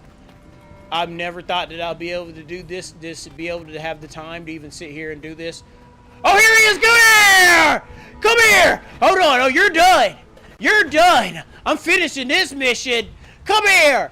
Turn around. Where you at? Yeah, I'm not moving nowhere. I'm standing right. Poison me. Poison me as much as you want. You're dead.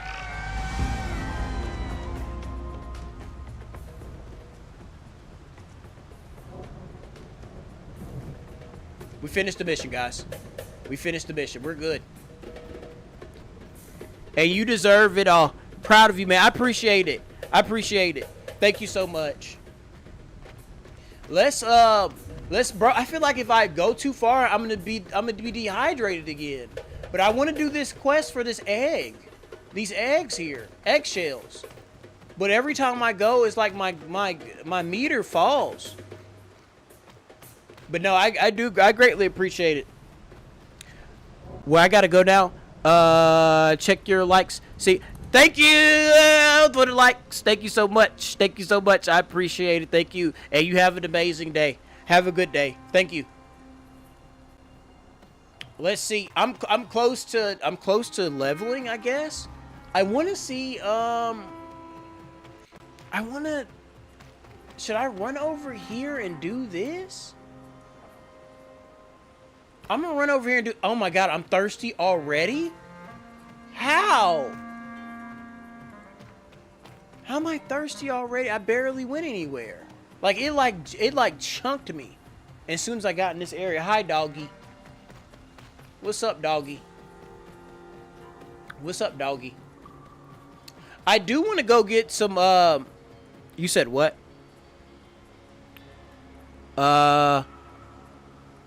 Oh, okay. What's going on, YouTube?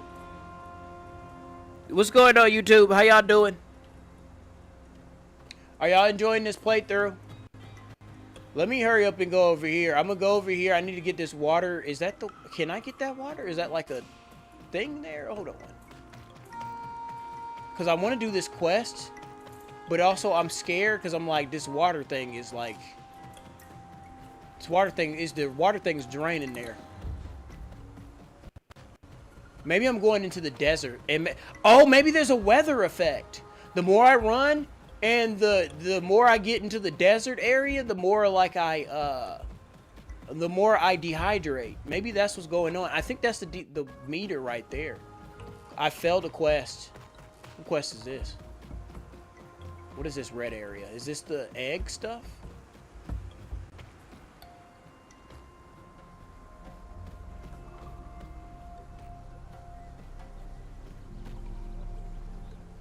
Branch? Oh!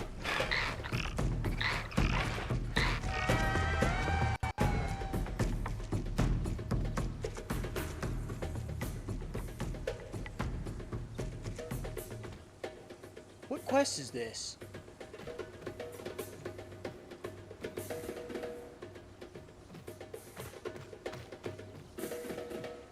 I don't know what quest. Sharp obstructions.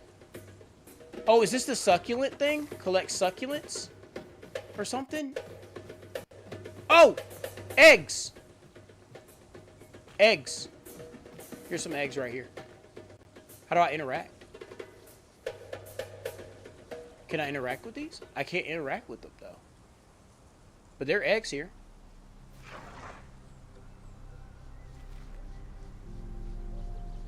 Eggshells? Some of these quests don't make any sense, bro. Is this bugged?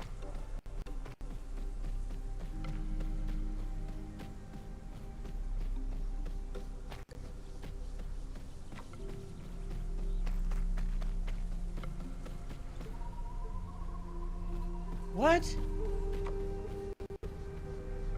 I think I'm about to fail this one.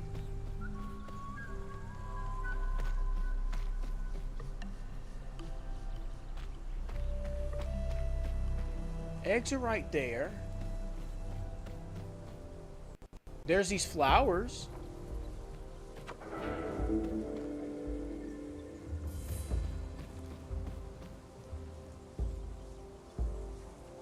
I think it's bugged. Hold on. The egg, these are pretty. I should take them with me?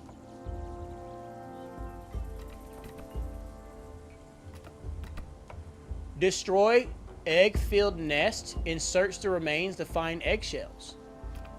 Wait. Okay. Search net. Oh.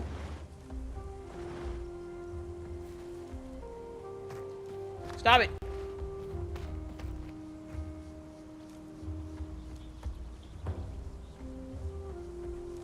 Can I?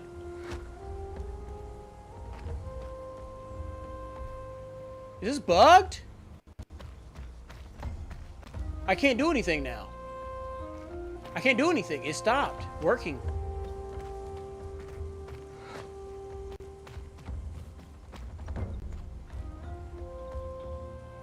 Collect turtle shells. Oh, 1 out of 3. 1 out of 6. So there's more eggs over here, is what you're saying.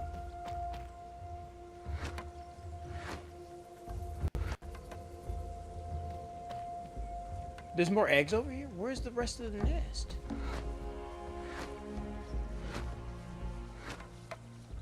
This is not making any sense to me. This is like... Okay, here's one. Here's one.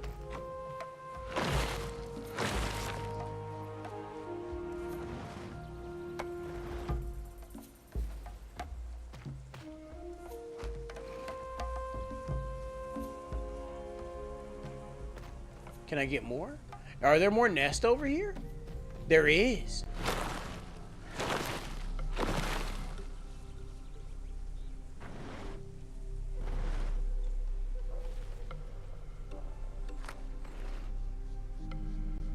Okay.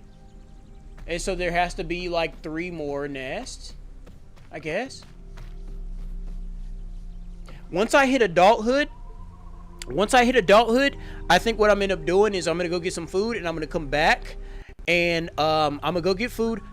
Wait, oh yeah, I'm gonna go get food and then I'll come back and I'll play some more of this. I'll play some multiplayer. I guess single player multiplayer, I guess. But I want to at least level to this adulthood stage and see what happens.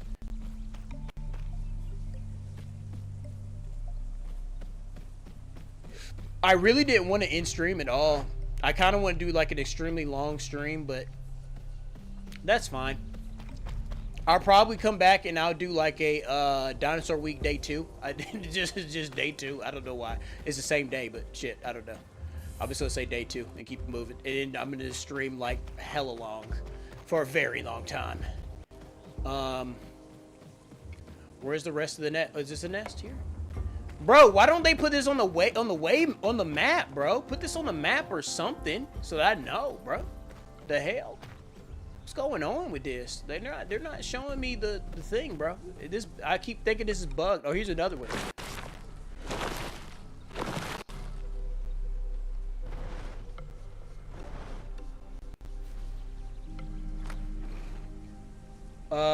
Okay, I need to get 2 more nests.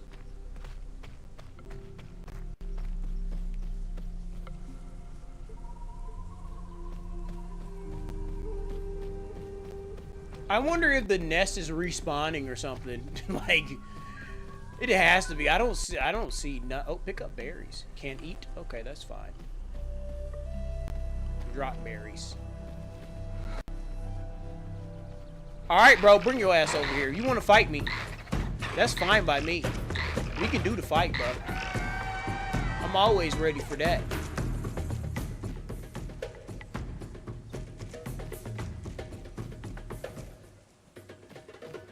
Whose eggs are these? Is that thing's eggs?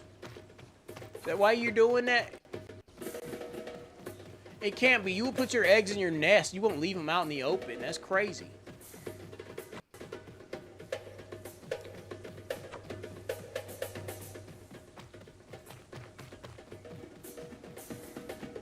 I don't see any other things here. I don't see any other ones. There's gotta be more. Right? I'll go on top of this and look around.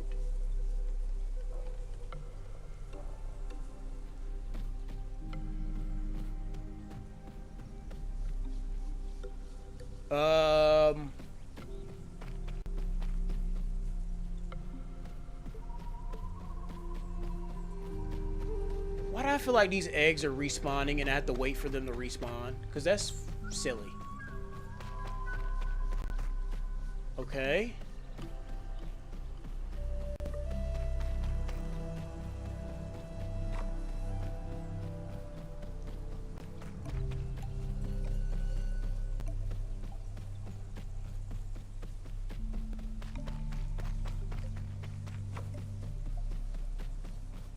Bro, I don't see any other nests. Okay, what I'm gonna do is I'm gonna go all the way around this all the way around the outside.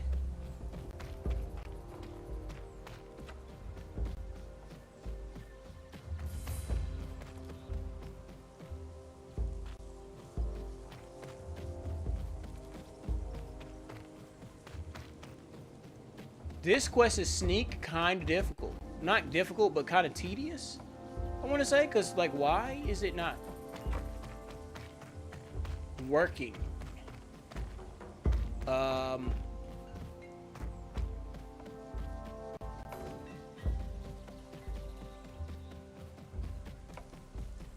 Okay, I've been around the entire circle. I'm gonna shrink in now. I'm gonna shrink in a little bit.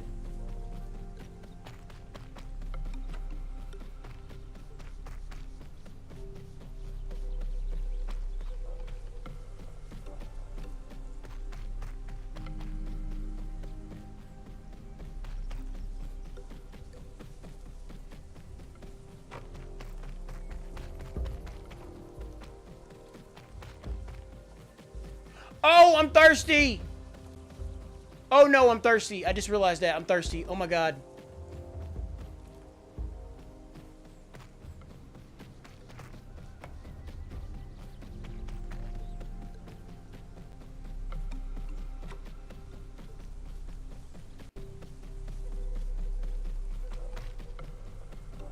I just realized I'm thirsty. I literally need to run all the way back over here and get this water, or I'm dead. I forget what that white meter is down there.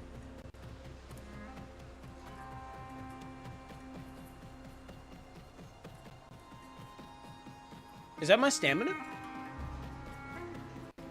Is there water in these cactus? Okay, I gotta, let me keep going.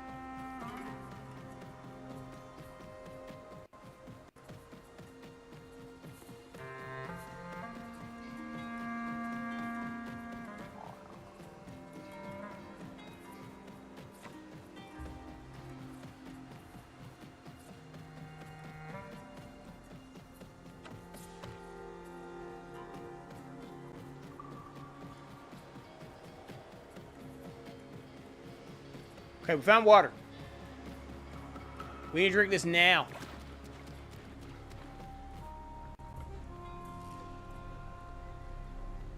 Can I drink this? Can I drink? I can't drink it. I think I need to be in a certain area to drink it or something. Can I drink this? No.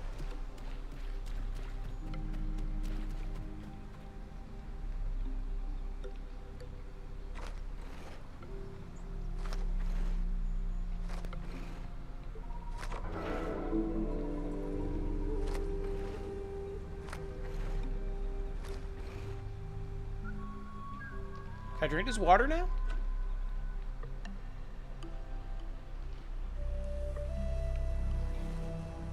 Why can't I drink the water, bro? Let me drink. Let me drink. Oh, there we go. Is this salt water or just normal water? I hope it's just normal water.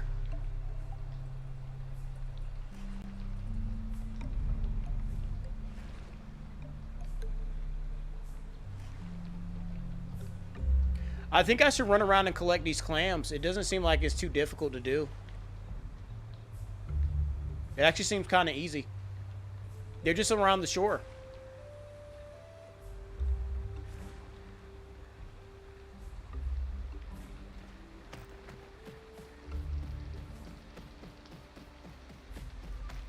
Let's see if we can find some more.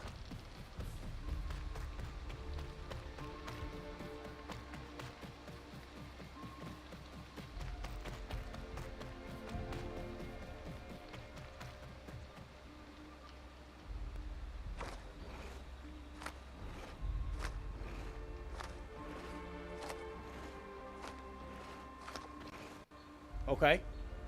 Yeah, so we just have to be around the water and just collect these like that. That's super easy. I didn't know where this stuff was before, but anyway, it's easy way to get XP. We're gonna do. Oh my God! Stop just running, please.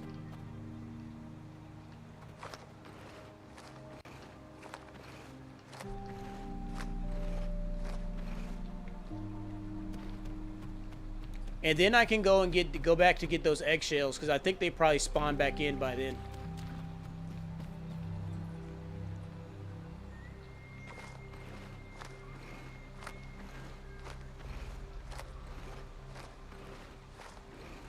This stuff is important though because once we get into PvP, we will actually need to be able to know how to do these missions so that we can level a lot quicker.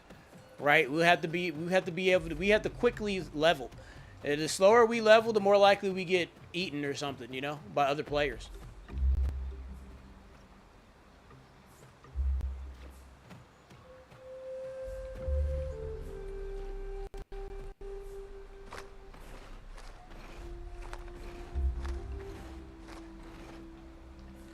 There's also a Jurassic Park game that I want to play. Let's lock in on this for now, for today. I might play the Jurassic Park game later on tonight. That's probably what the objective is.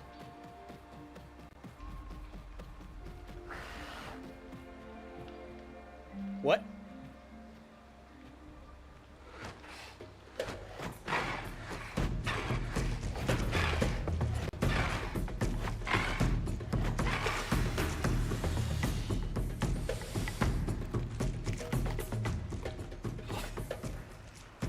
Is there another one? There's one right there, I think.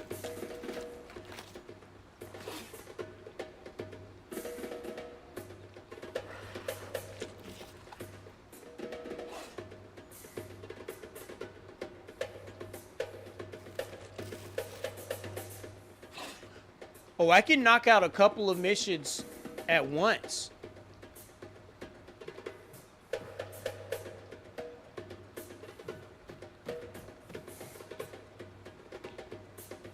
Let's let this poison go away. Let's get this poison to go away. What's good, YouTube? How y'all doing? It's Dinosaur Week. I just 1v2'd on what? SOT?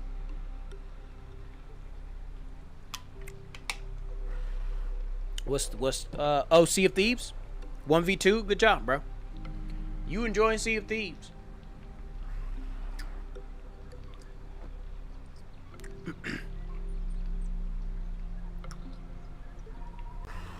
Let me stand still for a second. Maybe I'll lay down. Oh, if I lay down, it goes down even quicker. It's Dinosaur Week, bro. Dinosaur Week.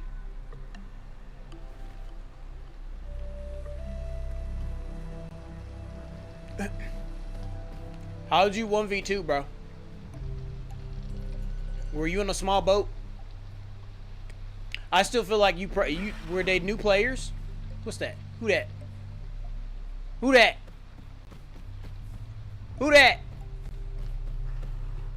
I'm hearing sounds. Where's he at? Y'all heard that, right? Did he run? He might be over there in that direction. I feel like I heard something. Let's collect more shells. I still got to go get those eggs too. I got to go get those. And I'm going to look for another one of these things, and eat them. Here's some shells right here. I'm about to level.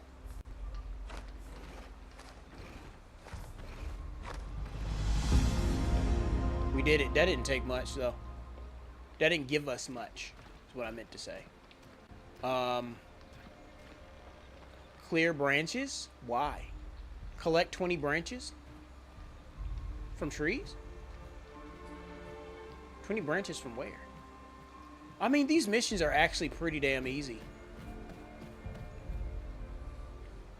They weren't noobs. you get so heated about that. Why you get so heated when I say that? Succulents. Pick up. Pick up or drop. Can I collect? Oh, I think I failed this mission, by the way. But I know where the succulents are now. More shells. Let me find another one of these Paleosawada, however the hell you say them, because I want that XP.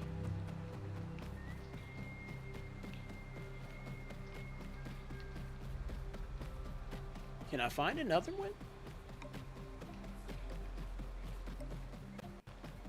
Here go one right there. Don't run. Don't run. Stop running.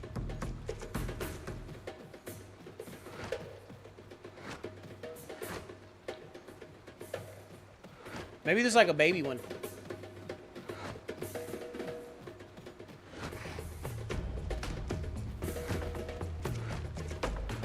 Oh, you move so fast, though. We did it. Okay, we did that quest. Green Hills. I kind of want to go all the collect 20 branches though.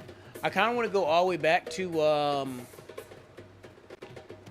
find the rest of these eggs.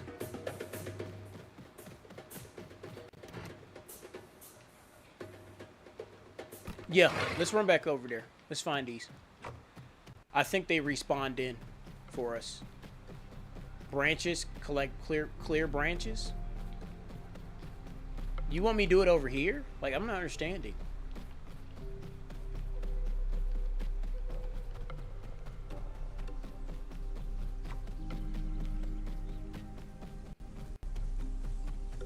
Clear what branches? Like these? Oh, maybe they want me to do this.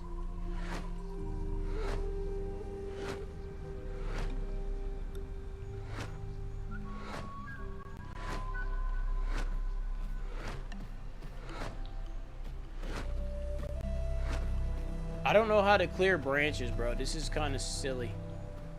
Or does it give me the option to do it like with the shells? Like there's a certain type of branches I'm supposed to pick up or something?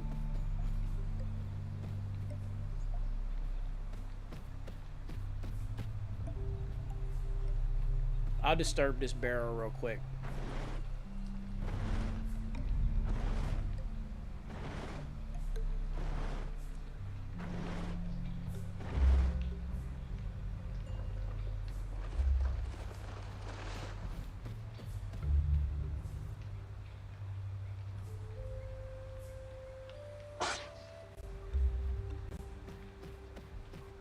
You could run, I don't really care. I'm not even hungry. Where is the branches they want me to disturb or whatever? Oh, branch. Branch? Collect. That's what y'all want me to do? Collect. Let me see. There we go. Collect. Collect. Collect. Collect. Wait, what does this even look like again? It's like this. That's so confusing. This is so confusing to find these, bro. I don't. This.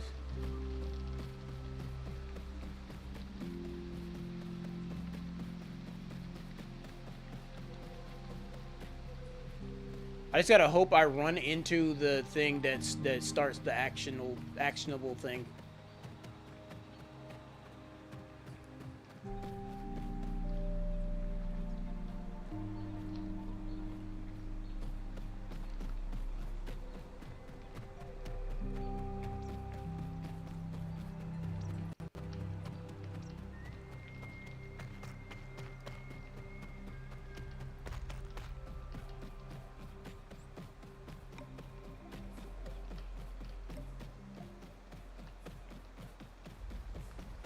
Bro, I don't even know.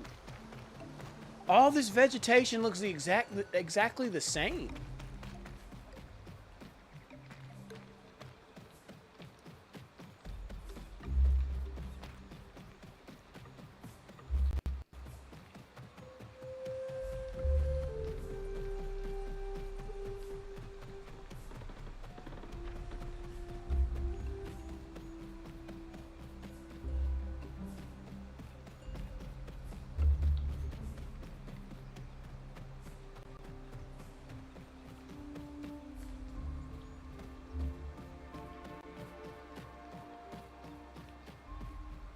Cactus.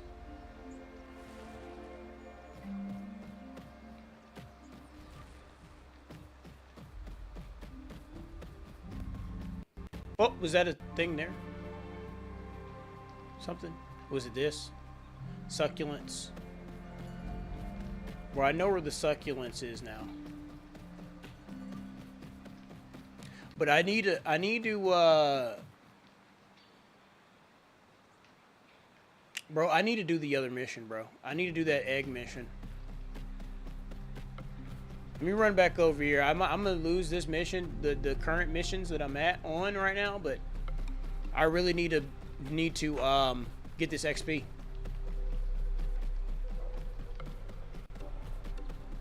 And I'm almost done with this mission, so. I wonder if the red circle missions are like the primary missions or something, or something that gives you more XP or something. The blue ones are like daily quests, maybe. Okay, did it reset? They reset. Perfect.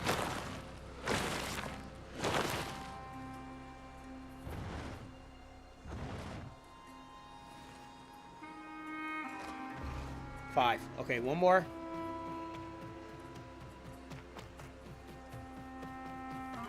Here we go.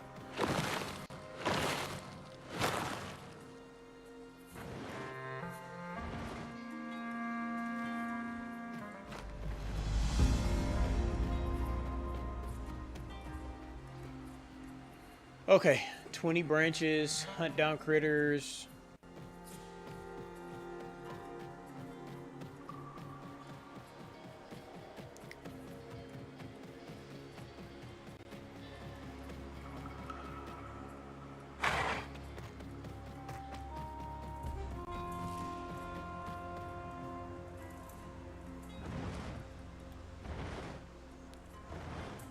I wonder why I'm not getting passive XP or something.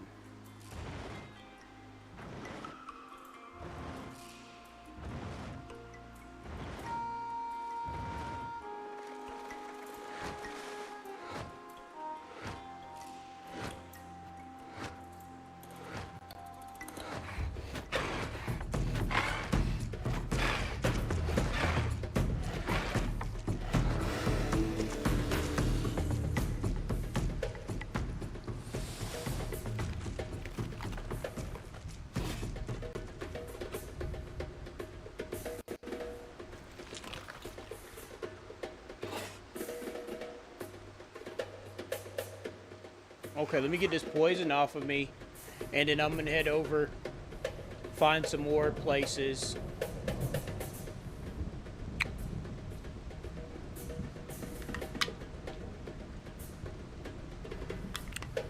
YouTube, I'm gonna get to the next level, YouTube, for I'm very close to leveling.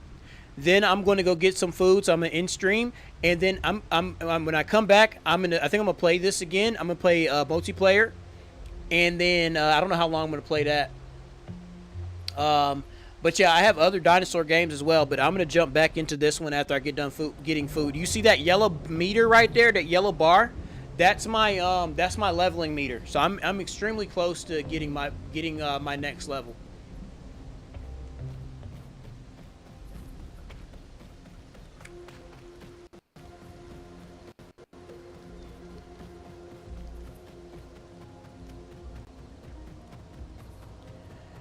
Something's off about this waypoint stuff, and also this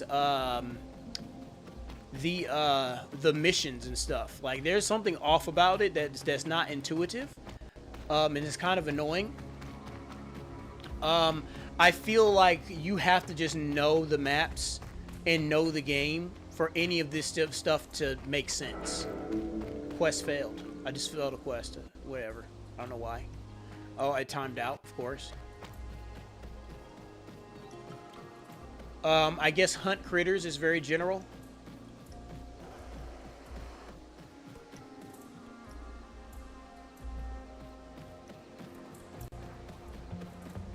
Where's that water at? The water had a bunch of critters over there. Oh my god, if I fell from that, I'm dead.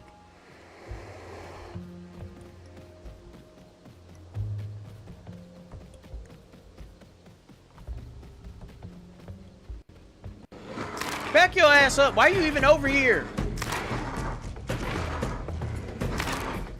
You're an herbivore. Why are you even fighting me, bro? Oh, I'm losing health.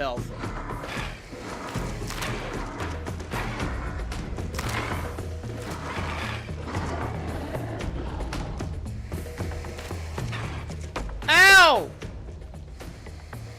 Oh! No!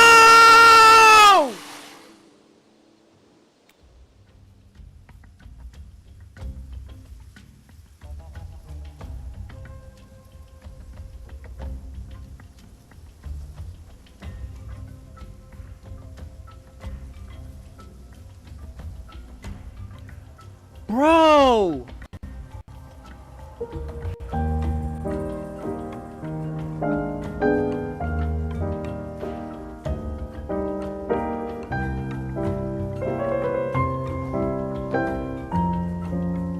I got jumped.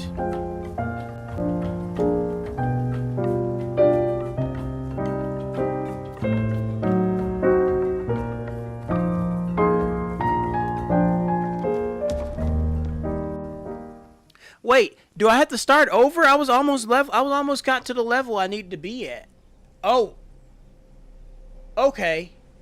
They saved my level. That's nice of them.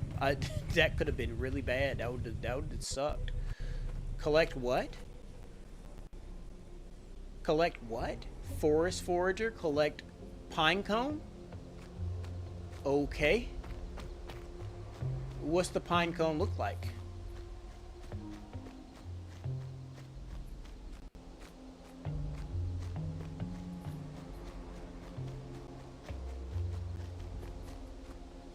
Milk cap?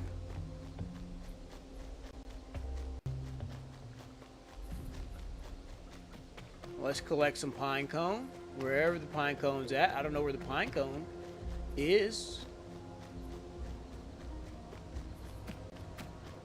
Running around the forest. Let's see what we find. Oh, maybe it's on the map.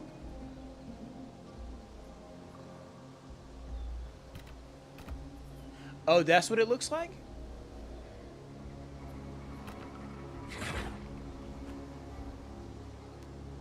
Something hunting me? I can search for these in the undergrowth. Oh, here we go.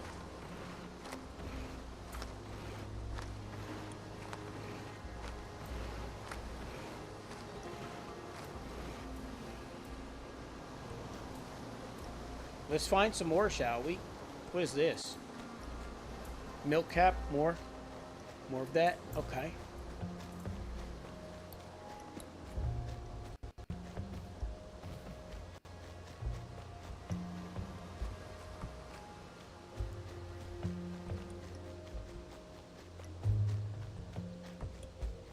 At least my level didn't reset. That's pretty nice. I think when I play multiplayer, if I die, my character is done. I have to start all the way from the beginning. From the baby phase. Roots.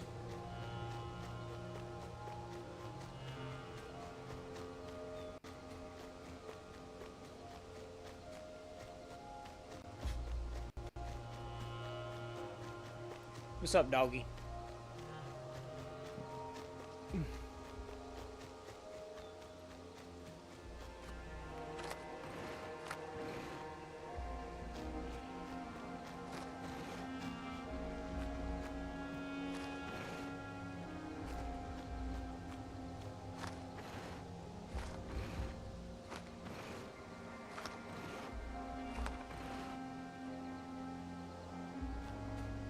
Okay, we need like 2 more of these. Here we go.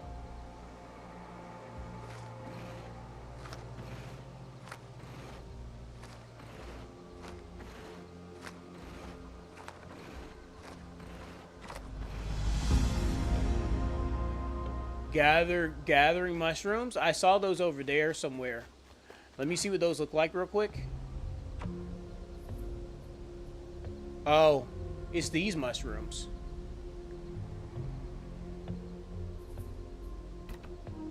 Okay.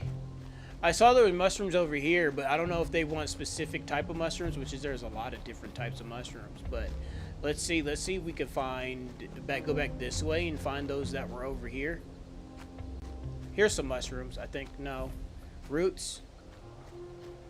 Roots. Thought I saw some mushrooms. Over here. Here. Isn't this? Milk cap? Isn't that a mushroom?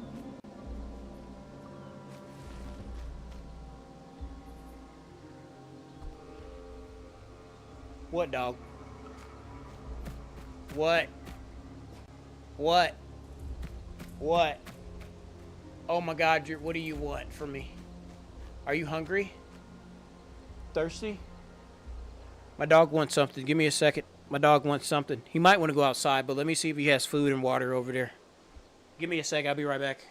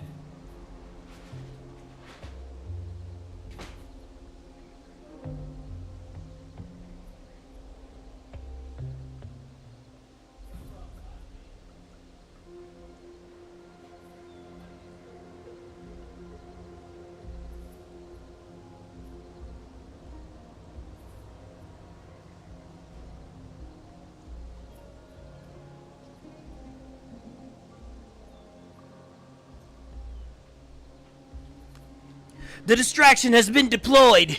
I gave him a treat. He's in the room eating his treat.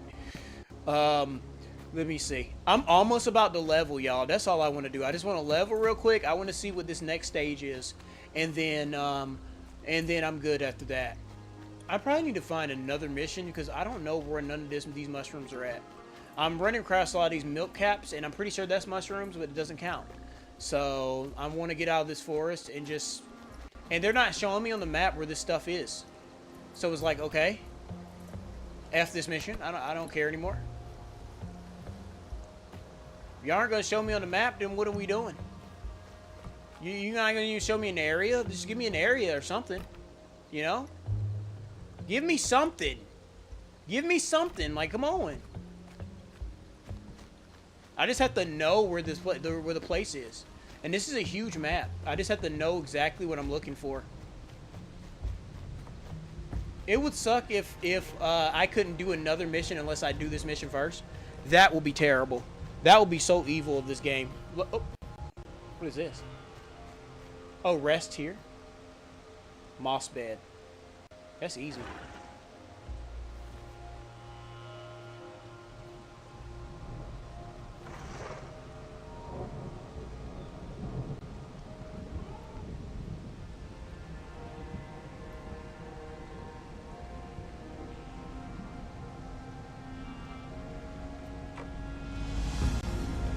The level? My next level yet?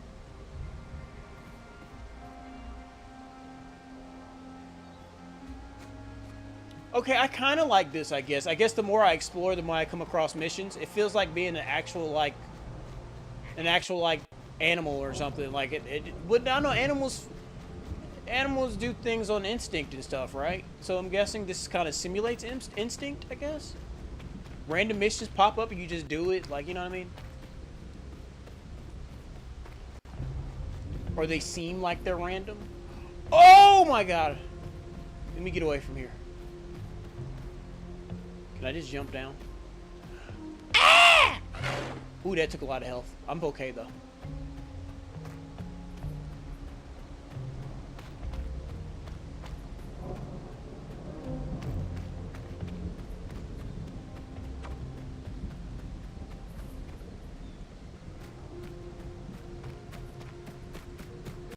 I'm good on the mushroom stuff. We're out. New mission. Give me a new mission. Hunt dangerous critter.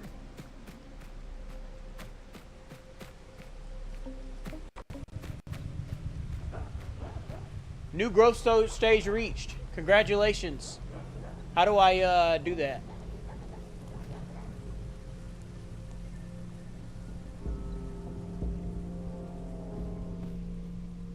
Wait, hold on. Let's go inside the thing and see. Did I level up yet? Did I get bigger or no? Let's go to the house real quick and see if I have to like unlock the new stage. I might have already unlocked it, but let's just make sure. Let's check.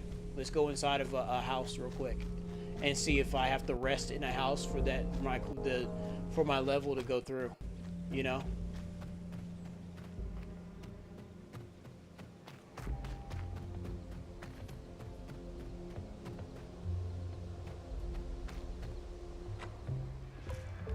I don't know if I got bigger. I might have.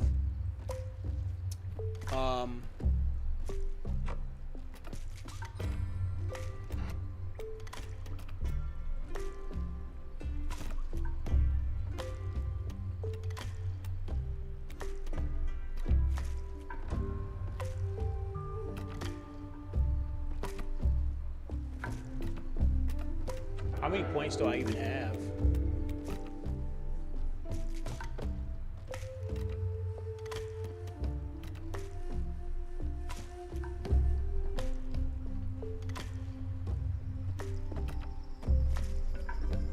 Increase maximum health, but lose status effect healing. More damage, but lose 10% health. Gain 25% increased health recovery from healing buffs. Increase bleeding heal. While near player's corpse, all enemies with 75 meters 15 reduce damage. Clear.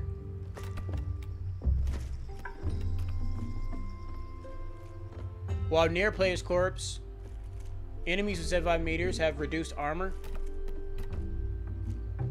A lunge bite attack that jumps forward and then back, dealing... Okay.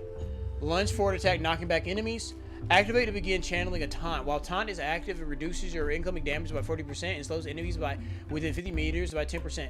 And the taunt will cancel if you reach 30% health or less. Okay. Tail. Rapid turn to face behind you and change your...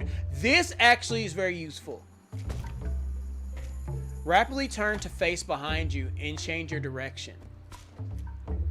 How many points do I have? Ooh. 11,000. So let's think. Metabolism. Damn. Can eat noxious meat, fish. Is that important? Do I need to be able to unlock that? Maybe not. 700.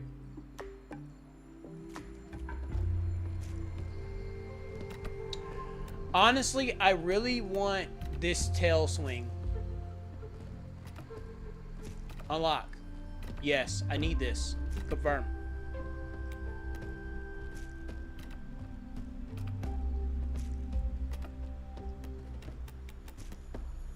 I will make this move. Confirm. So I can turn quicker. Now, what do I have left? What do I have left? I have 600 left, so we need 500. Or we can use an ability that's 500 or less. Let's go and look.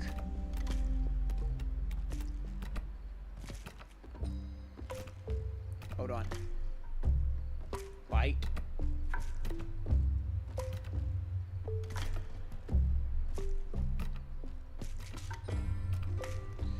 Fast attack that causes more damage with each consecutive hit, dealing 100% increased damage within 75 meters of a player's corpse. We might get that one. We might have to get that one. Let's see what these are. Hide. Okay, none of that. 800. Okay. So lunge, a lunge bite that jumps forward and then back, dealing 100% increased damage within 75 meters of corpse. Okay. What's this one? Lunge forward and knock back enemies.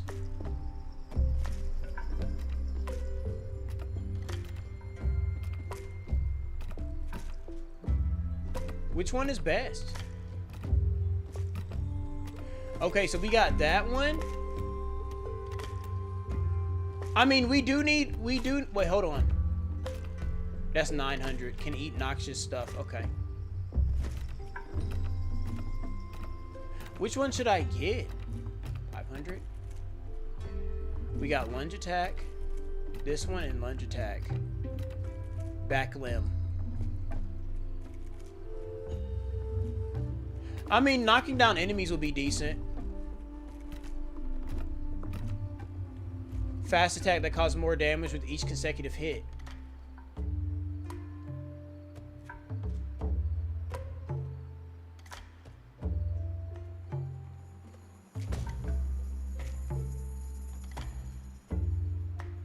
Maybe that we get this one. Maybe we get this one. Rapid strike. Let's unlock this. Yes. Confirm.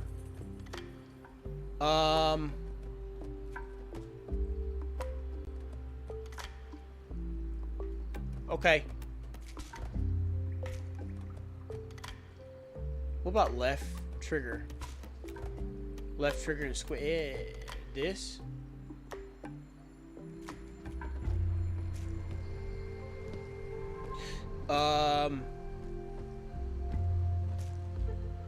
Let's do this one.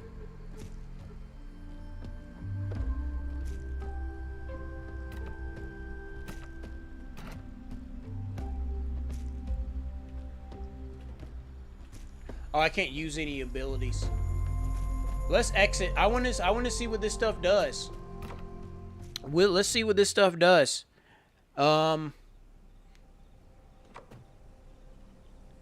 So we got a...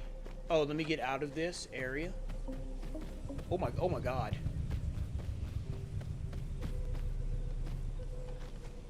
Picking up flowers. How do I get down?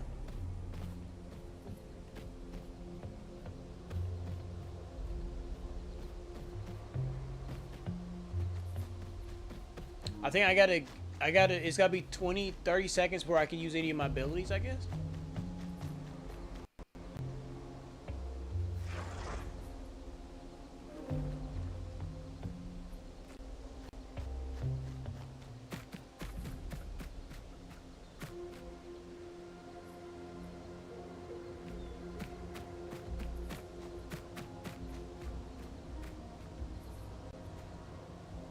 Okay, I can use my abilities now.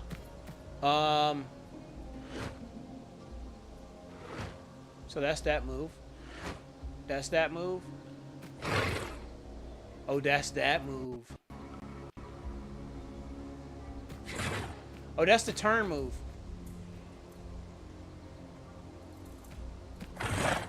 That's the turn move.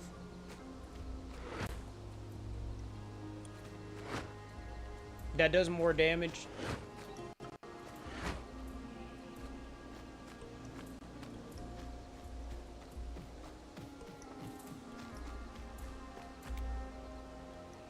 Okay. Okay, guys. So, I'm going to go ahead and end stream. I'll be back soon. I need to get food. I'm hungry. Okay? I'm going to get food. I'll be right back. I